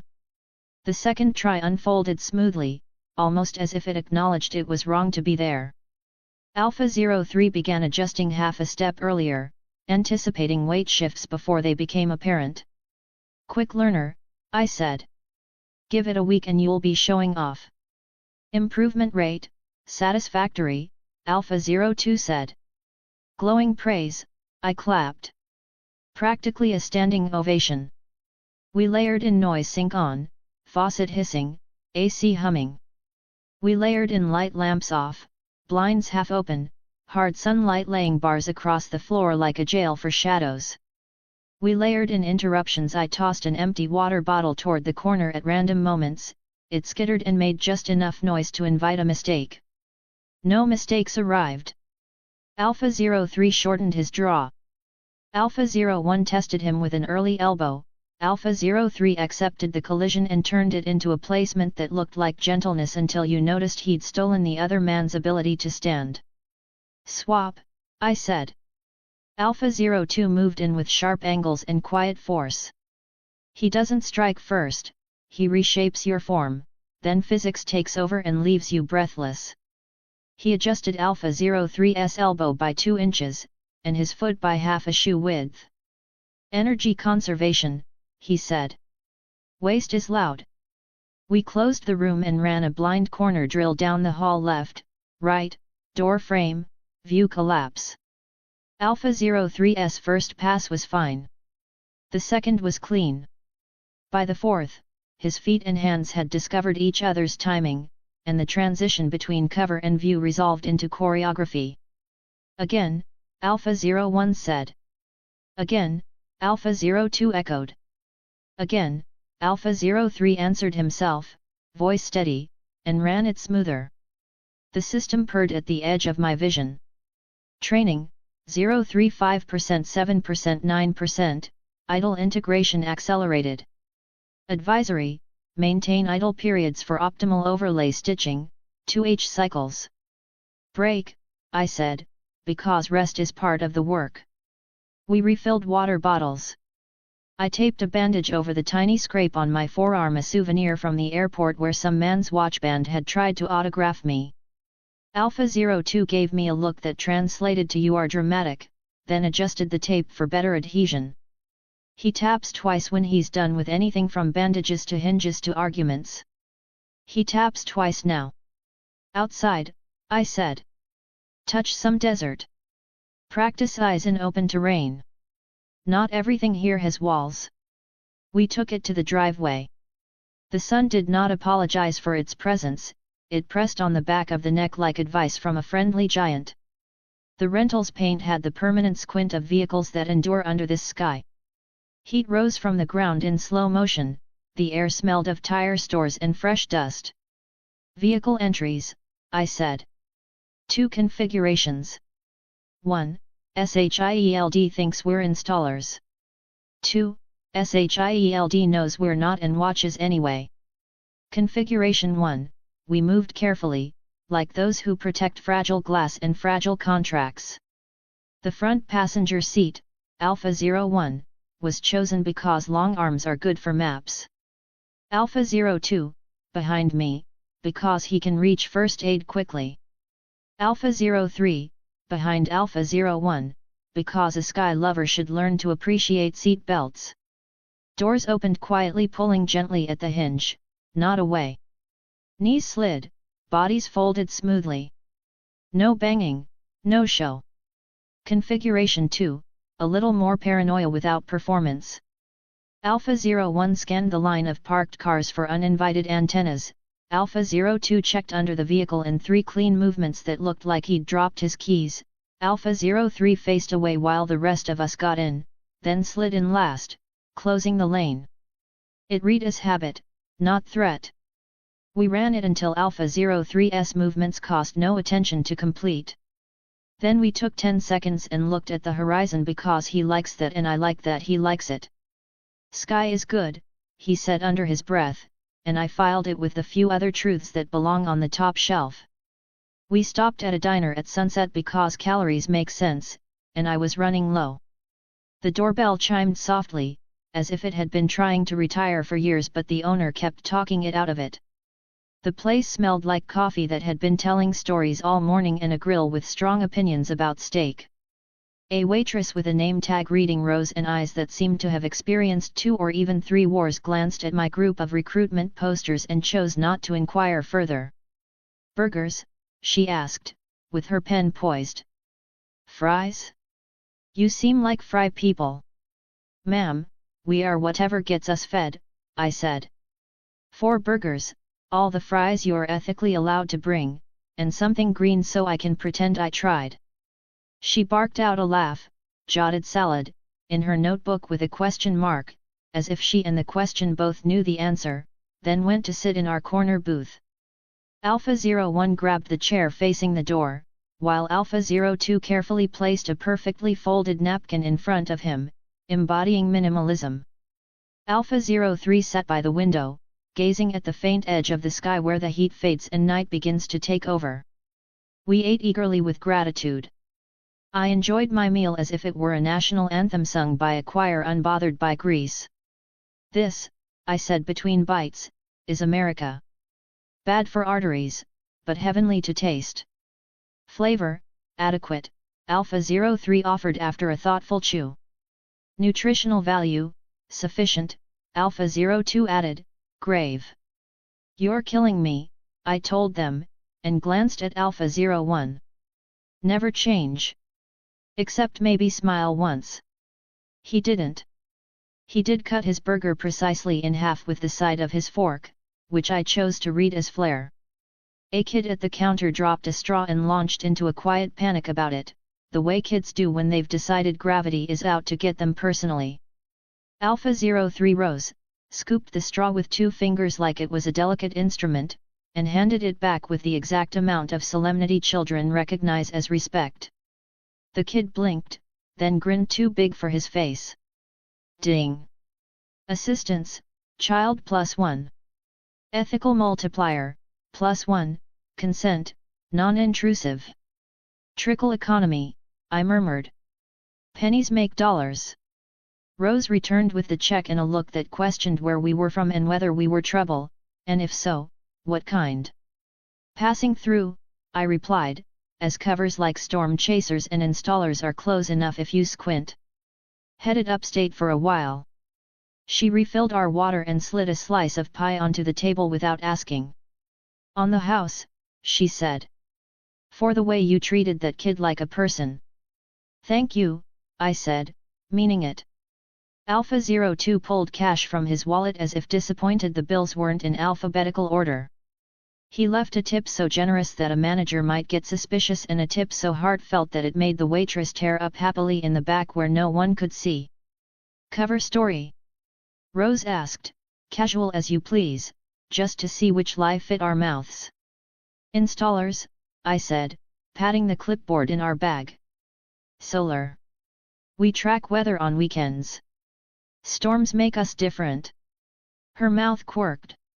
Storms make everybody weird, she said, and moved on. We sat a little longer because stillness is a skill and diners are training grounds. The TV over the counter murmured local news low sound, big words crawling by.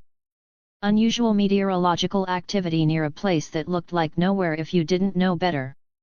A man in a cheap suit pointed at a field. A logo I knew too well, the SHIELD eagle, appeared for half a second in B-roll, small enough to pretend you hadn't seen it. Weather looks bad, I said into my straw like I was narrating my drink. Sausage, Alpha 01 replied medium. Observation only. Observation is fine, I said. We like observation. We don't like ownership. We tidied up our corner ourselves because I value leaving places improved more than anything else. As we left, a cooler near the front registers made a rattling noise that sounded like it was trying to swallow nickels. Alpha 02 knelt down, listened patiently as if it were a priest, then secured a fastener and adjusted the fan cage by a tiny amount. The rattle stopped. On the house, Rose said again, and didn't mean the pie this time. Ding! Assistance, small business +2. Ethical multiplier, +1, consent, non-destructive. Points are points, I said, and held the door for 2 ranchers who looked like the desert had made them out of leftover sun. We walked back to the rental under a sky where stars came on like switches in slow motion. Heat got off our backs and onto our memories. Alpha 03 tilted his face up like someone tracking satellites with muscle memory. Tomorrow, he said. Not a question. Tomorrow, I confirmed. Odin tosses Thor Odinson out of Asgard. He hits dirt. SHIELD builds fences. Jane Foster keeps Data alive while paperwork tries to eat it. Darcy asks the wrong question in the right way. Eric Selvig squints at the sky and pretends he hasn't seen one like this before. We do what we do, assist a person. Plan, Alpha 02 prompted, because he knows I like stories and he likes lists. I walked through it while the desert did its quiet thing around us. Not complicated, I said. We avoid approaching Thor while he's shouting at SHIELD. We don't handle Mjolnir as though we've never seen a symbol before. Instead, we appear relaxed, helpful, and coincidentally present at the right place and time so often that it ceases to seem like mere coincidence and begins to look like dependability. Vectors, Alpha 01 said. He meant approach angles. I gave them. Vector 1, Jane's group. When their van gets stuck, we push to free it. If a tripod falls, we catch it. If SHIELD attempts to seize hard drives, we question them and delay until Carlson arrives and restores reason. Prioritize scientists. Protect the science from authority. Understood, Alpha 01 said. Vector 2, Civilians. Puente Antiguo has a main street and 6 ways to get into trouble. We walk grandmas across. We clear an alley during a scuffle. We keep Destroyer Day from becoming Disaster Day. We create corridors. We do not grandstand. Copy, Alpha 03 said. Vector 3, SHIELD. Play useful. We're not on their payroll, we are on their side as long as their side is people. If Carlson asks politely, we answer politely. If someone with fewer manners asks less politely, we offer charm plus no comment. Understood, Alpha 02 said, which for him meant he was already printing a one-page handout in his head of what to say when the government knocks on your van. We hit the sidewalk by the rental. The house looked smaller than the sky but larger than our doubts. Inside, the AC welcomed us home like a dog that didn't bark. I stuck Carlson's card back under the chili pepper magnet, the refrigerator of destiny, and the system drifted into view like a well-trained ghost. Points, 1500. Spartan 2 Training, Alpha 03. Advisory, replenish through, named character assists, Thor/Jane/Eric/Darcy, civilian saves, controlled public safety ops.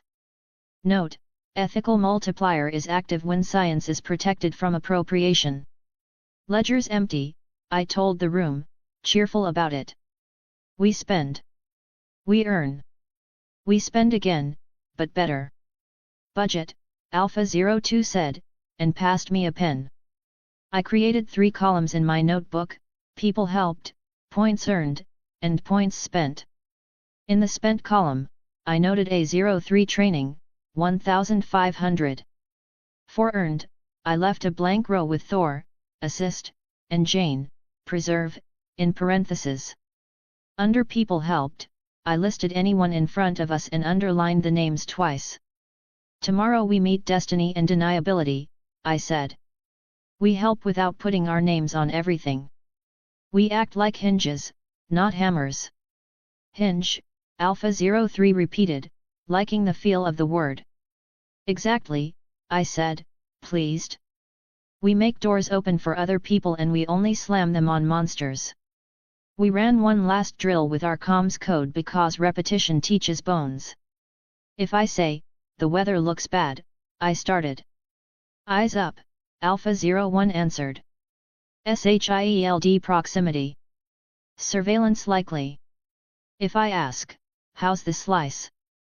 Pepperoni low, sausage medium, anchovy bad idea, Alpha 02 recited. Threat level shorthand. If I say, anchovy without being asked.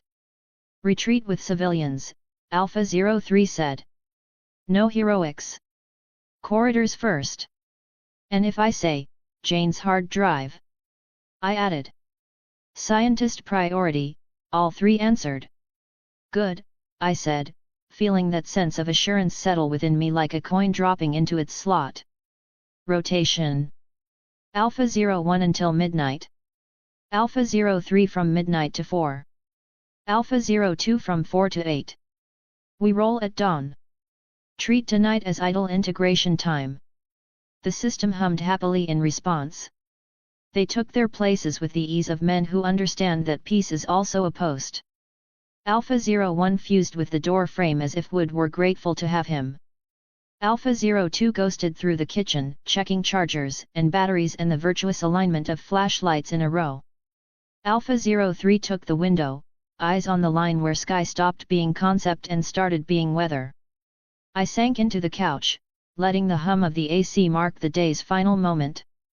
The desert outside didn't apologize for either the intense heat or the cold it planned. Somewhere out there, Mjolnir had a landing site, and SHIELD had a perimeter with an incorrect number of cones.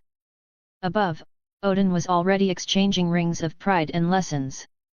Meanwhile, Phil Carlson was busy writing a report that referenced the word unusual 3 times and promising just once. Tomorrow, I said to the ceiling and the men and the system and maybe to Thor wherever he was in the sky, we run into him without looking like we planned it. We catch what we're allowed to catch. We carry what other people can't.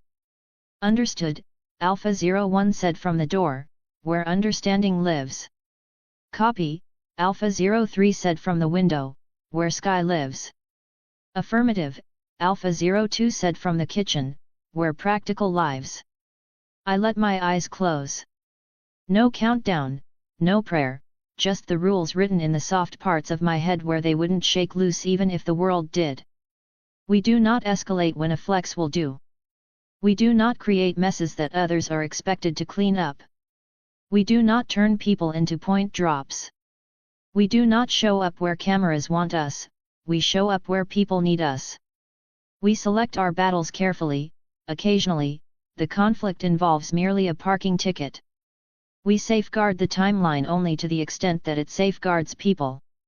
We treat Spartans as people. If I forget, they remind me. Sleep came like a quiet agreement. We had 3 Spartan 2 units, a borrowed house, Carlson's number on the fridge, and no points. We had drills, lanes, and a plan that appeared coincidental but was actually well planned. The landscape around us was New Mexico, above us was Asgard, Hell's Kitchen was behind us, and all the roads extended ahead. Tomorrow, the fun starts. And we'll make sure it ends alive. Chapter 11, God in the Dirt. The sun did not arrive politely. It rose harsh and bright over the scrub, turned the 2-lane blacktop into a griddle, and made the heat ripple in layers as if the sky had a fever. Even with the SUV's AC doing its best imitation of a miracle, heat shimmered off the asphalt in waves.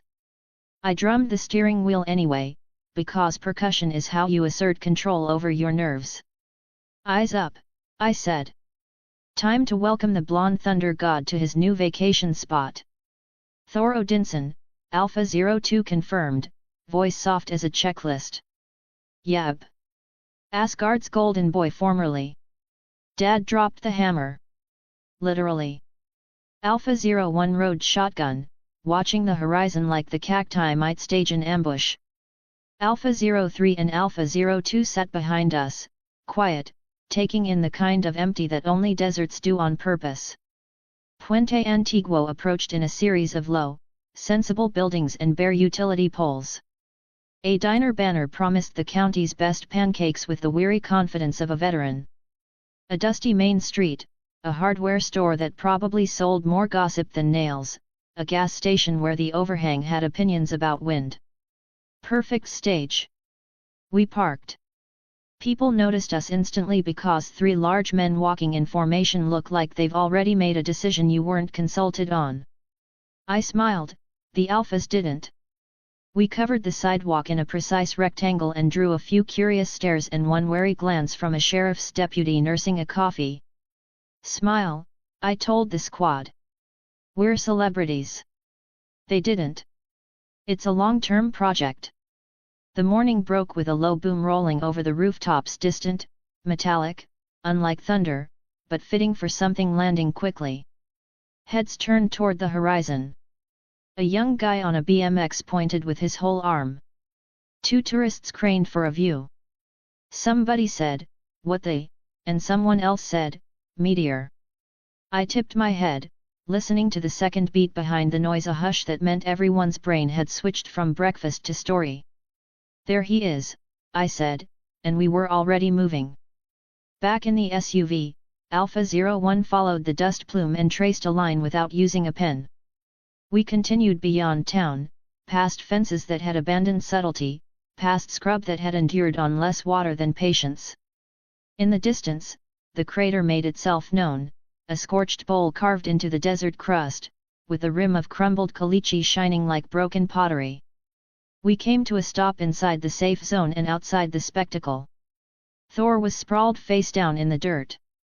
Not majestic. Not framed by lightning. No cape. No armor. Just a large man with blonde hair matted with dust, groaning like his bones had learned gravity the hard way. No Mjolnir. No thunder. Pride only, and even that had a limp. I turned off the engine, stepped out into the heat that bit the back of my neck, and whistled. If it isn't the god of thunder, face first in the dirt. Not your best entrance, big guy. The alphas fanned behind me like we'd rehearsed it, which we had, because everything is a rehearsal if you admit it. Alpha 01 took the right, eyes soft and attention hard. Alpha 02 took the left, hands empty in a way that promises competence. Alpha 03 covered the back angle with the kind of calm that invites decisions to be better. The man in the crater pushed up on his palms and staggered to his feet. Even without lightning, he had weight, the kind of presence that makes the world give him space. He glared, pride blazing through defeat. Who are you? Where am I? His accent made vowels sound like weapons. New Mexico, I said. I'm Shredder. These are my brothers. And you just fell out of the sky. He swayed, eyes glass bright with pain and disbelief. I must return to Asgard. My people, my father. Slow down, champ, I said. You're grounded. At least until Odin decides you've learned your lesson. His eyes narrowed. You know of Asgard. Let's say I keep up with the news. Tires spit gravel. A van slid to a halt near the rim, desert dust fontaining around it. Jane Foster hopped out first, hand over brow, squinting into the glare, hair caught in the wind and not caring. Eric Selvig followed, worried professor face, protective stance. Darcy Lewis trailed with the wide-eyed courage of someone whose curiosity had always been louder than her fear, a taser clutched like a security blanket. Well, I said, cavalry. We saw something fall from the sky, Jane said, her voice a mix of breathless excitement and scientific curiosity. Her eyes locked on Thor and widened significantly. The intensity of her curiosity was like a pressure you could sense. He shouldn't be alive after that. But he is. Jane, Selvig warned, already hearing how this would sound in a grant application. I know what you're going to say, she whispered, not taking her eyes off the man in the dirt. But look at him. He's not normal. This is extraordinary. You there, take me to. Thor tried, and Darcy zapped him before he could finish. It sounded like a bug light meeting a summer evening. He made a surprised noise that would have been funnier if it had belonged to a cat, then went down like a sack of flour. I blinked. Then I laughed and couldn't stop. The almighty god of thunder dropped by a taser. I think I love you. Thanks, Darcy said, adjusting her grip on the taser like it had just proved itself. She took one look at Alpha 01, who returned the look with polite, blinking free attention, and did a shiver that was 70% adrenaline and 30% admiration. Why yeah, okay. Let's not overdo it, I said when she lifted the taser again. He's funnier conscious. Thor groaned and rolled, hand going for a hammer that wasn't there. The move stopped halfway when fingers met air, the loss registered on his face the way a silence registers in a song. Where is Mjolnir? He demanded, still trying to growl through sandpaper. Where is my hammer? About that, I said. You won't be seeing it for a while. You speak as if you know, he growled. Lucky guess, I said. Pretty sure it's in a crater like 20 miles from here, Darcy chimed in, phone already out. Twitter's blowing up. Hashtag number dessert ball peen is trending and I'm kind of mad about it. See? I told Thor. Even gods can't hide from social media. Selvig had eyes for me now, measuring, careful. Who are you? Shredder, I said, easy. Just passing through with my brothers. Happened to be in the neighborhood when your science experiment landed. Science experiment? Jane echoed, offended and delighted simultaneously. I gestured at Thor, who had taken offense at gravity and hadn't recovered. Man falls from the sky, rants about his father in a place called Asgard. Doesn't scream ordinary. Thor pushed himself upright again, wild-eyed. He looked like a general waking up on the wrong battlefield. He took a step and almost felt dizzy. Alpha 03 moved slightly closer, not touching, not threatening, just available, and Thor noticed. He noticed Alpha 012, and Alpha 02, and made the same calculation every fighter makes when assessing new terrain disguised as men. I am Thor Odinson, he bristled, because a man reaches for names when everything else has been taken. Yes, and I'm Elvis, I said. Welcome to Earth. Darcy snorted. Jane made a face that shows she wants to be serious all the time but sometimes fails. Selvig rubbed his temples in the universal gesture meaning I need more coffee. Thor glared as if he could will lightning back with just his personality. A truck pulled up. 2 ranchers leaned out, boots dusty, eyes bright with the curiosity that comes from land ownership and being close to the strange. Everything okay? One asked in a tone that hinted he'd happily drop a lasso on a problem if needed. All good, I said, raising a hand in a soothing circle. Airport drill. Vouchers.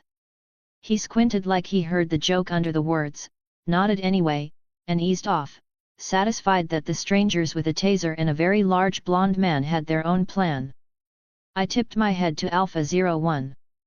The weather looks bad. Pepperoni, he murmured. Low. Observation only. He had already counted the vehicles and clocked the dust rising from the south as just wind, not convoy. Jane knelt beside Thor again, studying him as if her eyes could function as a CT scan and a lie detector. You fell from that, she pointed at the sky, and you're not broken. Your vitals are, annoyingly normal. Who are you? She wasn't talking to me. I told you, Thor said, voice softer at her than it had been at me without meaning to be. I am Thor, son of Odin. She absorbed it the way a scientist absorbs any sentence that announces a new category, not as an affront, but as a question-marked future work. And Asgard is, what, exactly? A realm beyond yours, he said, and did not try to hide the grief that made the words thicker. I must return. You can't, I said gently. You're grounded. Think of it as a study abroad program without the abroad part. He turned that glare on me again. I let it hit and bounce. Pride does what it does, my job was to make sure it didn't get him arrested before lunch. Right, I said, cutting the tension before it made stupid decisions. You want to help Goldilocks figure out his situation? Fine. My brothers and I will join and keep him from getting himself killed.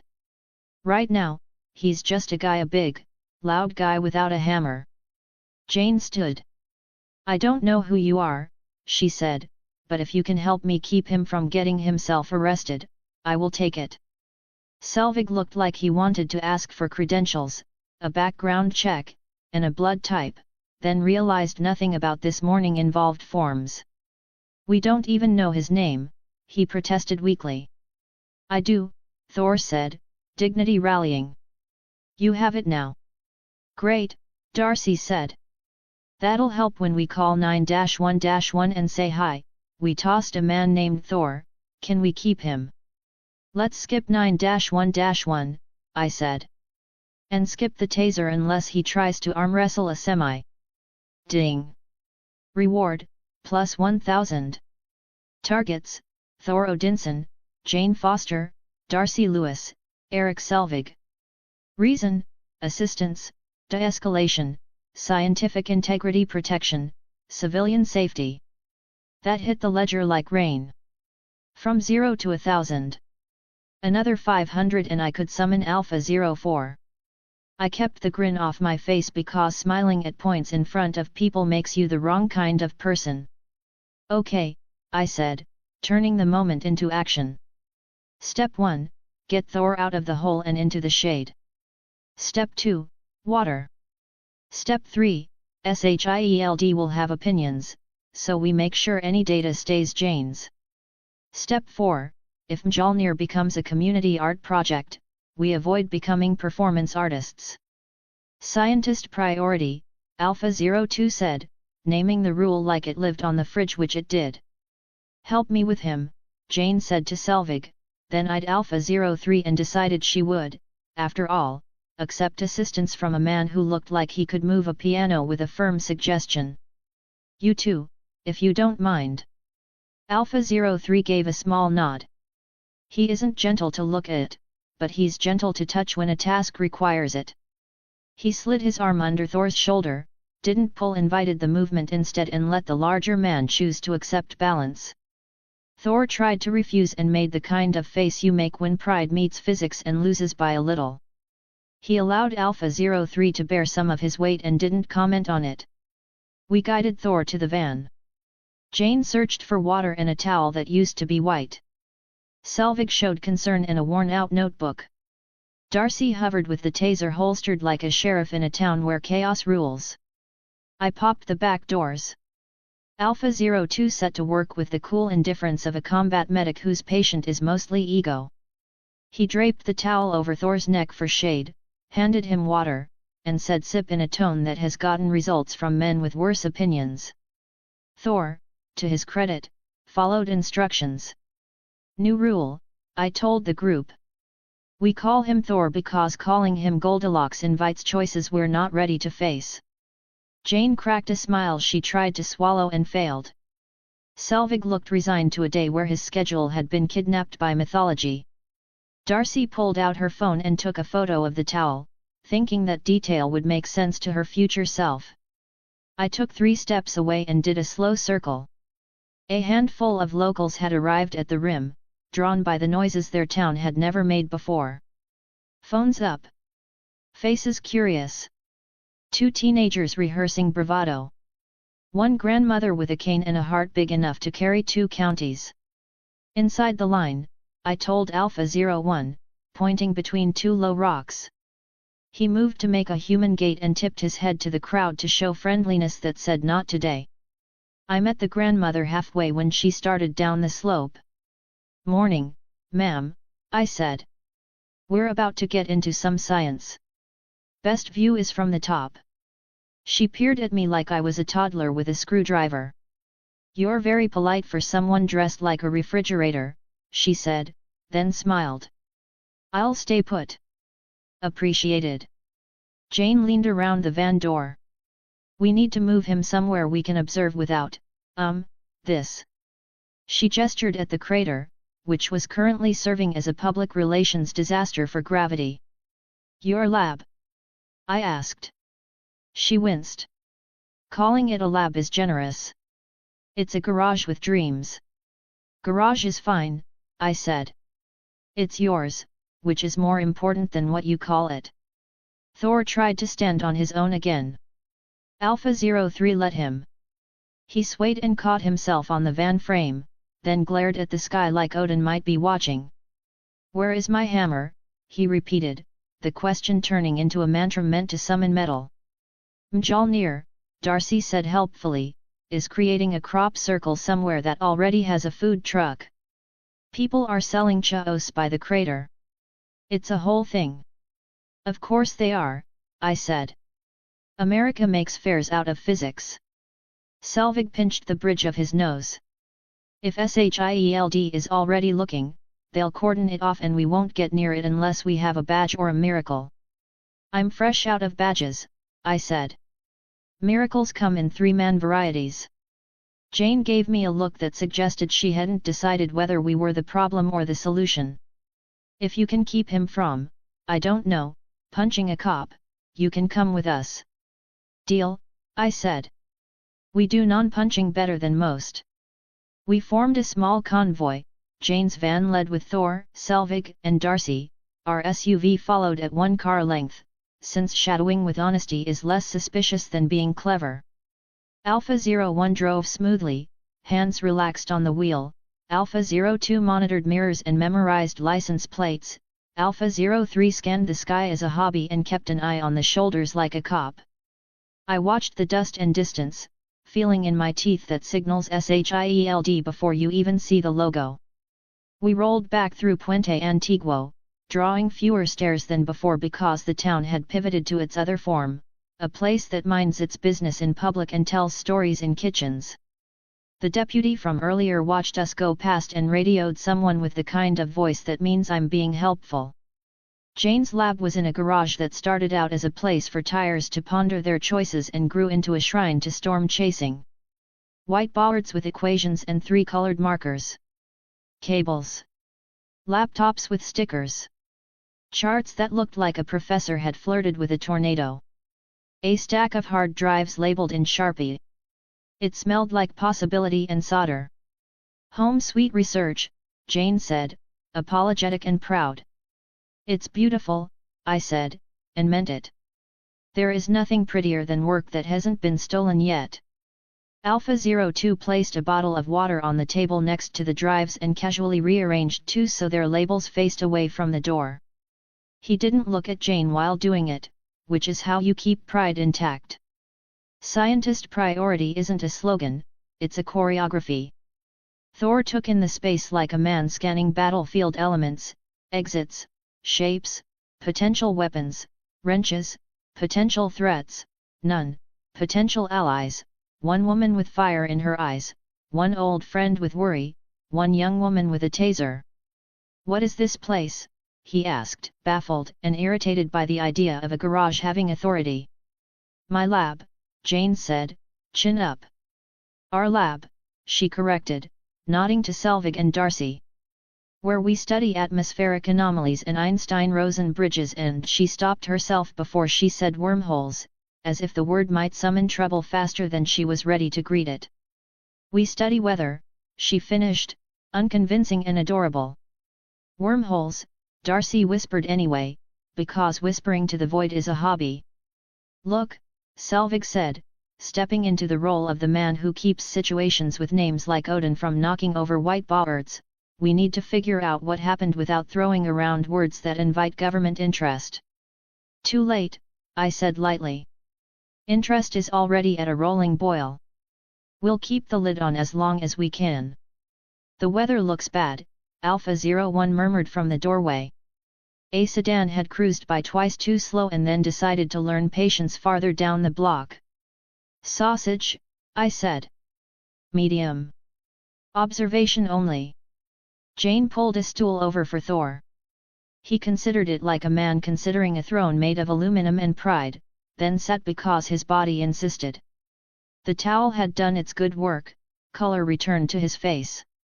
The part of me that is a bad person considered getting him a sippy cup. I did not act on that impulse. Growth. Okay, Jane said, shuffling papers into a stack that pretended there had ever been a filing system. You said Mjolnir. That's your hammer. It's very, important to you. It is my birthright, Thor declared, and for a brief moment, he was no longer a man with dust in his hair but a story itself. It is, me. Cool, Darcy said. I feel that way about my taser. We do not hand Darcy ideas, Selvig muttered. I leaned against a workbench, careful of cables, careful of ownership. Here's how this is going to play, if we have our say, I told the room. We escort you to the crater if we can. If we can't, we watch from the edges and keep people from getting hurt while you figure out how to be human for a while. We don't pick fights with SHIELD. We don't touch the hammer. We do not turn someone else's discovery into our footage. Who are you? Jane asked again, still deciding. Neighbors, I said. With good knees and better timing. Not an answer, Selvig murmured. The only one you're getting today. I smiled to take the sting out.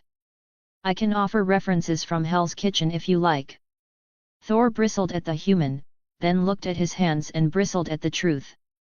I will take back what is mine, he said, and the room believed him not because the words were loud but because they remembered they were true in a different tense. Great, Darcy said. But maybe after lunch? You get very cranky when you're mid-god. I turned the smile down to practical. Alpha 02, make us useful. He was already moving. He taped the clinic number we preferred to the inside of Jane's cabinet door because life sometimes becomes louder than theory. He placed a small battery bank next to a laptop and pretended it had always been there. He glanced at the whiteboard, took a mental photo, and intentionally forgot it. Privacy is part of a scientist's priorities too. Alpha 03, I said, window. He took it, eyes on the street like breathing. The sedan had turned into an SUV 2 addresses down. He watched it catalog the world and let it. Not S.H.I.E.L.D. style wrong. Could be curious. Could be bored. The desert makes nosiness a form of recreation. Okay, I said to the room that had agreed to be a team for an hour. Timetable. If Mjolnir is where Twitter says it is, there will be a crowd, cones, and agents who consider personal property a suggestion. We will be unimpressive at exactly the right moments. If Thor gets mouthy. I do not. Thor started. Alpha 01 will stand in his peripheral and radiate consequence until the mouth learns manners. Jane pressed her lips together to hide the smile, but it escaped anyway.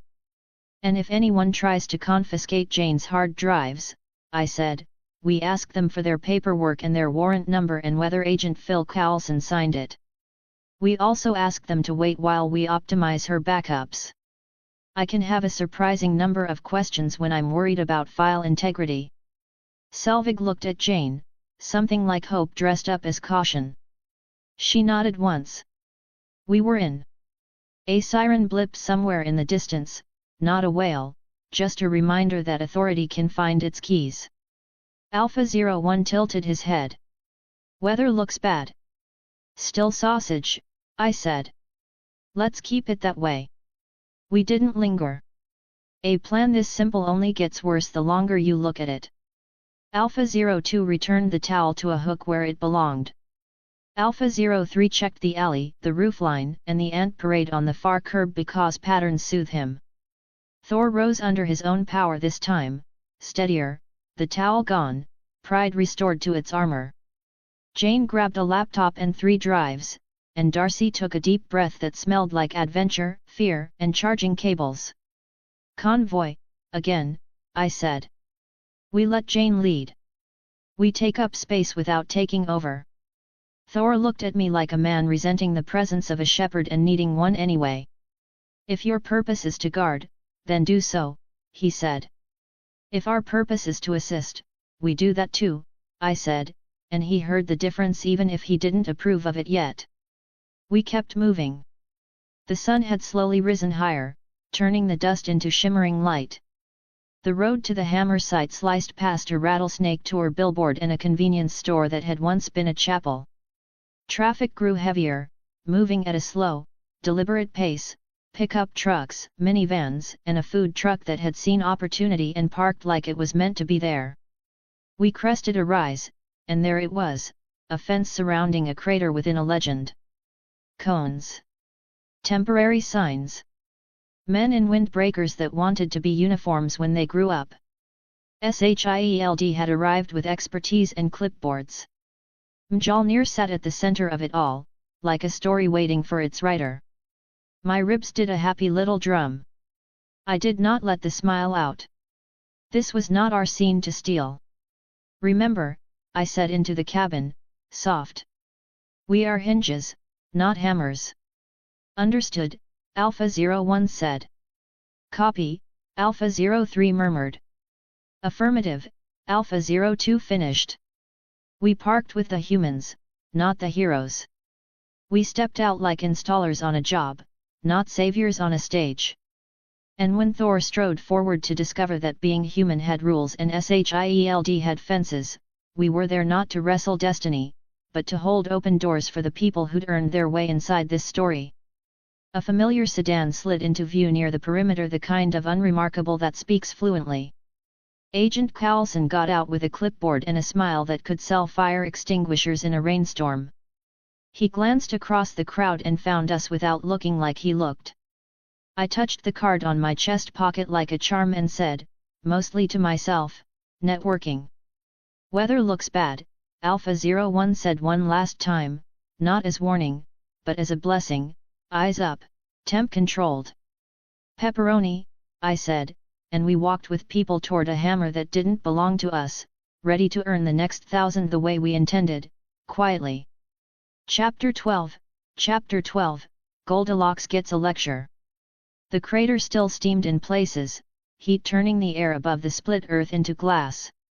Wind worried the sand and dragged it in small, irritated circles, grit clung to skin and settled in the seams of boots. The sun did what it does best in New Mexico, arrived without apology and stayed. At the rim, a handful of gawkers had come and gone, leaving behind shoe prints, a dropped wrapper, and the sea salt smell of spilled curiosity. Thor sat near the edge like a man who refuses to admit the bench is a seat. Blonde hair loose and dust tangled, jaw set hard enough to strike sparks, shoulders still broad enough to carry trouble two at a time.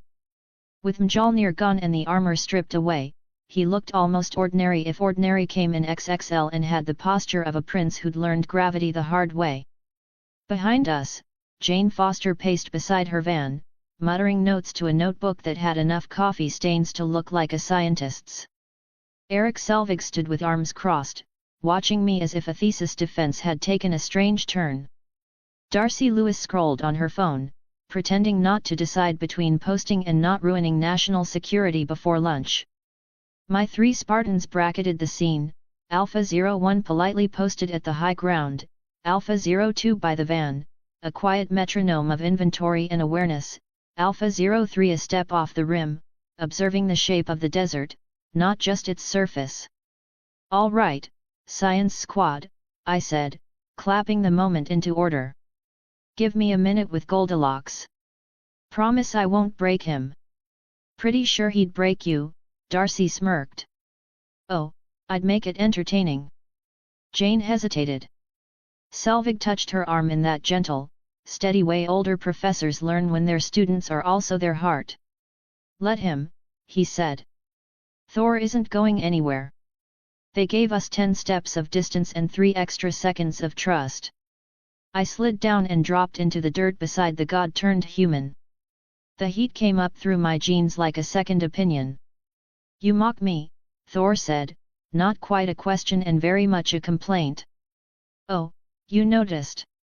I grinned without teeth. "Means you're not completely out of it." "You are nothing but a man," he said.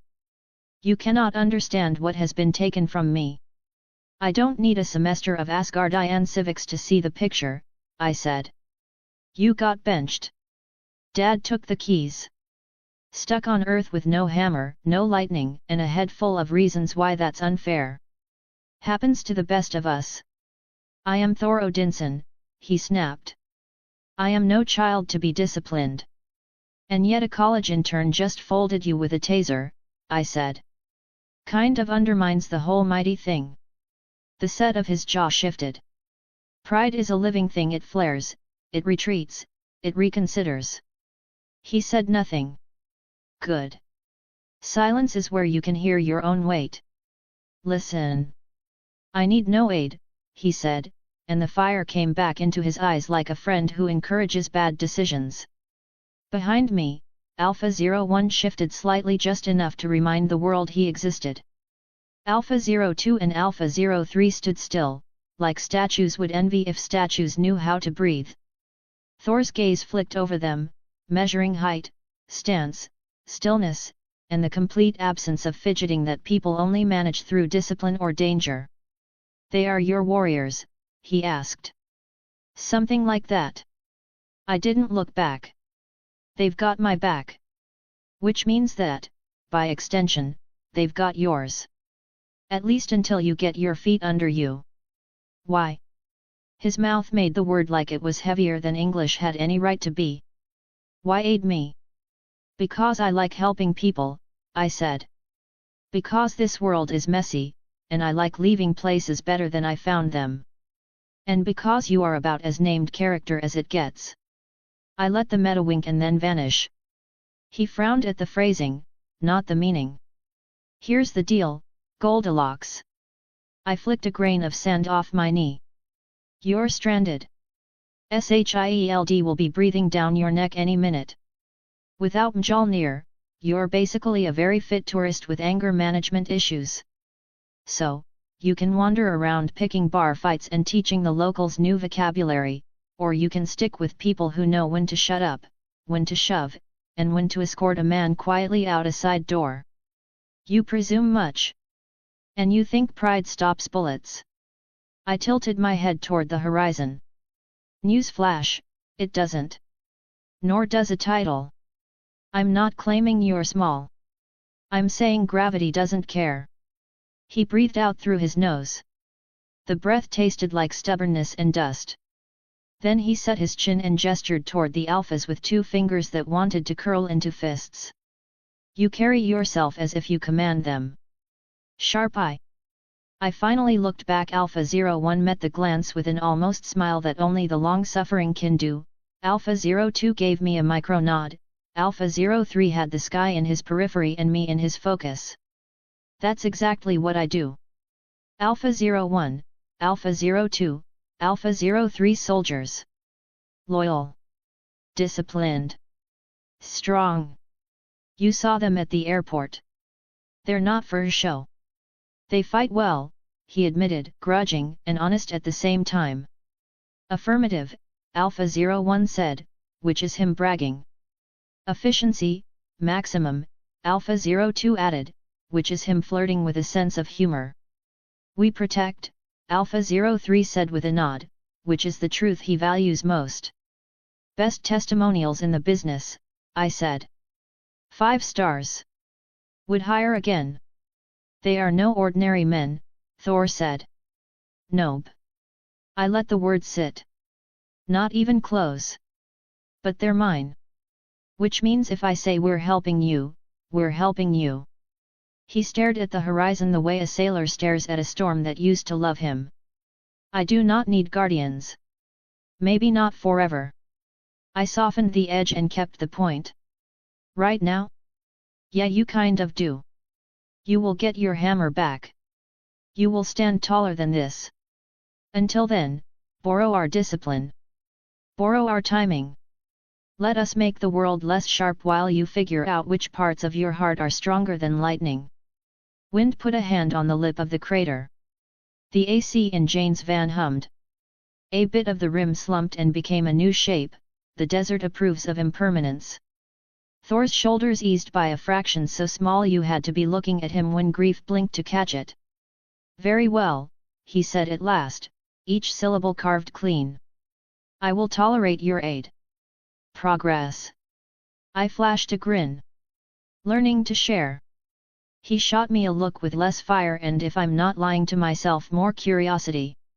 I stood and offered a hand. Come on out of the crater before someone takes a selfie with you and tags it number fallen angel hair. He weighed the hand like he might wrench my arm off to test it. Then he took at his grip, a careful miracle that remembered not to crush and rose easily. Even depot word, the man was a wall with opinions.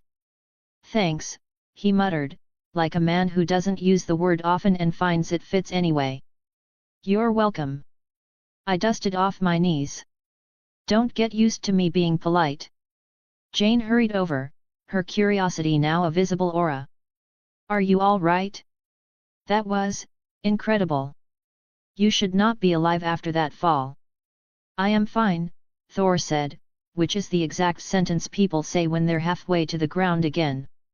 Until the next taser, Darcy muttered, sliding the device back into her bag with all the gravitas of a sheriff holstering a badge. I laughed. I like you, Darcy. Good aim, good timing.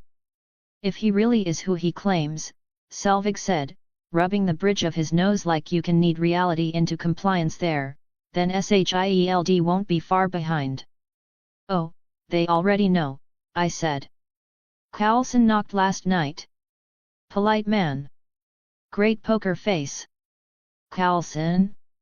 SHIELD Carlson. Jane asked, eyes going wider. He talked to you. Came to say hi after the airport incident. We're practically pen pals. And you're still alive. Darcy said, impressed with either me or SHIELD policy, unclear which. What can I say?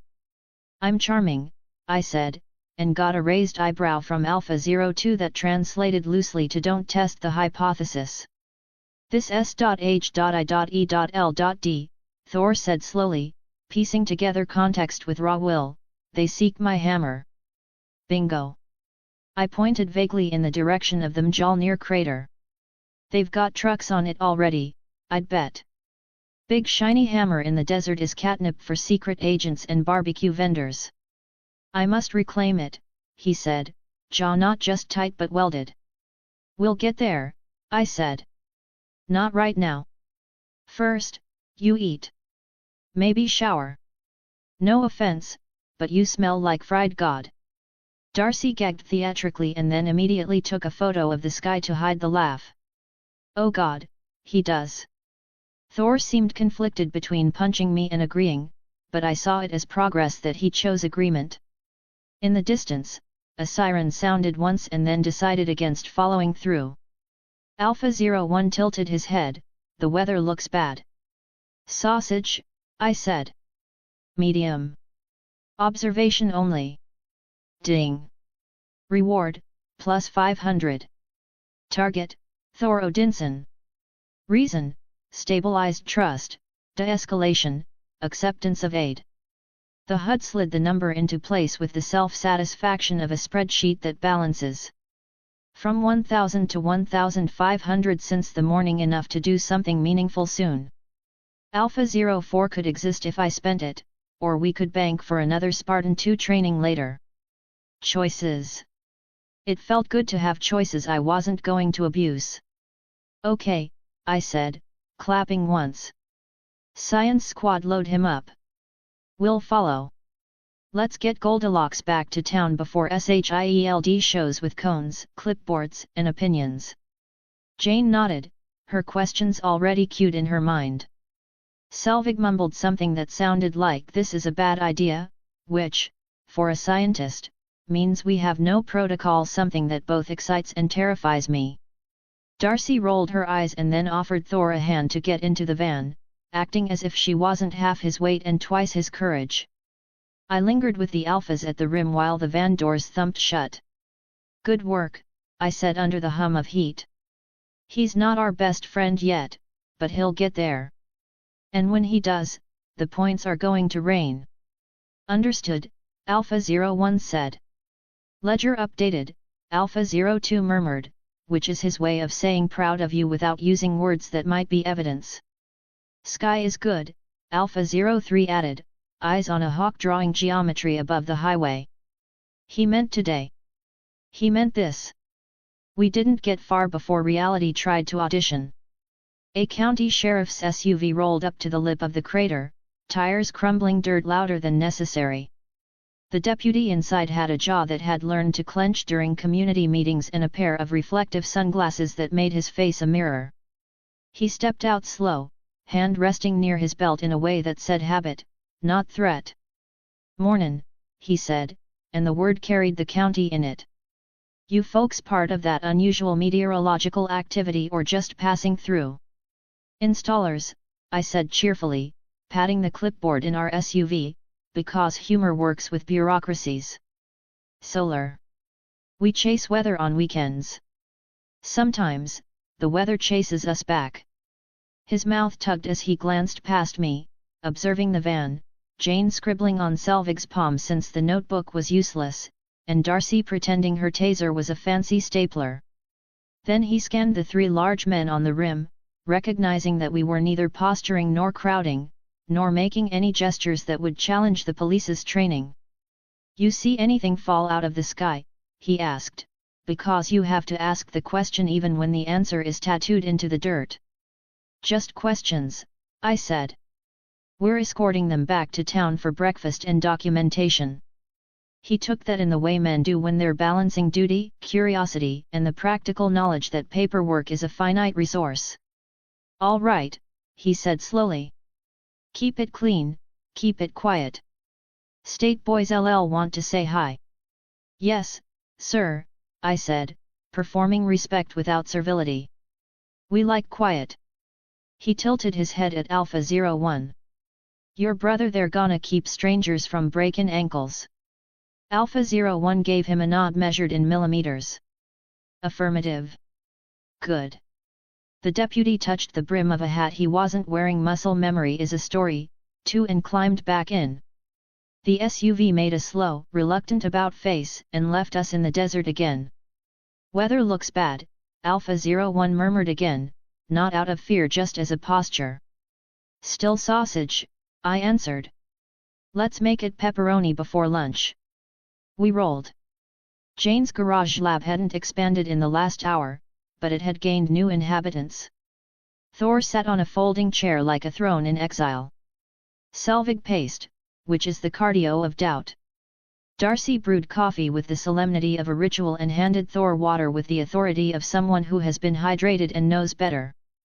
I took 2 minutes to do the boring work that prevents stories from bleeding, moved a power strip off the floor, placed a battery bank by the laptop, wrote clinic number on a post-it and stuck it inside a cabinet. Alpha 02 recabled a dangling surge protector as if the building inspector had a soul. Alpha 03 checked the alley, the roofline, and the street, then closed the back door quietly. All right, I said, leaning against a workbench covered in Einstein-Rosen bridge math and a ham sandwich someone had abandoned to theory. Let's be adults. SHIELD will put a box around that hammer. They will put a box around you if you let them. Our job, for as long as we can get away with it, is to keep people from getting hurt and to keep Jane Foster's data from disappearing into a vault with a black bar over the label. Black bars are my aesthetic, Darcy said, sipping coffee and texting at the same time. But agreed. Scientist priority, Alpha 02 said as if reciting scripture. He placed a small portable drive on the table without ceremony and slid it toward Jane. Incremental backups. Label it in a way that looks boring. Jane blinked at the gift and then nodded as if gratitude were a muscle you can develop with practice. Thank you. I turned to Thor. Eat, I said. Then wash. Then we go see the part of your story that's sitting in a hole with cones around it. No heroics. You're human until the contrary is proved. He bristled at human, then let it sit. After a beat, and if they do not let me seem Mjolnir, then we let them do their job while we do ours, I said. We make corridors. We keep crowds from doing something the news can name. We keep you from trying to bench press a fence. You prevent me from acting foolishly, he said dry, almost amused. We try, I said. You're a project. We take pride in our work. He almost smiled. It looked like a man remembering that teeth have other duties than biting. Jane pressed a brown paper bag into his hand like a communion. Sandwich, she said. It's not divine, but it is calories. He regarded it like a puzzle, then ate it like hunger had secretly been waiting its turn. While Thor chewed, I crouched by the whiteboard and drew 2 lists under the title Today. People helped. Thor, accept aid. Jane/Eric/Darcy, protect data. Locals, keep safe. Points. Plus 1000, assist quartet. Plus 500, stabilized trust. Total, 1500, available. Underspend, I haven't written anything yet. I like to feel the weight of restraint. Budget. Alpha 02 asked, because he likes his plans like he likes his cables, tidy. Later, I said. We earn first, spend after. Temptation is not a strategy. He gave me a look that translated to I will ask again in an hour. Okay, I said, clapping to break the garage back into motion. We convoy. Jane drives. We follow. We speak only when we must.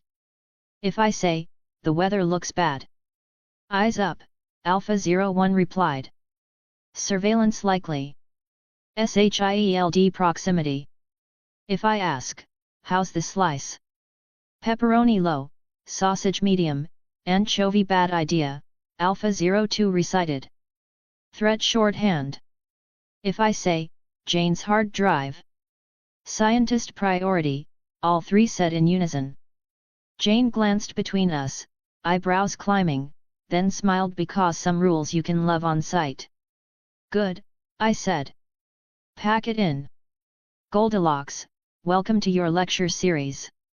Lesson 1, Humility makes you harder to hit. Lesson 2, Help is not a chain. Lesson 3, People are the point. He took a breath that squared his shoulders from the inside. I will listen, he said, and the room believed him enough for today. We loaded up again. Jane started the van, Darcy checked the taser with the confidence of someone who wouldn't be caught off guard twice in the same week. Selvig pretended not to be relieved and managed it gracefully. In our SUV, Alpha 01 took the wheel, Alpha 02 remembered the ledger in his mind, and Alpha 03 looked out the window like a person who has made peace with the sky. As we drove away, the deputy from earlier passed the block and decided to show interest later. A sedan that had been exploring curiosity found new errands. The city of Puente Antiguo kept pretending it was okay that gods, hammers, and acronyms had decided to turn weather into a social event. That's the thing about small towns, they carry more story than they reveal. Next stop, cones and clipboards, I said, settling back into the seat. We walk in quiet. We walk out useful. We keep Thor Odinson alive long enough to remember who he is without the lightning. Understood, Alpha 01 said. Copy, Alpha 03 murmured, tracking a circling hawk like a note in a margin. Affirmative, Alpha 02 finished, and his mouth tensed a fraction that, on someone else, would be a smile. I looked at Cowlson's card where it rode under the dashboard mat and thought about knocks that sound polite and promises that hold. The system hovered in the top of my vision with its tidy math and its ethical multipliers. Points are numbers, people are not. Say it enough and you keep it true. We drove toward a hole in the desert with a hammer in the middle and shield around the edges, ready to do the only thing we came here to do, be the hinge, not the hammer, so a god in the dirt could stand up again. Chapter 13, Goldilocks in the Diner. Jane's van rattles down the dusty road as if trying to shake off yesterday. The rear window is streaked with horizontal fingerprints of sand, through them, I catch flashes of Thor squished into the back bench, shoulders filling the space while Jane and Darcy squeeze into the corners to avoid stray princely elbows. Selvig occupies the passenger seat, wearing the expression of a man negotiating a truce between physics and legend. I keep our rental SUV a car length behind, one hand on the wheel, the other drumming a beat I can feel in my teeth. Alpha 01 rides shotgun, gaze fixed ahead as if the horizon owes him money. Alpha 02 and Alpha 03 sit in the back, perfectly still in that unsettling way that only comes from disciplined shallow breathing, eyes shifting, nothing wasted. You know, I say, because somebody has to, our new buddy's already having the time of his life. First a taser, now a road trip with strangers. Welcome to Earth, your royal thunderness. Unfamiliar environment, Alpha 02 answers flatly. Thor Odinson unadapted. Exactly. Fish out of water. Or, God out of Asgard. Either way, we've got front row seats. Objective remains protection, Alpha 03 adds, tone even as bedrock. I know, rookie. We'll keep him safe. I grin at the windshield. There's no rule against enjoying the entertainment value along the way. The highway diffuses into a two-lane blacktop, then into a single long stripe that cuts through Puente Antiguo 1 Main Street, a few shop fronts with sun-faded signs, a gas station where the canopies serve as shade, and a diner sporting the bright neon of best pancakes in the county. The kind of place where coffee knows your name and the grill has opinions about bacon. Jane swings the van into a spot, brakes squeaking, dust billowing up behind like applause. I back our SUV into the space behind her so we can leave quickly if needed. As soon as we step out, me and 3 men who look like a special forces recruiting poster that learned the word statuesque, the attention hits. Heads turn. Forks pause mid-air. 2 old guys on the bench outside stop arguing about the weather and start arguing about us. Someone across the street decides this is a great time to wash a very clean window. Instant celebrities, I stretch, bones cracking in pleasant complaint. We should charge for photos. Alpha 01 does not blink. His default expression is polite granite. Tough crowd, I sigh. Inside, that blessed AC sigh, the kind only diners achieve, part freon, part ghost of uncounted cups of coffee. It smells like bacon fat that has read poetry, like hash browns atoning for last night's sins. We thread the narrow aisle between booths, my trio's shadow stretching over a floor that's already seen 4 generations of boots. Jane does what all professionals do when thrown into chaos, she seeks structure. She guides Thor to a booth at the back, one with a view of the exits and a bit more space.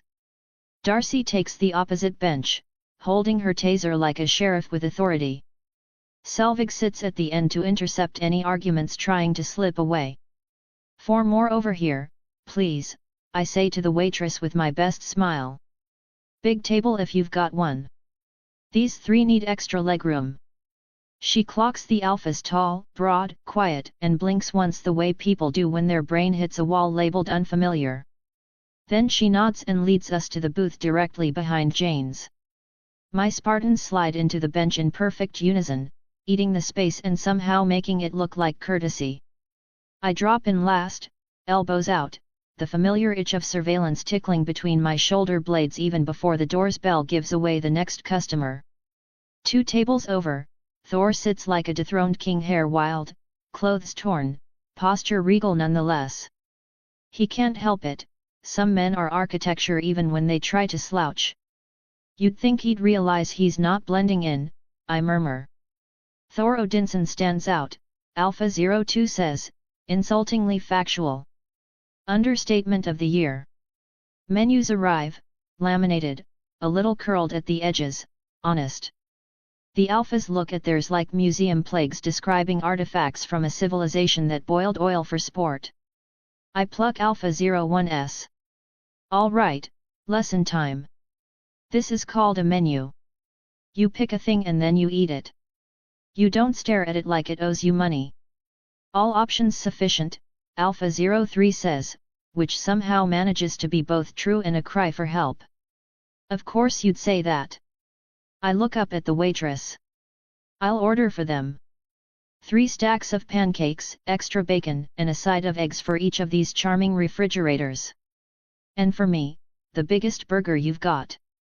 She scribbles, smirks. Some people appreciate confidence as a seasoning and moves off.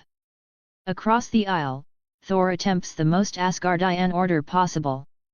He sits up straighter and announces to the immediate county, I require sustenance. Darcy flinches, nearly baptizing herself in coffee. Dude, you don't have to yell. They can hear you, the next town can hear you. Just order coffee, Jane says, pinching the bridge of her nose in the way of women resigned to shepherding brilliant disasters. I do not drink your coffee. Bring me ale. We don't serve alcohol before noon, the waitress manages, eyes flicking to the clock like she'd give it a push if she could. Hey, Goldilocks, I call over the divider, sugar in my voice. Start with pancakes. Work your way up to ale. You mock me again, he frowns. Yep, I say cheerfully. And I'm going to keep doing it until you lighten up. Pancakes, Thor. Almost as good as lightning. Darcy snorts into her drink. Jane gives me the patented exasperated scientist look, the one that says I don't approve and secretly keeps going, it's working. The food arrives in a parade, plates stacked like hills, steam lifting off eggs, bacon glistening the way only sin and breakfast do. The alphas eat with mechanical precision, not fast, not slow, just efficient cut, bite, chew, sip, repeat.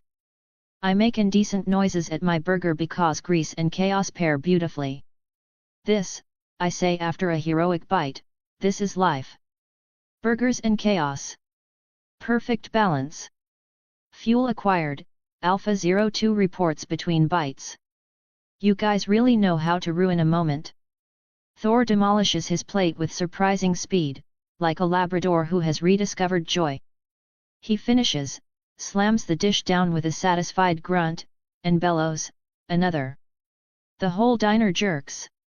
Darcy spills coffee, Jane groans into her hands, Selvig mutters in Swedish, which I don't understand but feel in my gut.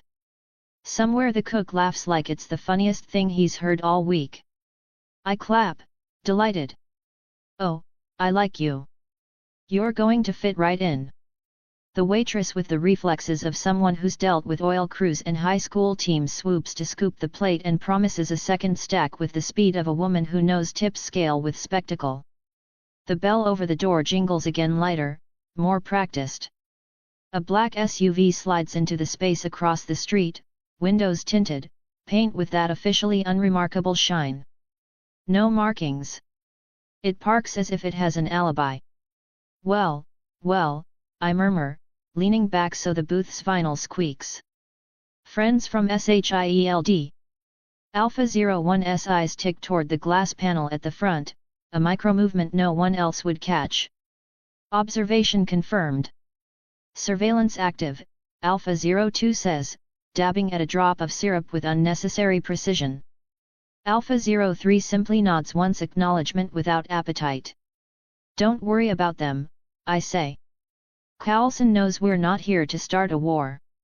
They'll watch, take a few photos, then crawl back to base and write unusual on 4 different lines." Across the diner, Thor follows my gaze, frown sharpening. "Who watches us?" "Government types," I say, keeping it light. "Think of them as Midgard's palace guards. With worse fashion sense and more paperwork. They're going to freak out when they see him," Darcy mutters, trying for casual and landing on delighted. "Oh, they're already freaking out," I say.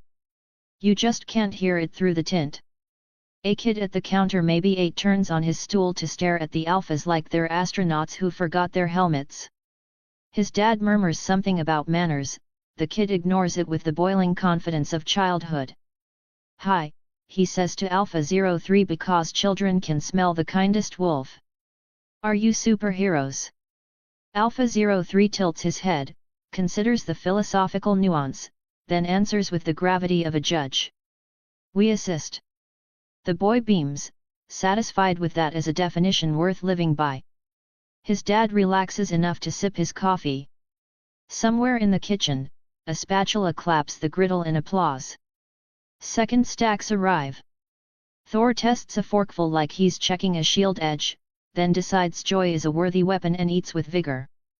The plate returns to wood with less of a slam this time and more of a declaration, "This, too, can be good."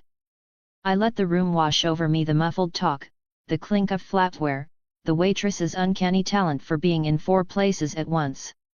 NYPD has a word for its situational awareness. Mine has extra tabs, exits, angles, reflections, who has eyes, who has hands, who has intent. The black SUV has 1 driver twice glancing down, 1 passenger scanning. SHIELD or men who wish they were.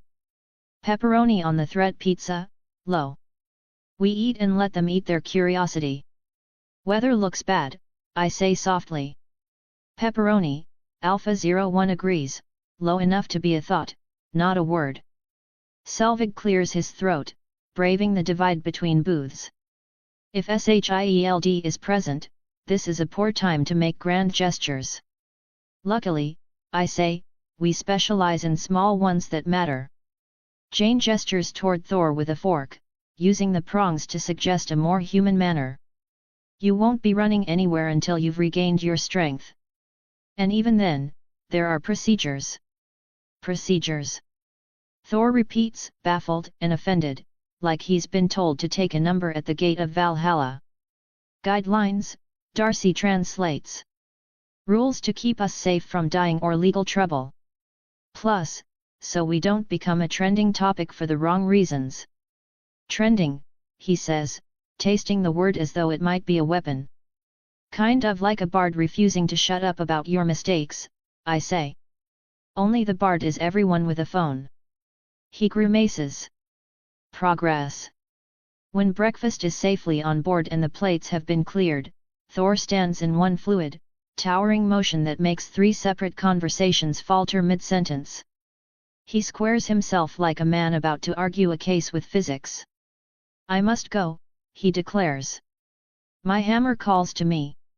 "You can't just storm out like that," Jane protests, sliding out of the booth so fast her bag snags and she has to spin to rescue it. "We have to plan. There are agents out there." "Agents," he echoes, half laugh, half snarl. "Shield. Coulson's people," I say. "They're still deciding whether we're a problem or a solution." "I do not wait while others hold what is mine," he growls, and there he is, the prince, the end of a spear of a long family line, the certainty of birthright. He moves. Thor rarely listens, he acts, and later the story tries to keep up. "I'm already on my feet, cash on the table more than the bill, because Rose," says her nametag, "ran triage for us all morning." "Field trip, boys," I say, rolling my shoulders. "Let's make sure Goldilocks doesn't get into trouble alone." Shield would have a field day. "Protective detail engaged," Alpha 01 says, rising like a decision. Alpha 02 and Alpha 03 stand in sync behind me, their presence rearranges the room's geometry. Conversations flatten to whispers. Darcy groans into her empty mug. "Great. More chaos." "Chaos is my specialty," I assure her. We step out into the bright glare of noon. The heat presses against the backs of our necks. Thor is already 3 storefronts ahead, walking the center of Main Street like he owns the place, hair catching the desert wind, pride radiating from him like a weather front. People pause, lift their phones, someone's dog decides to voice an opinion and then thinks better of it. "Maybe pace yourself," I say, catching up in a few long steps. "You'll want all your strength for when you see that hammer again." He scowls but doesn't shove me away. Progress in the language of princes. Behind us, Jane's van coughs back to life, the engine's protest swallowed by the axe promise. Down the block, the black SUV slides into motion with the slow grace of a chess piece that knows all the endgames. It keeps a respectable distance S.H.I.E.L.D. polite even in curiosity. Weather appears unfavorable. "Sausage," I answer. "Medium. Observation only. No escalation." We pass a barber shop where a man with a half-finished haircut watches his reflection shift as Thor passes by. We go past a hardware store where an apprentice stands in the doorway holding a coil of rope, as if it might turn into a lasso if the day gets any stranger. 2 teenagers lean on BMX bikes and have a conversation for social media that turns into gawking as the god goes by. A boy in a Spider-Man t-shirt, Peter would laugh, whispers, "Is that a superhero?" His mother hushes him gently and takes a picture anyway. "Don't pose, big guy," I murmur to Thor. "We're not selling posters. We're buying time." He growls something like agreement. The van rolls behind us, Darcy hanging out the passenger window to yell directions at Jane, who absolutely does not need them. Selvig rides shotgun with his phone out, pretending he isn't documenting the exact security posture of a small town on a very weird day. The black SUV mirrors our speed. Another vehicle joins white sedan, deliberately forgettable. Alphabet agencies love triangulation. My HUD appears at the edge of my vision like a helpful ghost.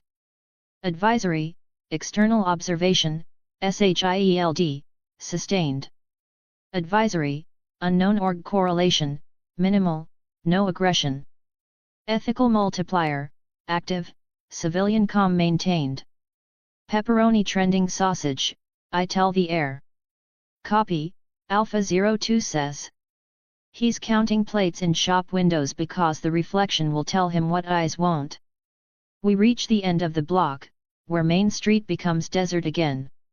In the distance, where heat shivers the horizon into watercolor, cones and fences have sprouted around a crater like mushrooms after rain. Mjolnir sits dead center, the world's fanciest paperweight glinting like a story in sunlight. Thor slows.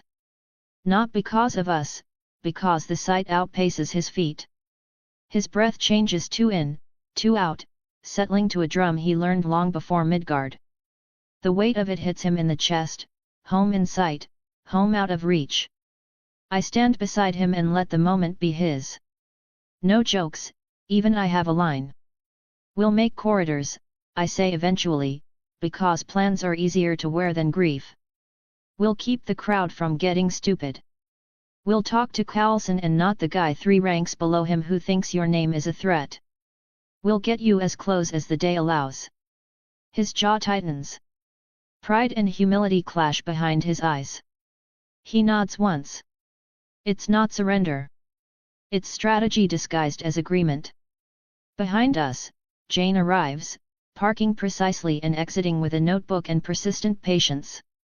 Darcy carries her bag as if prepared to tase a mammoth if one appears. Selvig gently closes his door as if it has feelings. The black SUV idles nearby, while the white sedan sits behind it like a duckling. People gather at the distant end of the cones, forming orderly lines of curiosity at least for now. Game's officially on, I say, more to myself than anyone. Understood, Alpha 01 replies. Maintain pepperoni, Alpha 02 adds. Sky is good, Alpha 03 says softly, eyes counting clouds that have decided to be ornaments instead of warnings. Then let's go be boring and brilliant, I say. We're the hinge, not the hammer until the door's on fire. Thor squares his shoulders, the sun catching in his hair, pride riding along with him. Jane falls in beside him like common sense wearing sneakers. Darcy walks backward to film the horizon without tripping, showing that multitasking is real if you're stubborn. Selvig murmurs to himself about bridges, storms, and boys who won't listen to math. We step into the street, into the heat, into the story that's been waiting for us since Odin decided he loved his son too much to let him never learn. And as the SHIELD SUV eases forward and the cones gleam and Mjolnir sits quiet in the middle of a hole like a king in exile, I feel the city we left behind, Hell's Kitchen, and the sky above us, Asgard, fold into the same rule. Assist a person. Keep the temperature down. Leave the place better than you found it. Walk, I say. We do. Chapter 14, Hammer in the Dirt. Chapter 14, Hammer in the Dirt, Reforged. The desert spreads wide here. Flat as a stubborn idea, shimmering at the edges like the horizons had too much to drink. Jane's van rattles ahead of us, its rear window coated with sand, every bounce shakes dust loose from somewhere dust didn't know it was living. Thor is crammed into the passenger seat like a rhinoceros pretending to be a lapdog. If he sneezes, the roof loses the argument. I keep our rental SUV a respectful car length back, close enough to be useful, far enough that our shadow doesn't feel like a hand on their shoulder. Alpha 01 rides shotgun with that polite granite demeanor that makes people behave better out of self-defense. Alpha 02 and Alpha 03 own the back seat, quiet as books in a locked library, eyes doing the work, left mirror, right mirror, horizon, crowd, sky. The AC struggles, the sun wins anyway. I drum the steering wheel because rhythm turns impatience into something with manners. The further we get from town, the thicker the parking gets. Pickup trucks nose into the scrub at odd angles, families fold out camp chairs like they're waiting on fireworks. Binoculars sparkle in the heat. Coolers hold courage and ignorance in equal measure. Somebody sells chaos out of a converted horse trailer because America never met a strange event it couldn't accessorize. Tourists, I chuckle, tapping the wheel. Nothing says welcome to Earth like turning your magic hammer into a roadside attraction. Observation perimeter established, Alpha 02 says, already mapping car clusters to potential pressure points. His voice does not do wonder, it does math. Copy, I say. Keep us in pepperoni unless someone invents calamari. We crest a slight rise, and the world tightens. Tall lights sprout from the flats like they decided to become trees after all. Fencing glints. Generators thrum. Floodlights sleep for now, keeping one eye open. Shield did not waste the morning. A compound grows where last night there was only air and the kind of silence that thinks it will live forever. Trucks sit in tidy rows, men and women in windbreakers practice moving with purpose. It's a temporary city built out of cones, cable, caution tape, and authority. Even from behind their van, I can feel Thor's impatience. It radiates off him like heat from the asphalt. The closer we get, the more his posture becomes a challenge, not just to the fence but to the very idea of fences. We slide into a slot among a cluster of vehicles, sedans with dust mustaches, a minivan with a handmade sign that says Hammer Time, and a glossy black SUV practicing opacity. Jane climbs out with a hand to her brow, shading her eyes as she takes in floodlights and scaffolding like a clinician encountering a rare disease. Darcy hops out, already filming with the reverence of a tourist and the nerve of a grad student who believes grades can forgive miracles. Selvig mutters something about government property and seizures, sounding half warning and half prayer. Thor wastes no time at all. Shoulders square, jaw tightens, stride gets longer. He moves like a man who believes the fence is a rumor. "Hey, big guy," I say, falling in beside him, hands sliding into my hoodie like I'm only here for the Sunday that's S.H.I.E.L.Ds sandbox. You can't just stroll in like it's a family reunion. They have taken what is mine, he says without looking at me. I will retrieve it. Right, I say. Just maybe try not to get shot while you're at it. He does not slow down. He never lessens his pace until the critical part of the lesson comes, and his body language remembers it as well. I sigh. "All right, boys," I say over my shoulder. "Same rules. We help no casualties." "Understood," Alpha 01 responds. Alpha 02 and Alpha 03 position themselves at my 6 and 8, silent and prepared. We form a formation that the human brain perceives as order and trusts to be aligned. We reach the perimeter. Agents move to intercept black uniforms, rifles slung, expressions that read as steady to civilians and tired to anyone who's ever stood a post. The desert gets smaller around tensions like this, the air feels borrowed. "Sir, this is a restricted zone," one says, palm up, the universal sign for let me keep my job. "Please turn back." Thor says, "I will reclaim what is mine," as if truth is a key that can unlock everything. The agent signals, and more bodies form a loose wall not as a threat, but as a reminder.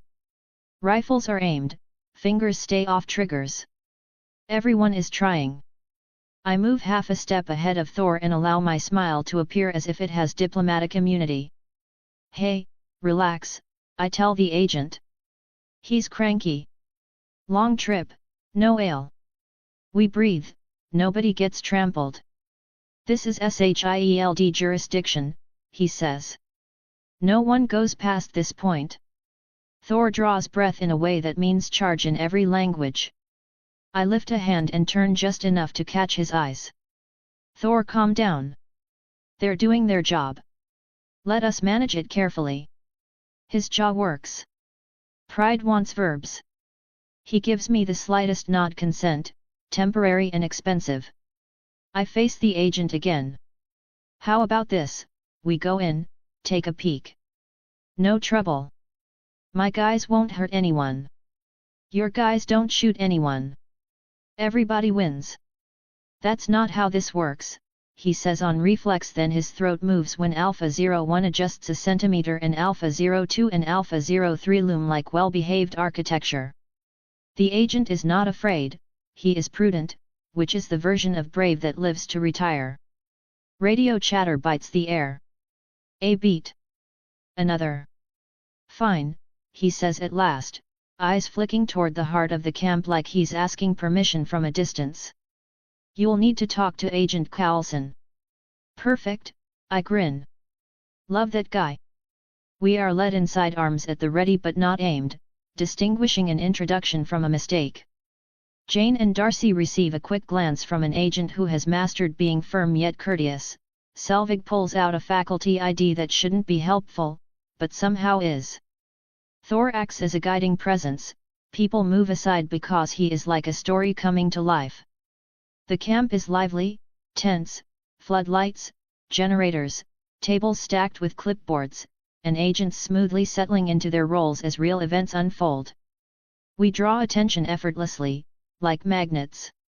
The gaze of the Spartans is palpable, their coordinated gait, the calmness of their hands, and how they command space as grown men aware of gravity.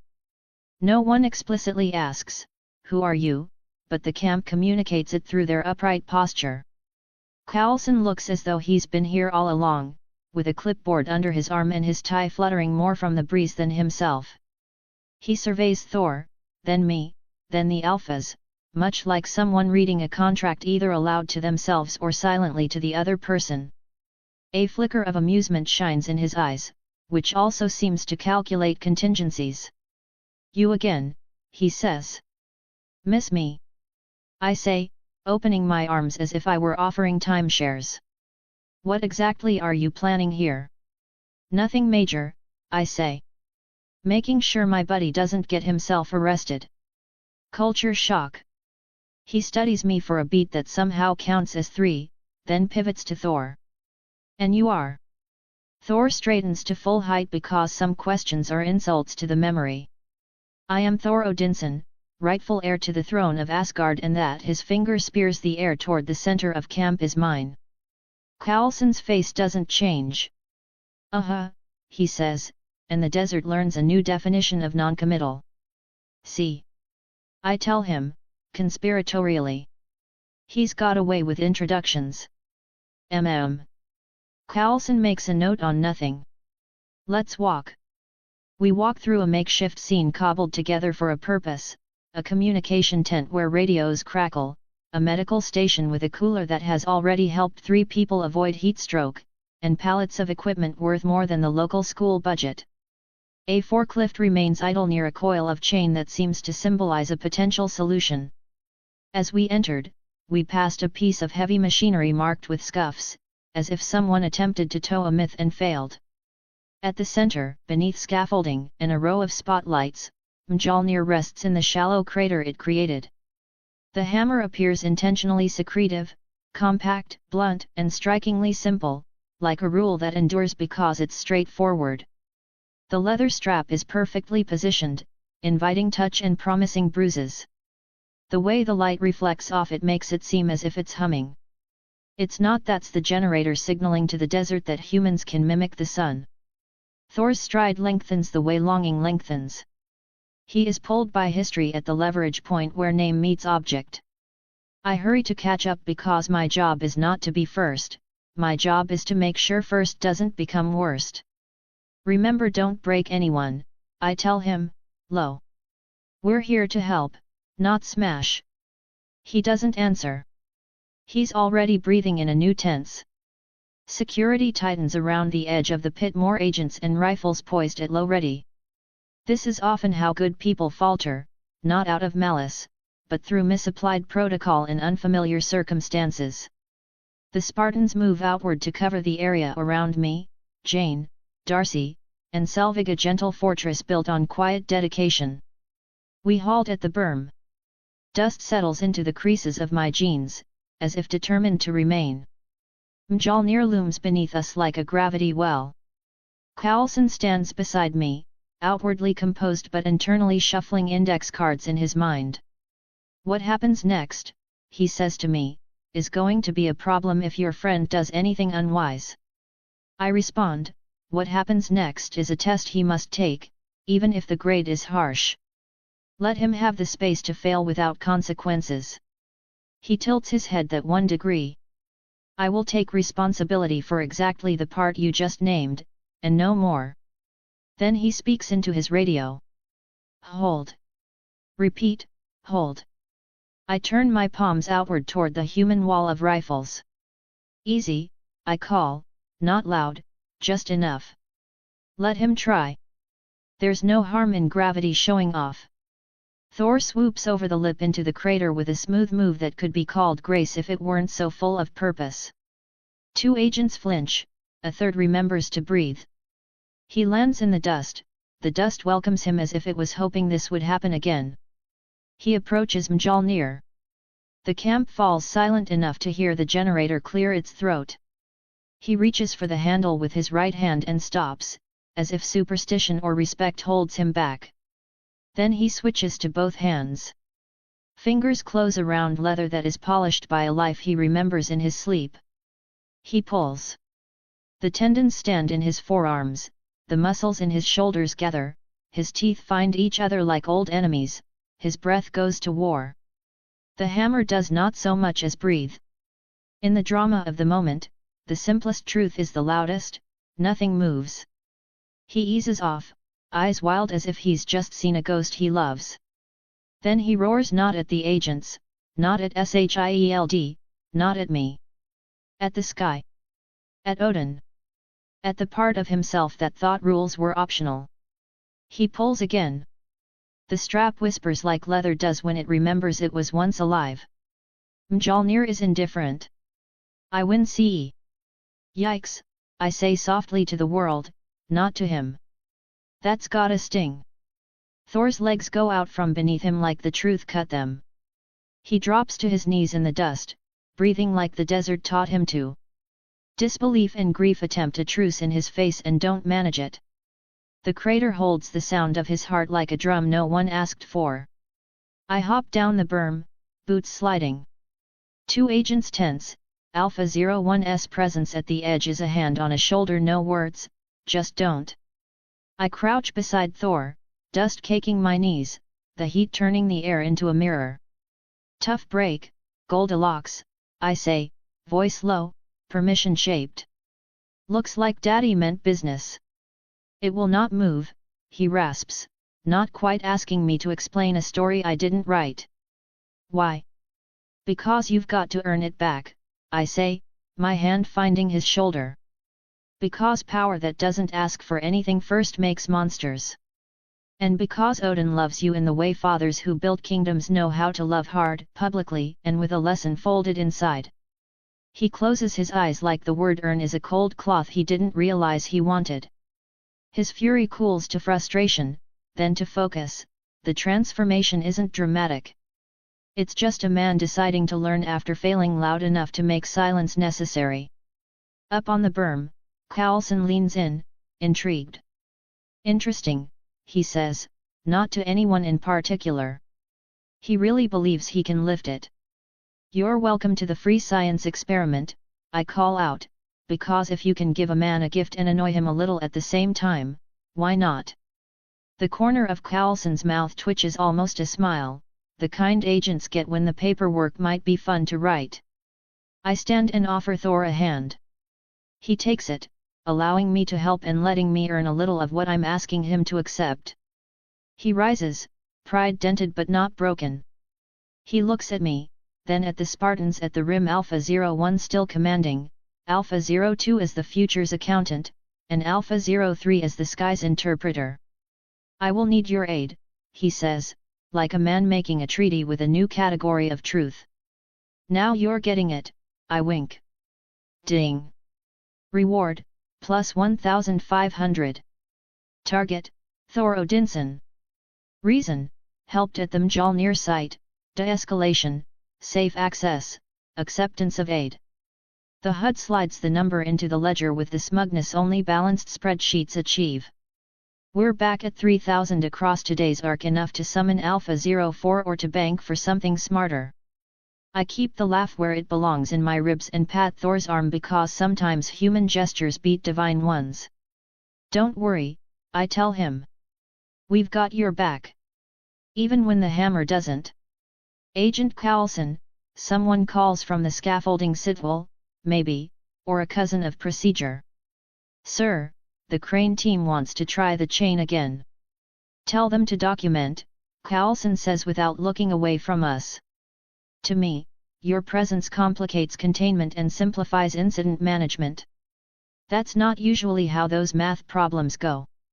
We specialize in messy math, I say. We make corridors. We lower the temperature. We leave your reports readable. Try not to make me like you, he says, then turns to Jane, who has an expression like someone watching her thesis walk around and make rude noises. Dr. Foster, I'll need a moment about your equipment. My equipment is mine, she says, chin up, chin out, the lab rat turning into a lion because someone poked her data. Scientist priority, Alpha 02 murmurs from the rim, a vow disguised as an inventory note. I hop back up beside Coulson as he starts to negotiate the soft theft that bureaucracies call custody. How about we borrow instead of steal? I suggest. You can copy everything, but her hard drives leave with her. You lose nothing, she loses nothing. We save 20 minutes of stubborn and 1 week of bad press. He considers it for exactly as long as a practical man needs to remember how optics and outcomes dance. She doesn't leave the compound with them, he counters. We set up a station where she can work. You and yours don't touch anything that makes a bang or a headline. Deal, I say. We like boring. We're very good at it. He almost smiles again. You keep saying that. You keep seeing it, I say. Reinforcement learning. He peels off to handle 3 crises at once in that calm Coulson way, talking a young agent out of over-tightening a perimeter, redirecting a forklift before it tries to convert Mjolnir into a spiky paperweight, and arranging a work table for Jane that will make her furious and grateful in equal measure. Darcy films the scaffold because she has priorities. Selvig opens a notebook and writes "Do not fight the tide" in the margin and circles it twice. I step back to Thor, who is still on the wrong side of able but a better side of willing. He stares down at the hammer like a man who has loved a thing and mistaken it for himself. That happens to kings. It happens to boys, too. Lesson time, I say, keeping my voice under the hum of generators. 1. Power that isn't yours to carry yet will let you hurt yourself and others without once apologizing. 2. It's fine to fall down if you stand up on purpose. 3. People are the point. He doesn't say thank you, not yet. He stands a little straighter. It's better than thanks. Alpha 01, I call without turning. Perimeter comfort. Keep the gallery happy. Understood, he says, already moving toward where civilians are leaning against temporary fencing. He speaks just enough to lower the volume. Sir, ma'am. He helps a grandmother into a folding chair. Adjusts a cone with 2 fingers as if tuning a piano. He's a wall that has learned manners. Alpha 02, escort Dr. Foster to the workstation. Facilitate without condescension. If a clipboard argues, you win without leaving bruises. Affirmative, he says, and a moment later Jane has a table, 2 power strips, and a cord she didn't have to ask for. Darcy gets a stool as if she conjured it. Selvig gets a thermos shoved into his hands by a medic who knows men like him forget water. Alpha 03, eyes sky and road. If pepperoni tilts to sausage, tell me before the smell changes. Copy, he murmurs, liking both sky and instructions with equal devotion. This is what we do, be the hinge, not the hammer, until someone sets the door on fire. Up on the scaffolding, an engineer with good intentions and a plaid shirt debates the chain geometry with a man who thinks leverage is a personality. Coulson mediates, professional patience in human form. Mjolnir basks in attention like a cat in a sunbeam and condescends to none of us. I drift to the edge of the crater again. Thor hasn't moved. He's doing the hardest work men like him ever do, waiting while wanting. His hand opens and closes as if it misses the leather that made him feel whole. You'll get it back, I say, not promising timelines I don't own. In the meantime, you've got us. We're not lightning, but we're reliable. He tilts his head, studying me with that blunt curiosity Asgardian's associate with politeness and earth learns to forgive. You carry no weapon, he says, almost puzzled. I carry a choice, I say. Turns out it's heavier. He grunts a laugh. It's a small sound, it moves a lot of weight.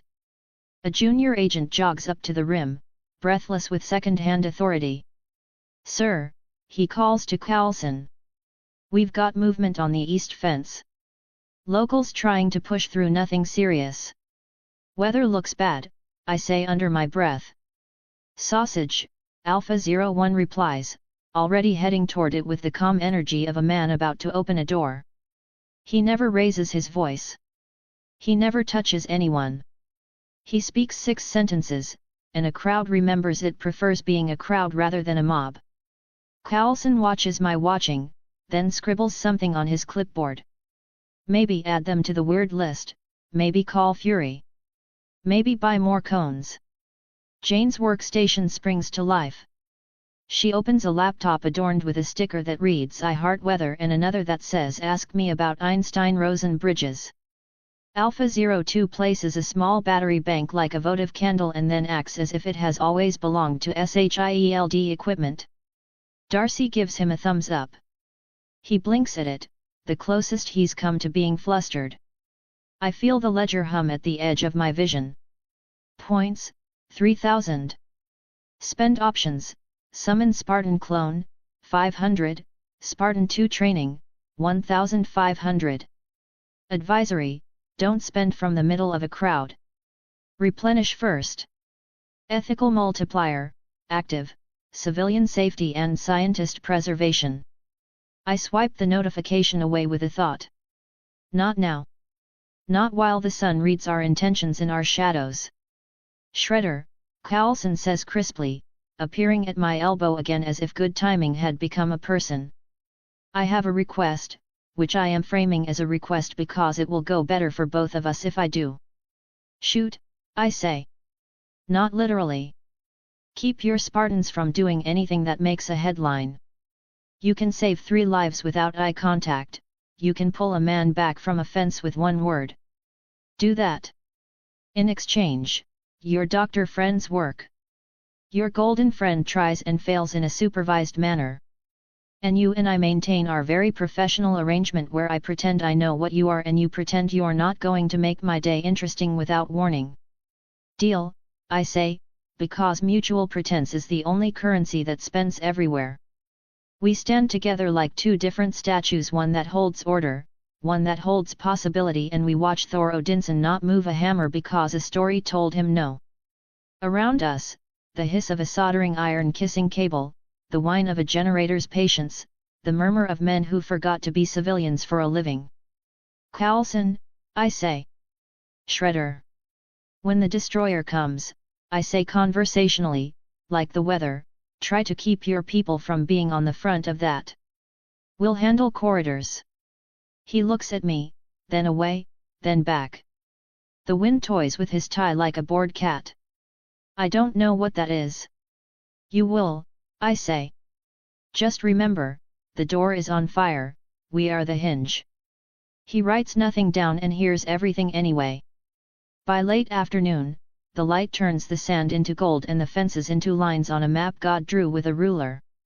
Thor climbs out of the pit and sits on the berm like a man who has earned tired the honorable way. Jane brings him water because kindness is the only technology that has always worked. Darcy shows him the best photo of Mjolnir she took and pretends not to watch his face as it betrays longing. Selvig offers an academic's apology to a prince of a world that doesn't issue apologies the way ours does. I clap Thor's shoulder once. We did the hard thing, I say. We didn't make it loud. Not yet, he says, but the edge is gone, what's left is resolve. Tomorrow, I tell him, we do boring heroics again. Eat. Sleep.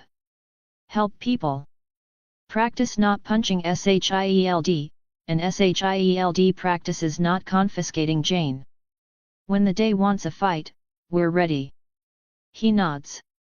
Acceptance sits beside anger, and they don't elbow each other for once. We move back toward the vehicles as the floodlights turn on, moths and gnats already creating poetry in their glow. The compound shifts to a night stance, radios louder, jokes sharper, the air tasting like the promise of cold if you wait long enough. The tourists thin out, their coolers lighter, and their stories begin to take shape in the telling. We pass the black SUV on our way out, the one that seems to enjoy secrecy. The driver watches us without much movement, the passenger notes something on a tablet and acts like it's weather. I give them a friendly two-finger salute that says I see you and ask for kindness in return.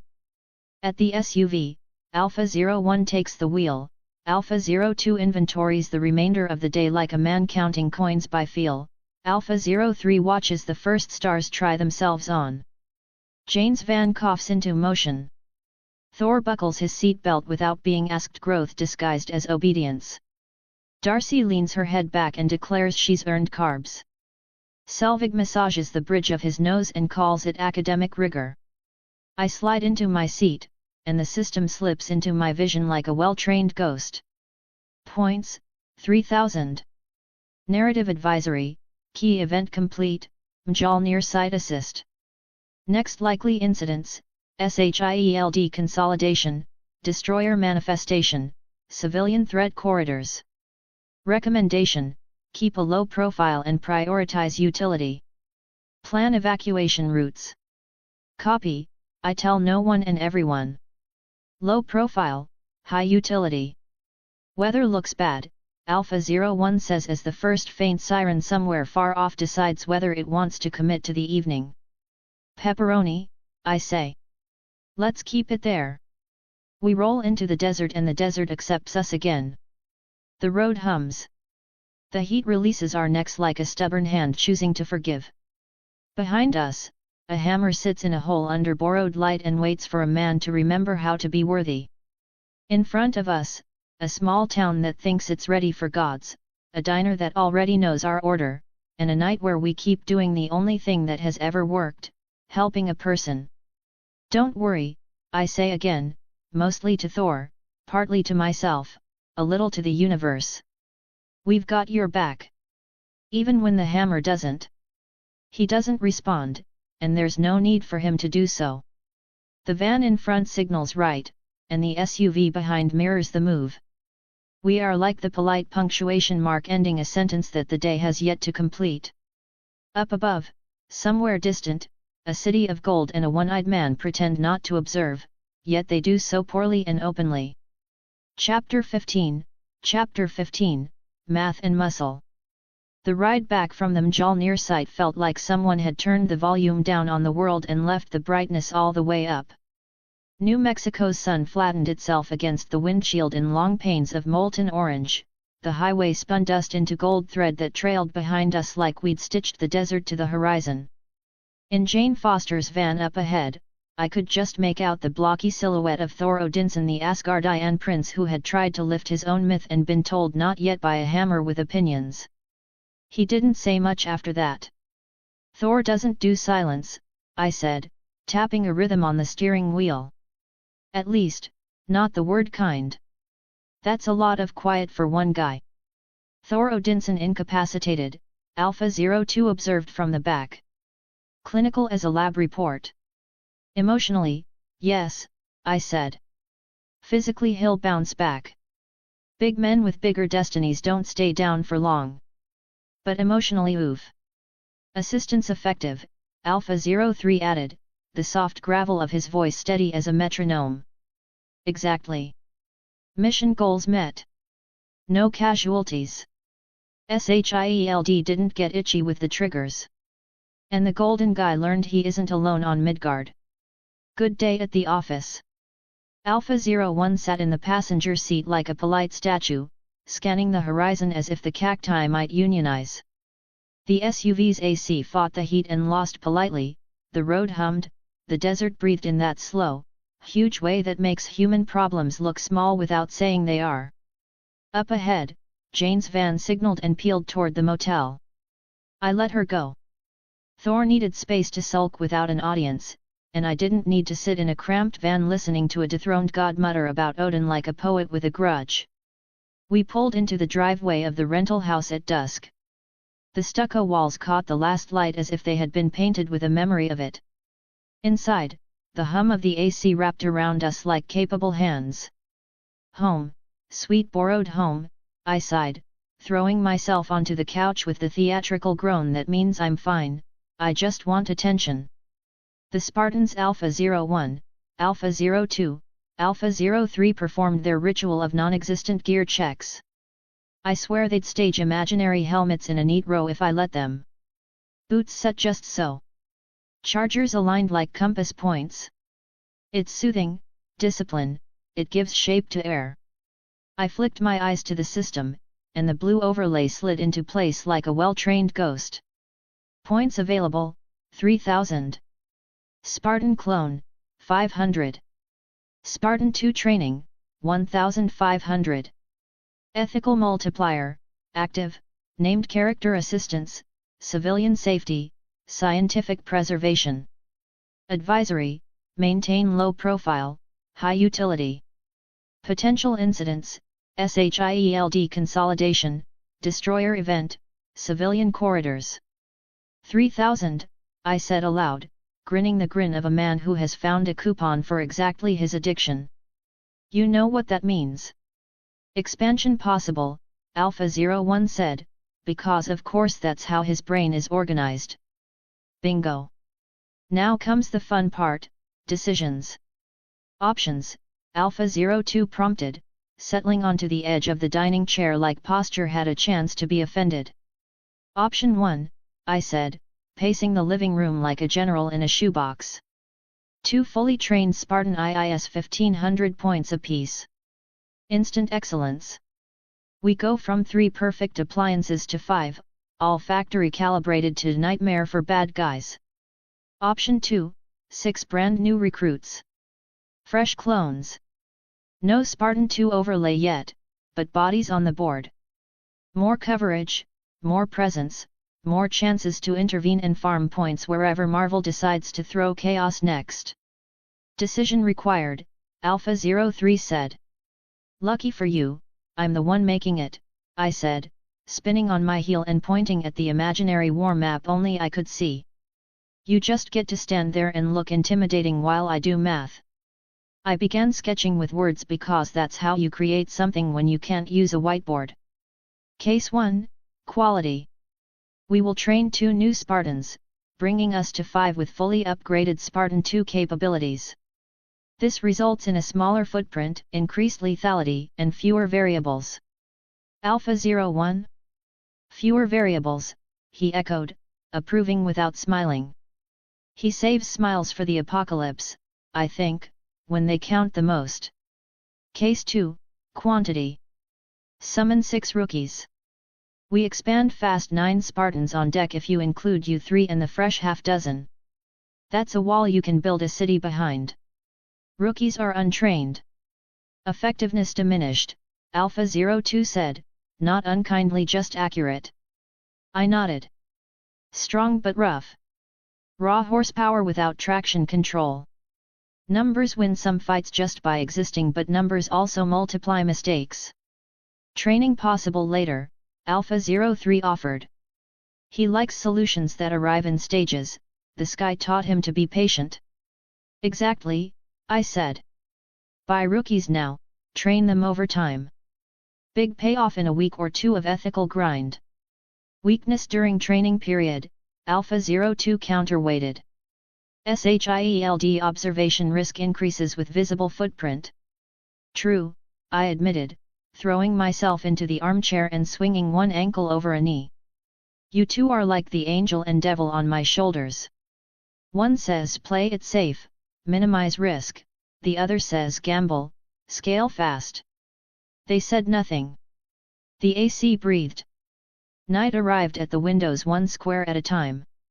I visualized Thor falling to his knees in the dust, breath heaving against his ribs, with the Mjolnir strap dangling limply in his hands as if he couldn't answer a question yet. Whether he acknowledged it or not, he would need protection. Trouble would find him regardless of his intentions.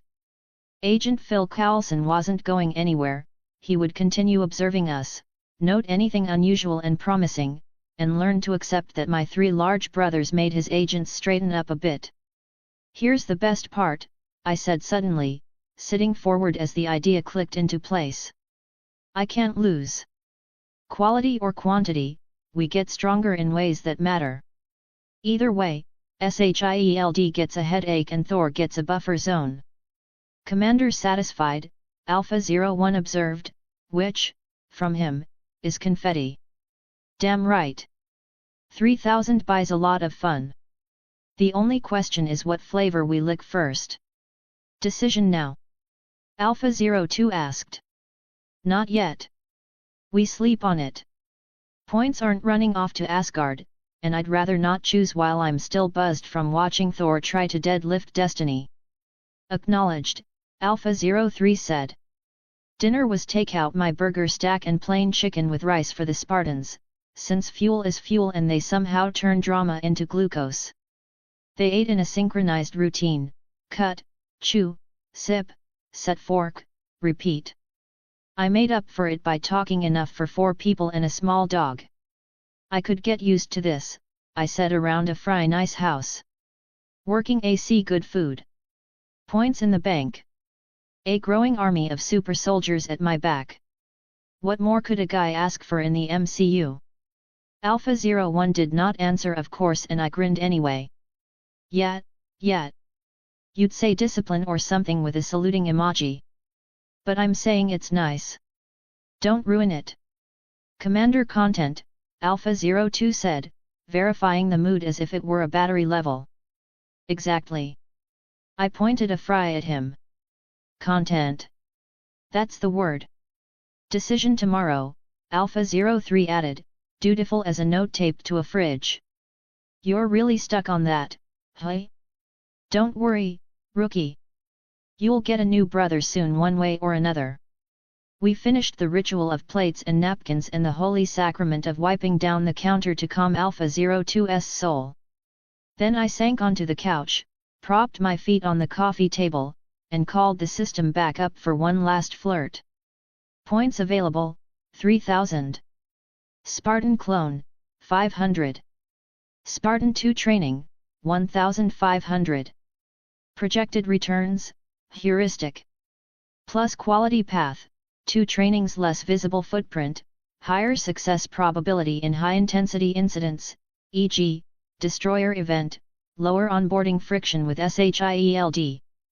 Plus quantity path, 6 clones, increased surface area for named character assists, higher civilian corridor capacity, increased PR footprint, increased OPSEC load. 2 more trained soldiers or 6 more rookies, I murmured, a smile tugging. Either way, the squad grows. Either way, we win. But I didn't close the overlay this time, I widened it. If I'm going to honor the chapter title Math and Muscle, I might as well do the math. Okay, I said to the room and the system and whatever gods eavesdrop once they're bored of Bifrost glow. Let's wargame. Alpha 01 folded his arms, Alpha 02 angled to see the empty air I was reading, Alpha 03 took the window and the night simultaneously. Scenario A, the destroyer enters Puente Antiguo tomorrow. This scene is iconic in the Marvel Cinematic Universe, an unstoppable rolling furnace, Odin's walking insurance policy, with zero chill. Our objective remains: help people, reduce the danger, construct safe pathways, ensure Jane, Darcy, and Eric stay alive, keep civilians behind solid cover, and give Thor time to become worthy. Question: should we prioritize quality or quantity in our response? Quality, Alpha 01 said immediately. Few assets with high reliability. Fire discipline. Controlled risk. Quantity raises evac throughput, Alpha 02 countered, because he can hold 2 truths without letting them fight. More hands.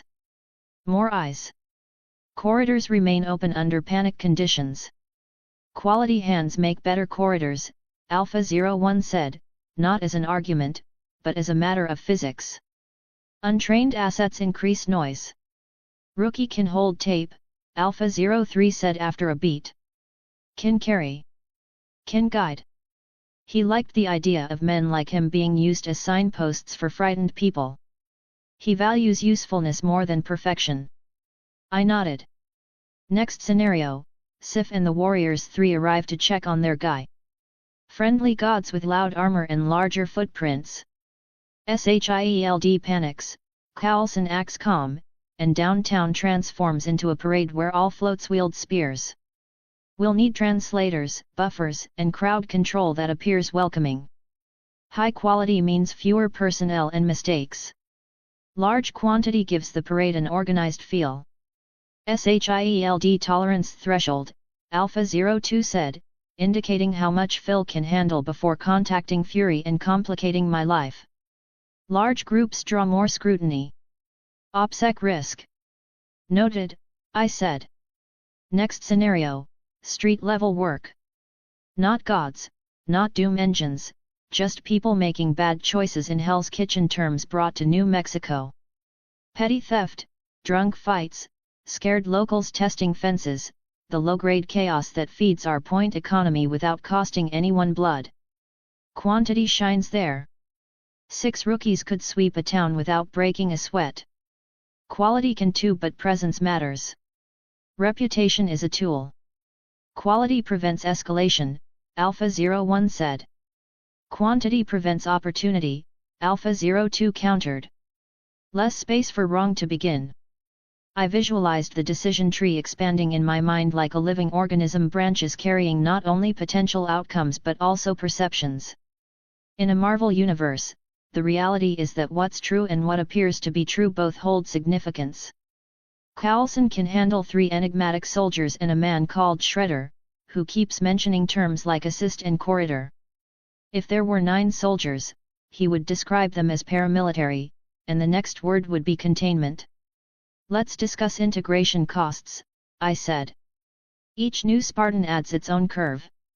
The overlay ensures safe training, but newcomers still require culture, communication, code words, and ethics.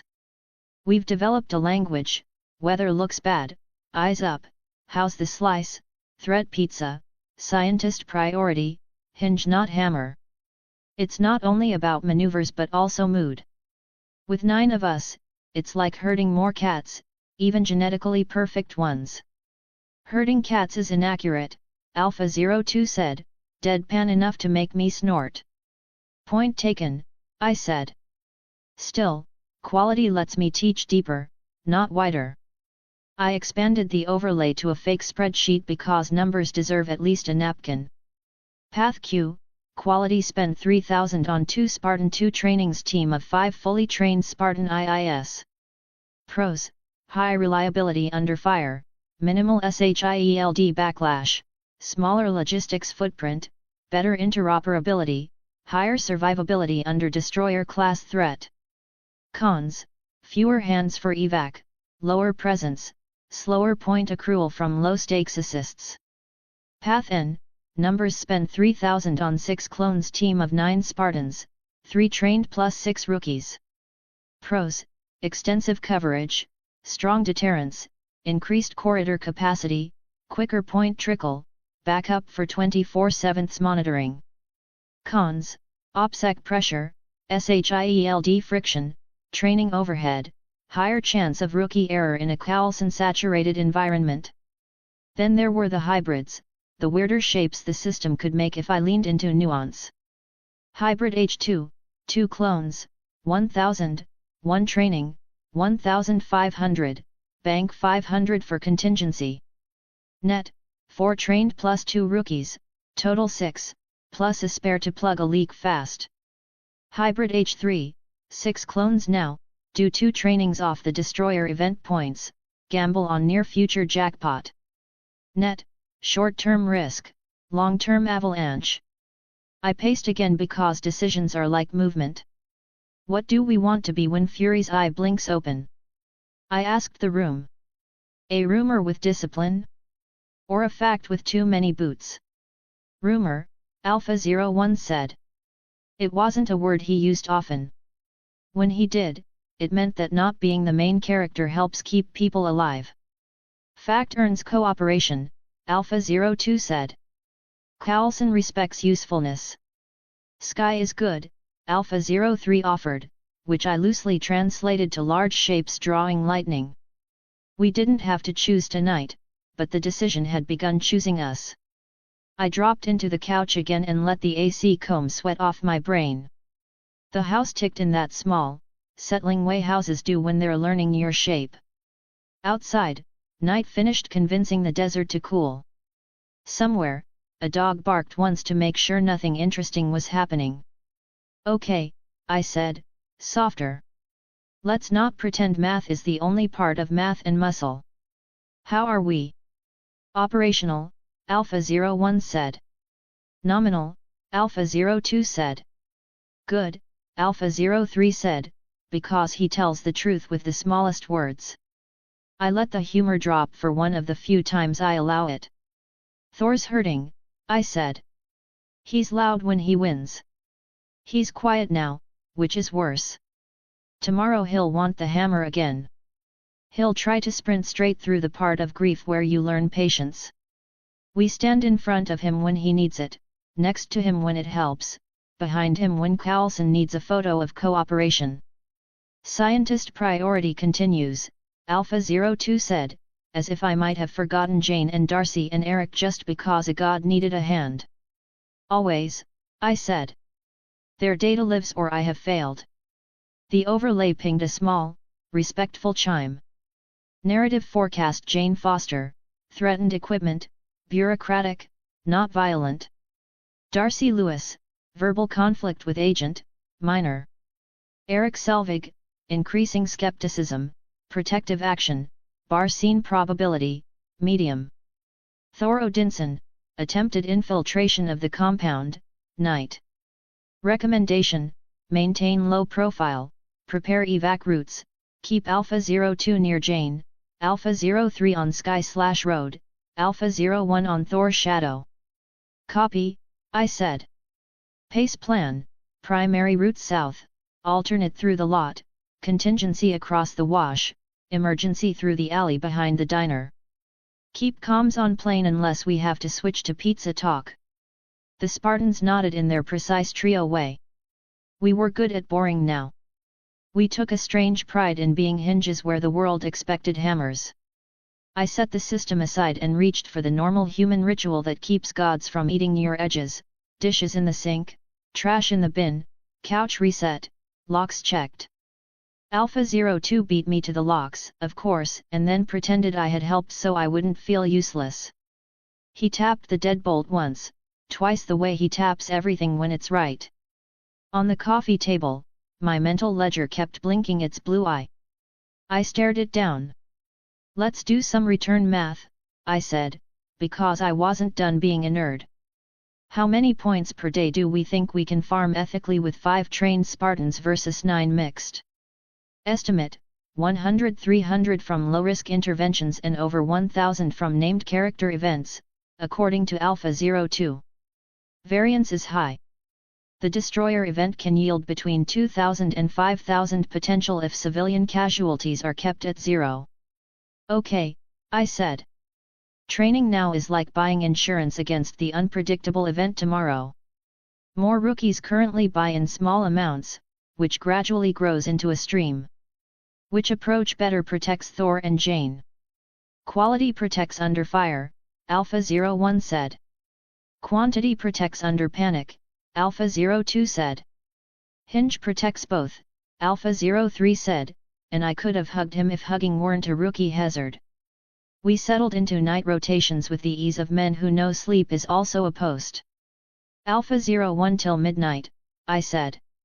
Alpha 03 midnight to 4. Alpha 02 4 to 8. If Thor goes walkabout, we don't stop him shadow and cool the edges. Understood, said the door, because Alpha 01 was already there. Copy, said the window, because Alpha 03 had already made friends with Orion. Affirmative, said the kitchen, because Alpha 02 had lined the flashlights up like a choir. I washed my face, brushed my teeth, and told the mirror it had been a strange day, but I wasn't upset. As I headed back to the couch, though I pretend it's a bed to avoid hurting my pride, I paused to look at the Carlson card beneath the chili pepper-shaped fridge magnet. It was a polite knock bearing a logo. The man represented a ledger with shoes, and at the moment, the ledger appreciated my math. I reclined with my hands folded under my head, letting the house gradually drift into sleep. Feet rested on the coffee table, I indulged in one final thought, a visual of two paths overlaid the sharp, bright line and the broad, flowing ribbon. Here's my decision for tonight, I told the ceiling, the system, and if he's listening, the All-Father through the decorative moon. We keep the 3000. We don't act out of pride or guilt. Tomorrow, we observe Thor's choice and Coulson's response to interference. If the destroyer stirs, we focus on quality. If chaos begins to spread, we increase quantity. Either way, we'll be the hinge that turns everything. The house settled. The AC purred. The desert's breath cooled the stucco. In its hum, I heard the only rule that has ever held: assist a person. Don't hold the hero line if the civilian line is falling. Don't collect points like trophies. Collect people who are still breathing. 2 more trained soldiers or 6 more rookies, I repeated, smiling because either answer is a kind of yes to a better tomorrow. Either way, the squad grows. Either way, we win. I closed the screen and let victory taste like salt and air conditioning. Math and muscle. Marvel and method. The hammer would wait. The desert would keep its heat for the morning. And somewhere in a motel, a prince lay staring at a ceiling that did not belong to him, learning the hardest lesson any warrior ever does. You can be worthy without winning. Sleep came like an agreement. Morning would bring its ledger. Coulson would smile that almost smile and rephrase orders as requests. Jane would defend her hard drives like a mother hawk. Darcy would weaponize sarcasm with extra batteries. Eric would insist on a bar as a research facility. Thor would test every fence and then, somehow, the fence inside himself. And me? I'd open the system, see 3000, and choose between math and muscle with the same rule I always use. What keeps the most people alive? I slept like a man who had already chosen, even if the button could wait one more sunrise. Chapter 16, Building the Squad. Night in the New Mexico desert wears a different kind of quiet. It doesn't sit still, it hums. Crickets turn the sand into a low chorus, the wind fusses with the scrub as if rearranging notes, and heat lifts off the earth with a sigh that finally admits it's tired. Our rental felt like a little island in that ocean stucco box, rattling AC, a rectangle of light in the dark. Inside, I lay on the couch pretending it was a bed and let the system HUD glow in the top corner of my vision like a very polite ghost. Points available, 3000. Spartan clone, 500. Spartan 2 training, 1500. Advisory, maintain low profile, high utility. SHIELD observation rising. Forecast, Thor Odinson is likely to test compound security, night. Civilians steady. Destroyer probability increasing, short horizon. All right, boys, I said to the room, fingers laced behind my head. Decision time. And lucky for you, I'm brilliant. We're getting the best of both worlds. Alpha 01 turned from the doorpost with that calm, unreadable face that made strangers aim their manners correctly. Plan. I said, simple, and it truly was the way bridges seem simple when you're not analyzing the engineering. We add 1 fully trained Spartan 2 and assign 3 rookies under mentorship, 1 for each veteran. This provides us with both structure and scale. Alpha 04 produces trained soldiers, while Alpha 05-06, and -07 produce rookies who get paired on their first day. Division of responsibility, Alpha 02 said, head tilting in the faint nod that counted as enthusiasm for him. Exactly. Alpha 05 is yours, I told him.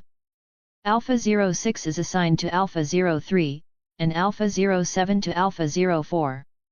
You're responsible for their development. Teach them the code words, SOP, hinge not hammer rule, and civilian corridor rule. Guide them from strong to Spartan.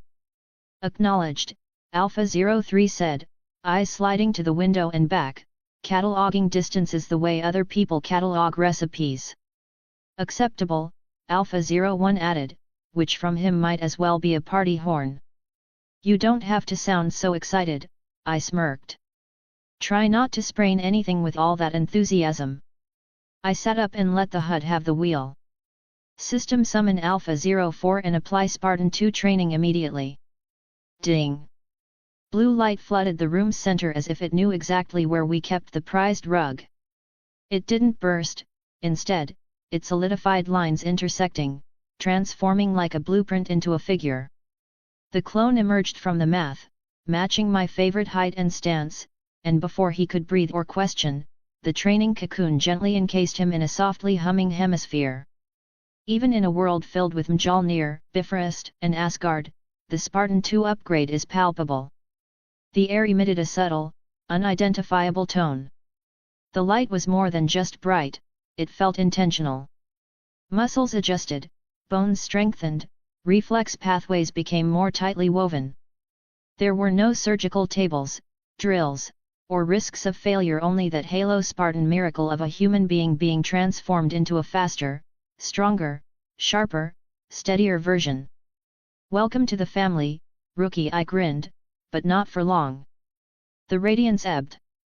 Alpha 04 straightened from the cocoon, eyes razor clear, presence heavier, like the gravity in the room had agreed to upgrade too. He saluted with crisp economy.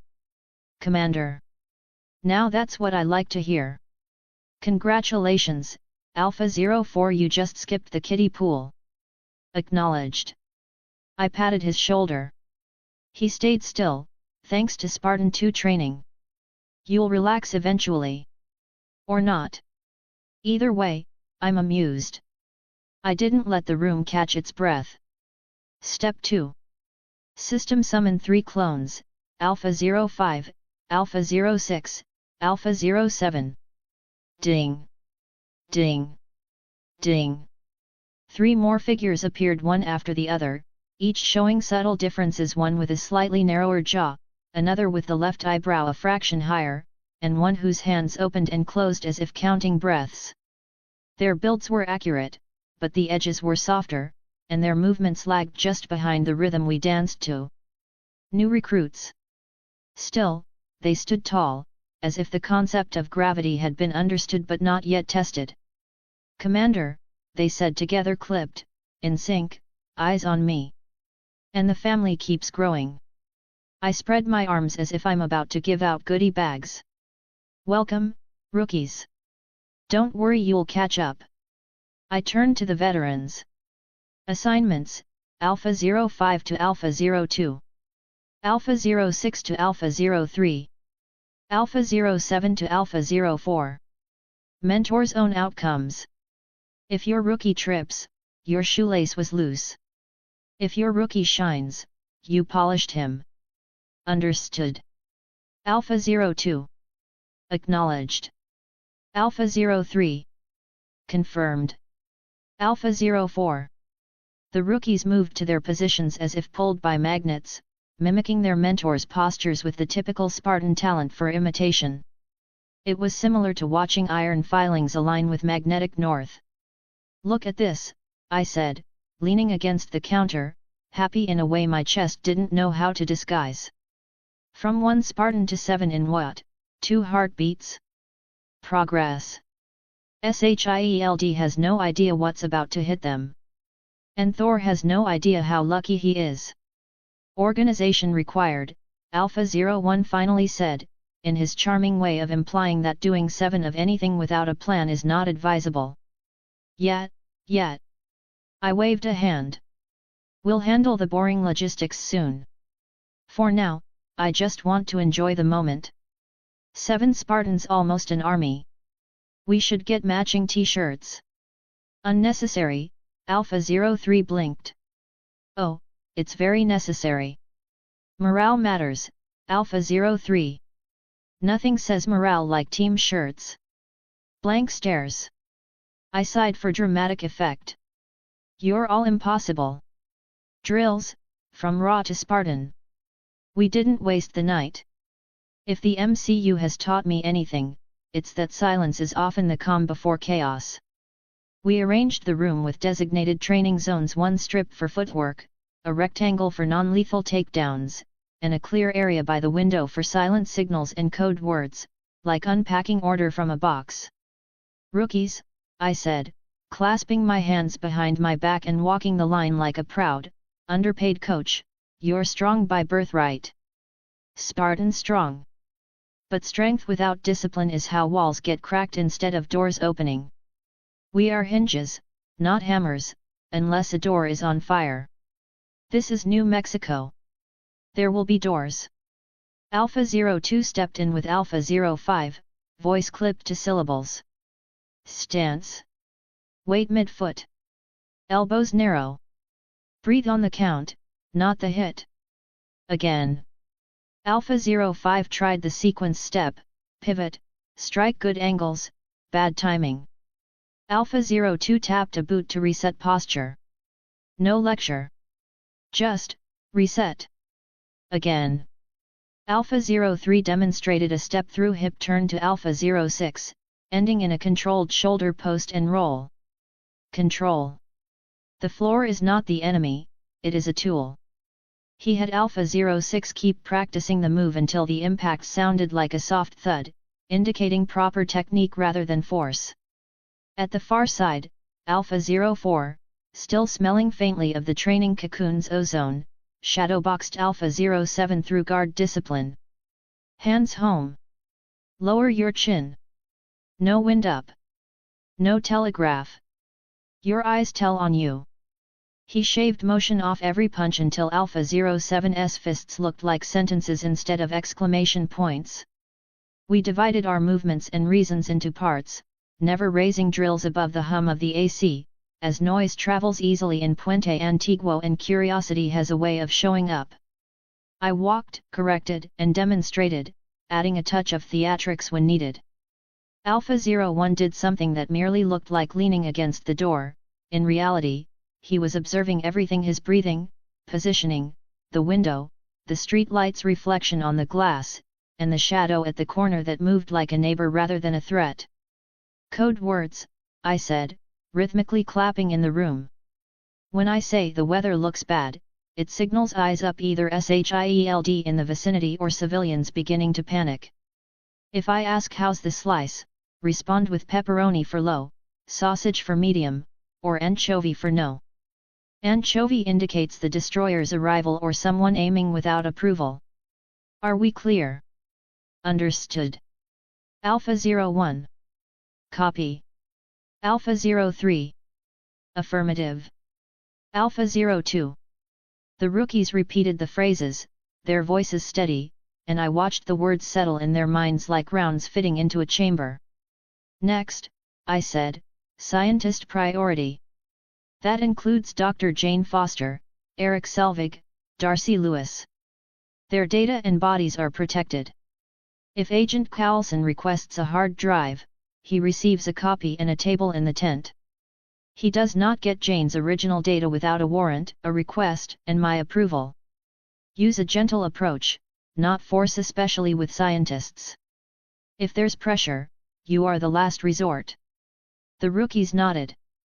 Alpha 02 didn't, he didn't need to. He had already arranged the chargers for their laptops in his head and was currently irritated with the quality of S.H.I.E.L.Ds extension cords. We practiced various formations: line abreast, staggered file, L-shape, diamond, and small foot dances that prevent a group from turning into a herd.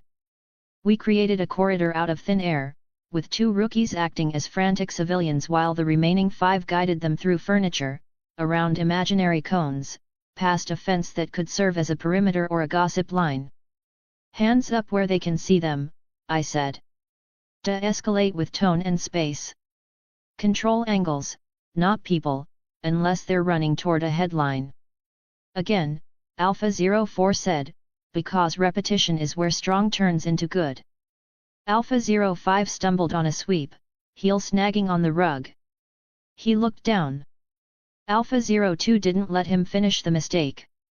"Eyes up," he said. "Floor doesn't change. People do." Again. The correction landed. The next pass was clean. We discussed the SOP for night watches, Alpha 01 at the door from 2000 hours to midnight, Alpha 03 monitoring the window from midnight to 4 o'clock, focusing on the sky and road, and Alpha 02 from 4 o'clock to 8 o'clock, since dawn is when tired individuals tend to make mistakes. Rookies shadow each mentor during their watch to understand the rhythm of the quiet. We wired in pace plans: primary, alternate, contingency, emergency for getting Jane and Thor to safety if Thor finally did something dramatic enough to invite the destroyer. Primary route south behind the diner, alternate through the motel's back lot, contingency across the wash bed where SUVs misjudge depth and regret, emergency into the bar's storage where Selvig would probably be arguing with a bartender about myth and mead. I pushed them into breathing drills: in on 4, hold 2, out on 6, the kind that turn panic into oxygen and oxygen into decisions. Alpha 06 broke rhythm twice, Alpha 03 adjusted him with 2 fingers and the word listen as if breath had a sound you could tune to. We practiced various nonverbal signals: 2 fingers to the temple, to watch, a palm facing down and circling, to slow, a flat blade down, to de-escalate, a small point left, to mirror, a fist in, to close, and an open hand forward, to signal you first. Alpha 07 recognized the difference between pointing and threatening, and Alpha 04 appreciated this. He values efficiency and the effective use of personnel. At one moment, I ordered a complete room freeze. Rookies immediately stopped moving. I said, "Good," as I navigated among the human statues. "Now focus on what you can observe without moving. Do you hear the fridge? The AC? Good. Do you hear footsteps 2 houses away? They aren't coming here. Do you hear your heartbeat? That's yours. You decide what it signifies." I let it thaw. Logistics, boring wins. By 2300 hours, the apartment resembled a temporary outpost for a super soldier team dressed casually. We still required equipment, not weapons. We are our weapons, but the essential tools that professionals carry to perform their tasks efficiently. "All right, logistics." "Acknowledged," Alpha 02 said, already budgeting aisle numbers. Alpha 03, you and Alpha 06, patrol the area between the motel and the diner. Observe and memorize faces, dogs, cars, and sounds. We don't profile individuals, we identify patterns. If a pattern changes, we want to detect it early, even before the rumor starts. "Copy," Alpha 03 said, which means the city and the sky will both report to him by lunch. Alpha 04, when you're not on shadow, you and Alpha 07 are responsible for disciplining the rookies here. Focus on footwork, guarding, de-escalation. Words use sir/ma'am with the proper tone, avoiding sarcasm. Teach them silently. Our victory comes through quietness until circumstances require us to be loud. Confirmed. Alpha 01, I finished, you're my XO. You own rotations, posture, and contact with Coulson when I'm playing friendly translator with Thor. If SHIELD knocks at 03:12, which they will, you get me before anyone else gets in a sentence. Understood. He said it like the desert had signed the agreement. We also talked OPSEC. As much as I enjoyed the visual of 7 slab-jawed clones moving in a block down Main Street like a loaf of paramilitary bread, SHIELD would call that containment practice. No rolling 7 deep, I said. Maximum in public is 4, including me. More than that splits into overlapping cordons. We are brothers on leave if anyone asks. Or a church softball team. Pick one and commit. Softball is inaccurate, Alpha 02 noted, deadpan. You're right, I said. We're curling. We sweep the ice and make other people look good. Curling is not practiced here, Alpha 03 said, helpfully. It's a metaphor, I said. We'll work on your cultural literacy after we save the town from a walking kill. I wanted to make a joke about matching t-shirts again, but I could feel the night compressing around us, tomorrow's shape already poking through the fabric. Still, I scribbled a mental note, shirts, eventually, hinge, not hammer across the chest, scientist priority on the sleeve, a little pepperoni icon only we would smile at. Mentorship, the part that matters. Training isn't just reps, it's attention. It's how you tell a person where to put their weight when the floor shifts. I watched Alpha 02 work Alpha 05's footwork like carpentry, precise, square, check the level, shave a hair off the edge, check again. Don't chase hands, he said. Own the line. If the line is yours, nothing gets past you that you didn't invite. Alpha 05 nodded, sweat on his temple, steady breath. He would act as efficiently as a good knife, minimal flourish, maximum outcome. Alpha 03 gave Alpha 06 the takedown again. Listen to joints. Feel where he wants to go. Send him there early. It was almost kind. Alpha 03 likes control because he likes safety. He will let a man down gently into the worst day of his life if it keeps that day from getting worse for anyone else. Alpha 04 coached Alpha 07's guard as if he was arranging a painting. Elbow in. Knuckles relaxed until they're not. Eyes open, but don't let them tell the truth. He will become terrifying when he smiles. He does not know how yet. I circled back to Alpha 01, who had not moved in a way that counted as motion in 10 minutes and had nonetheless seen everything. You good? I asked. He didn't blink. Yes. Liar, I said, and almost got the corner of his mouth to betray him. Almost. Around midnight, I clapped a halt. That's enough. Don't burn out on your first day. We have time to turn you into killing machines, and by that I mean machines that kill problems before they become people. 7 Spartans snapped to attention so quickly that the air seemed to forget it had been moving. I sank onto the couch like a man who had single-handedly saved the world by watching everyone else do everything. I do not even participate in the drills, I told the ceiling, and I am fatigued. Observing your activities is draining. Commander requires rest, Alpha 02 said, which is Spartan for go to sleep before you make jokes about me being your mom. Alpha 01 took the post by the door. Alpha 02-03 and -04 grouped their rookies at quiet corners 05, 06, 07 standing there, learning by being near men who had learned. There's a kind of knowledge that lives in posture. You know, I said to no one and everyone, smiling up at the ceiling like it had earned it, I think this might actually work. Structure, discipline, numbers. That's how empires are built. Future operations, Alpha 02 prompted, because the future refuses to schedule itself. Simple, I said. Tomorrow, we'll check on Thor. If Shield hasn't confined him, we will ensure he doesn't accidentally die while doing something Asgardian in a place regulated by OSHA. Rookies, listen more than you speak. Observe and mirror to learn. And for Odin's sake, don't make me regret trusting you.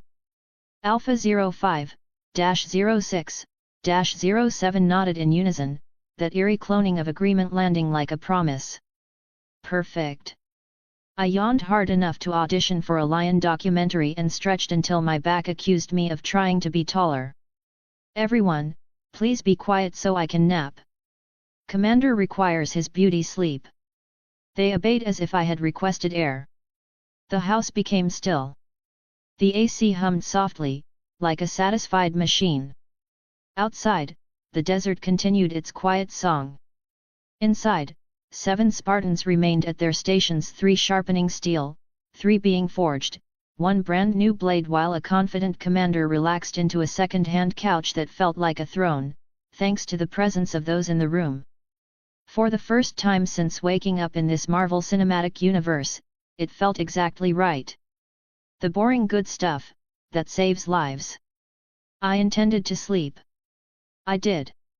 However, dull thoughts kept gently knocking on my mind's door, and I have learned to welcome them in because boredom is what sustains life after a myth has appeared. I sat up again, the couch complaining like an old friend. One more thing, I said, and half the room glanced before remembering they didn't have to. Comms. We need radios or we keep speaking in pizza in public like we're cosplaying teenage turtles. Acquire tomorrow, Alpha 02 said, already setting budget and make/model preferences in his head.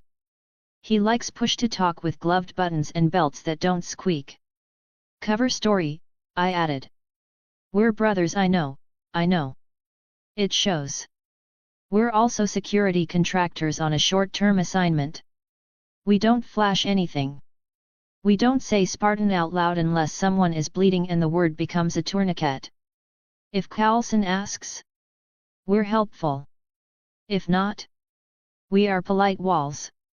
Understood, Alpha 01 said.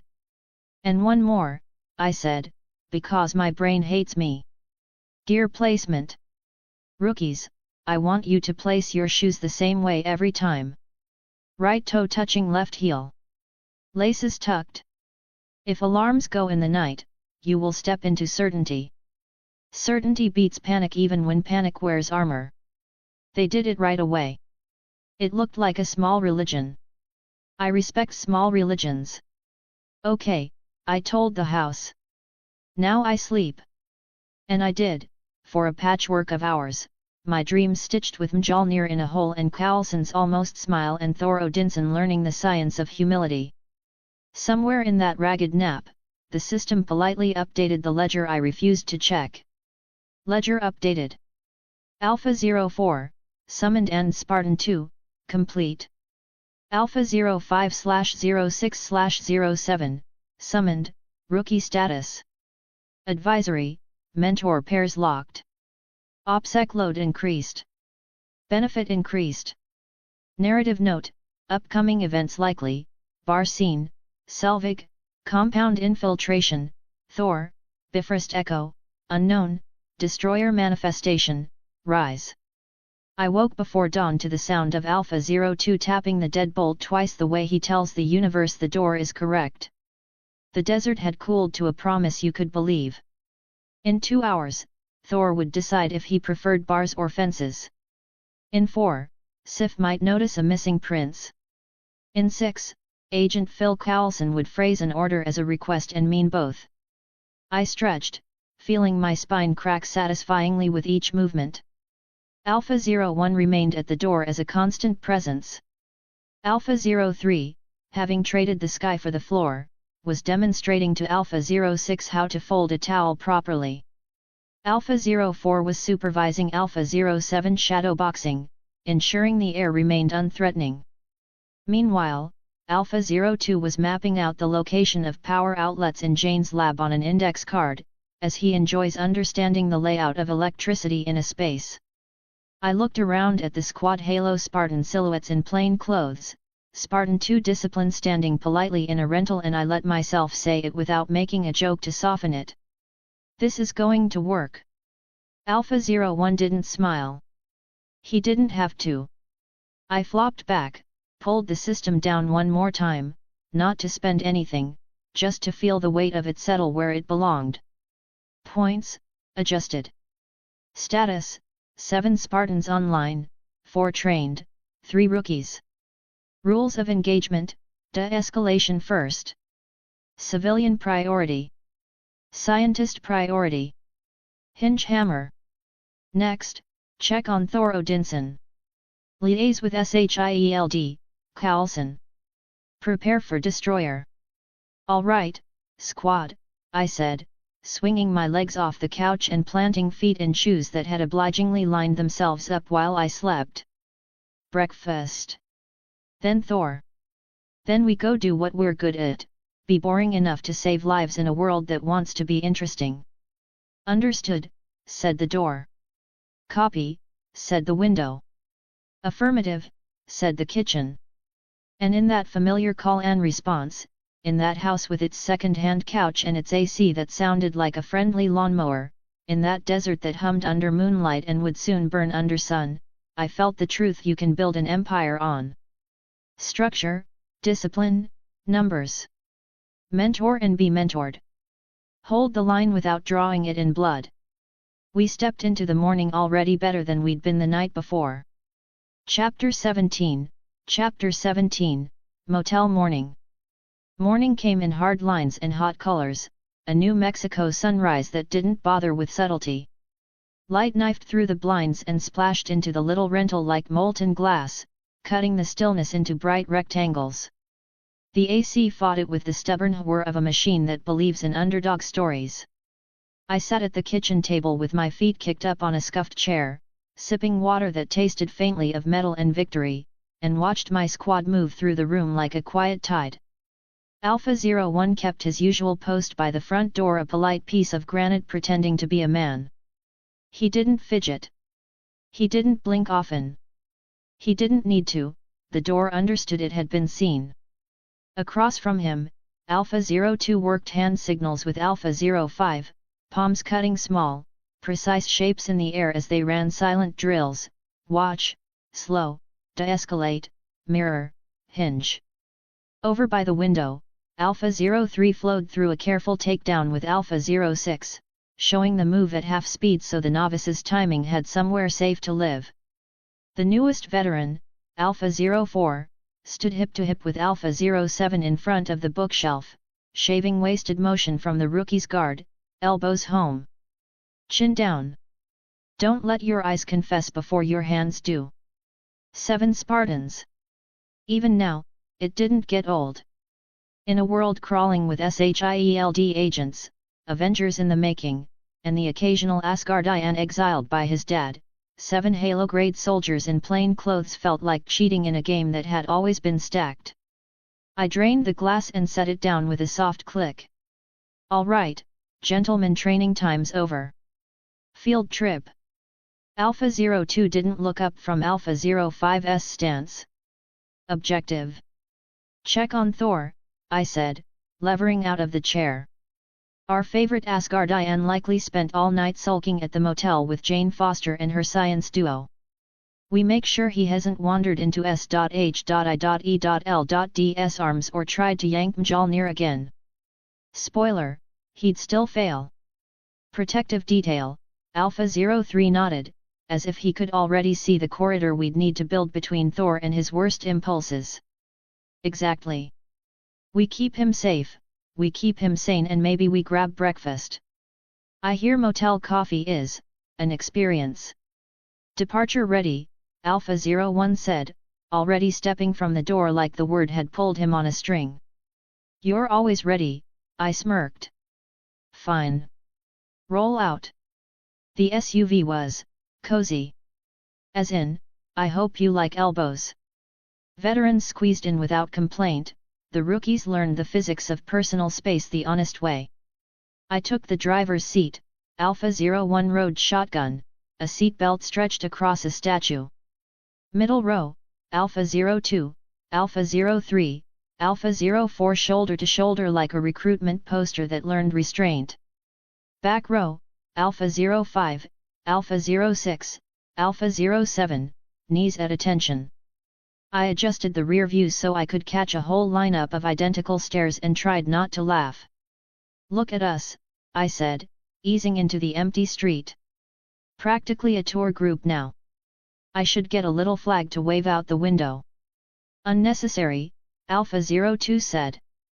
Oh, it's very necessary. Morale, Alpha 02. Learn it. Live it. Silence, long enough to take on personality. My laugh filled it anyway, bounced off the ceiling, and decided to stay. We crossed town under a sky that looked new enough to crack if you touched it wrong. Puente Antiguo yawned awake in slow motion, shopkeepers rolling up doors, a dog doing the morning shift of barking at nothing, a single jogger who determinedly avoided making eye contact with 7 very large men in an SUV. The motel sat on the town's edge like a shrugged shoulder the Desert Star Inn, paint sun-faded to that color you can't name without swearing, the sign flickering between proud and tired. Rows of identical doors stared down a gravel lot. A vending machine did its best impression of a sentry. Jane's van was easy to spot, science stickers, dust, dignity. I eased in beside it and killed the engine. Be polite, I said. We're visiting friends. Engagement rules. Alpha-03 asked. No breaking doors, no glaring at Darcy, no scaring Jane's neighbors, I counted on my fingers. Simple stuff. Think you can handle it? Alpha-05-06-07 nodded in eerie unison. Good. Let's make a nice impression. 3 cheerful knocks. Inside, a shuffle, a muffled exchange, a thump, someone finding a shoe with their shin. The door cracked and Darcy Lewis's face appeared like a sun peeking around storm clouds. She blinked. Groaned. Oh God! It's you! Morning, sunshine! We brought the cavalry! Her eyes slid past me and widened like the aperture on a camera. You multiplied. Indeed, I said, allowing pride a sip of air. 7 at present. What can I say? I appreciate companionship.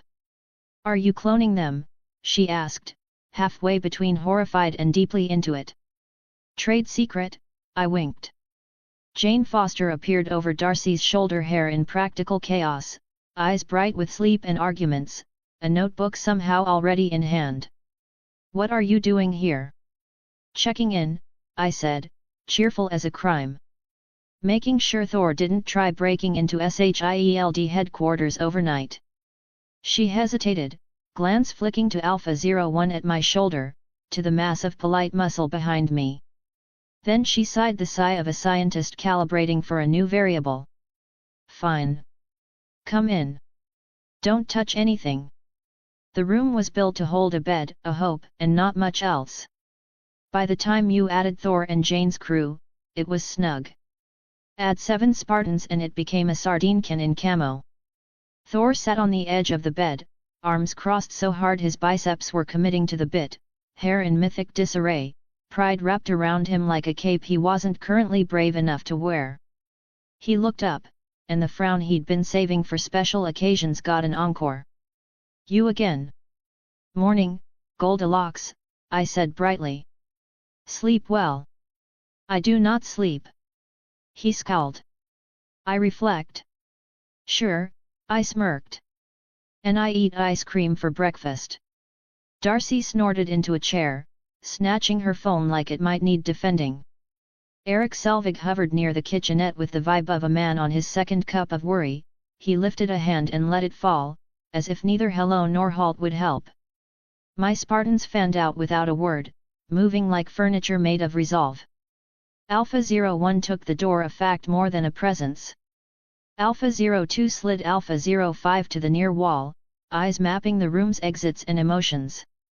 Alpha-03 paired Alpha-06 by the window, drawing the curtain with 2 fingers so our reflections wouldn't draw the street.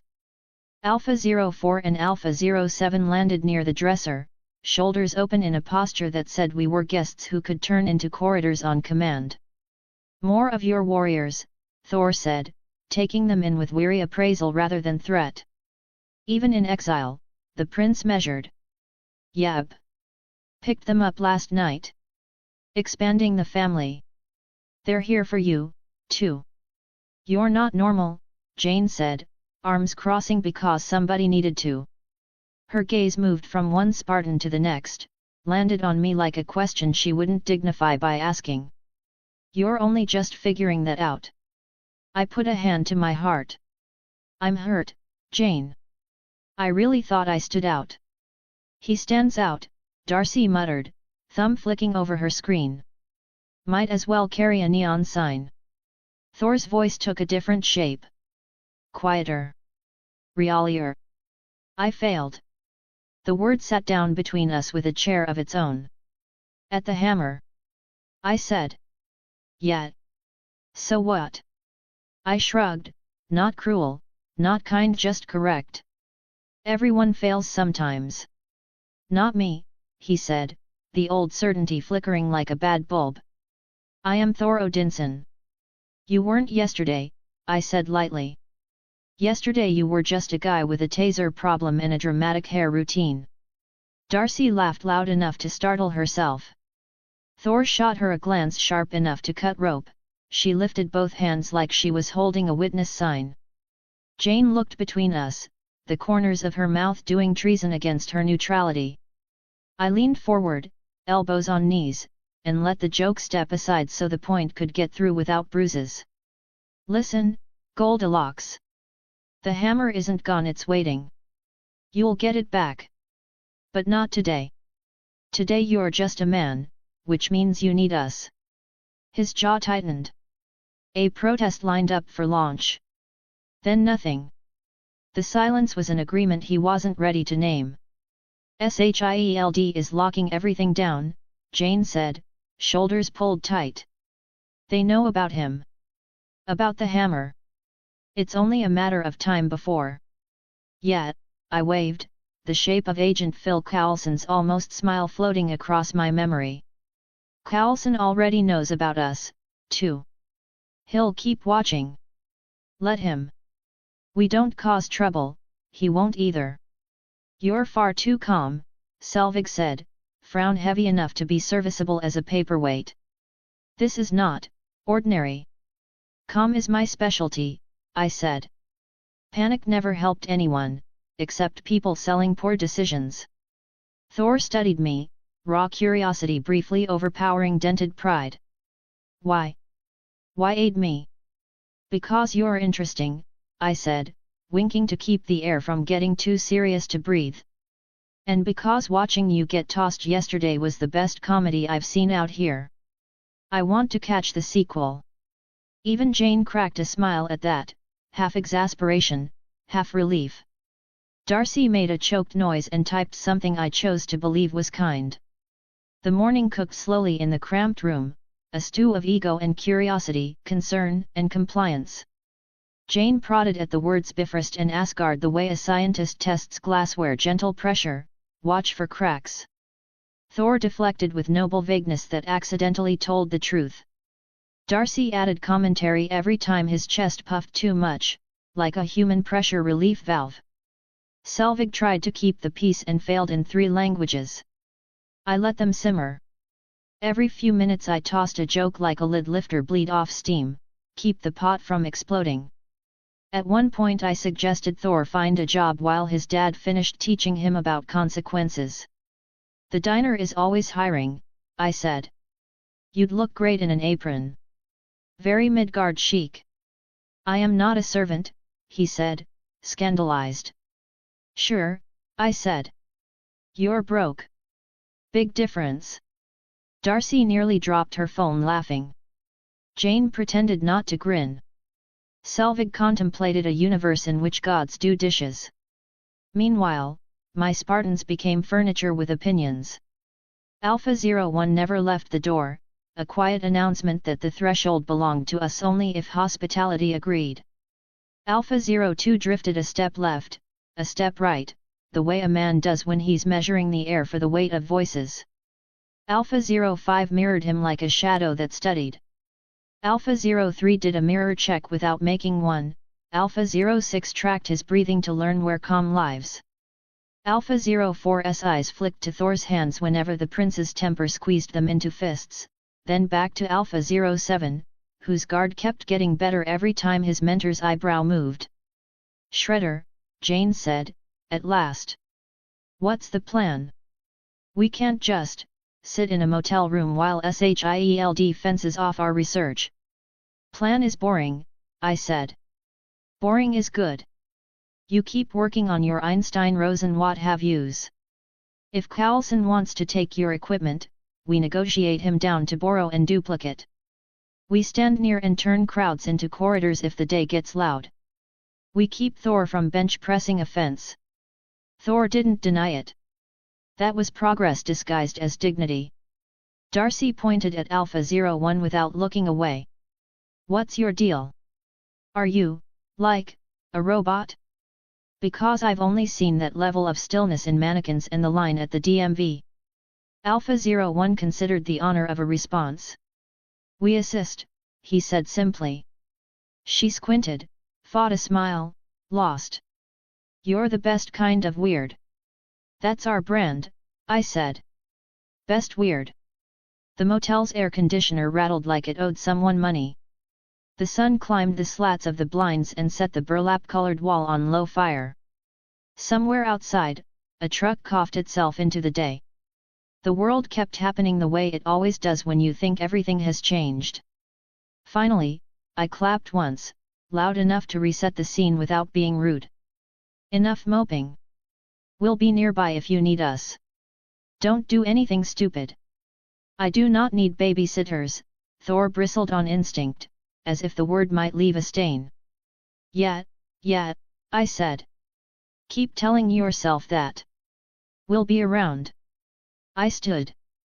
Alpha 01 opened the door without looking at the handle. The Spartans flowed out past me like shadows with posture. I paused in the doorway and flashed Jane a grin. Try not to let him trash the room. Motels charge for damages. Her sigh chased me into the heat. It sounded like compromise taught by practice. Outside, the sun slapped us on the way to the SUV. I slid behind the wheel, let the seat catch me like a friend. The others settled with the soft chuff of coordinated weight. Well, I said, buckling up. Fun. Goldilocks still sulking, Darcy still sassy, Jane still stressed, Selvig one sigh away from retirement. Classic team dynamic. Thor Odinson unstable emotionally, Alpha 02 observed, voice a diagnostic tool. Physically he'll be fine, I agreed. We just need to keep him from doing anything reckless until the plot remembers he's a protagonist. Next action. Alpha 03 asked, eyes on the motel roofline, then the road, then the sky. Observation, I said. We watch, wait, and safeguard our golden retriever god until he reunites with his hammer. We'll post up near the Desert Star Inn, take turns being boring within eyeshot. If SHIELD tries something creative, we become corridors. If Thor tries something Asgardian, we become gravity.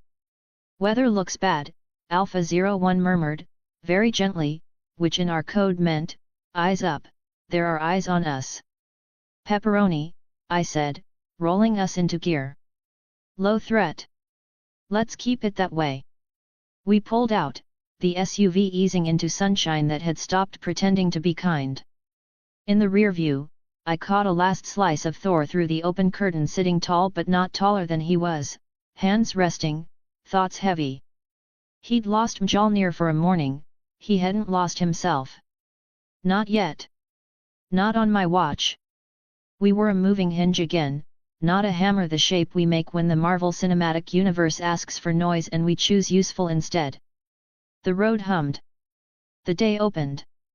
And the math I'd done last night, quality and quantity, mentors and rookies, structure and numbers felt right under my hands in a way almost nothing else ever has. All right, squad, I said, letting a grin borrow my face as the Desert Star shrank in the mirror. Let's go be boring in a way that keeps the interesting from killing anybody. Understood, said Alpha 01. Copy, said Alpha 03. Affirmative, said Alpha 02. From the back seat, 3 rookies said nothing at all, and in that silence a promise took root, they'd learn the song by heart and keep it on key when the destroyer finally came to town.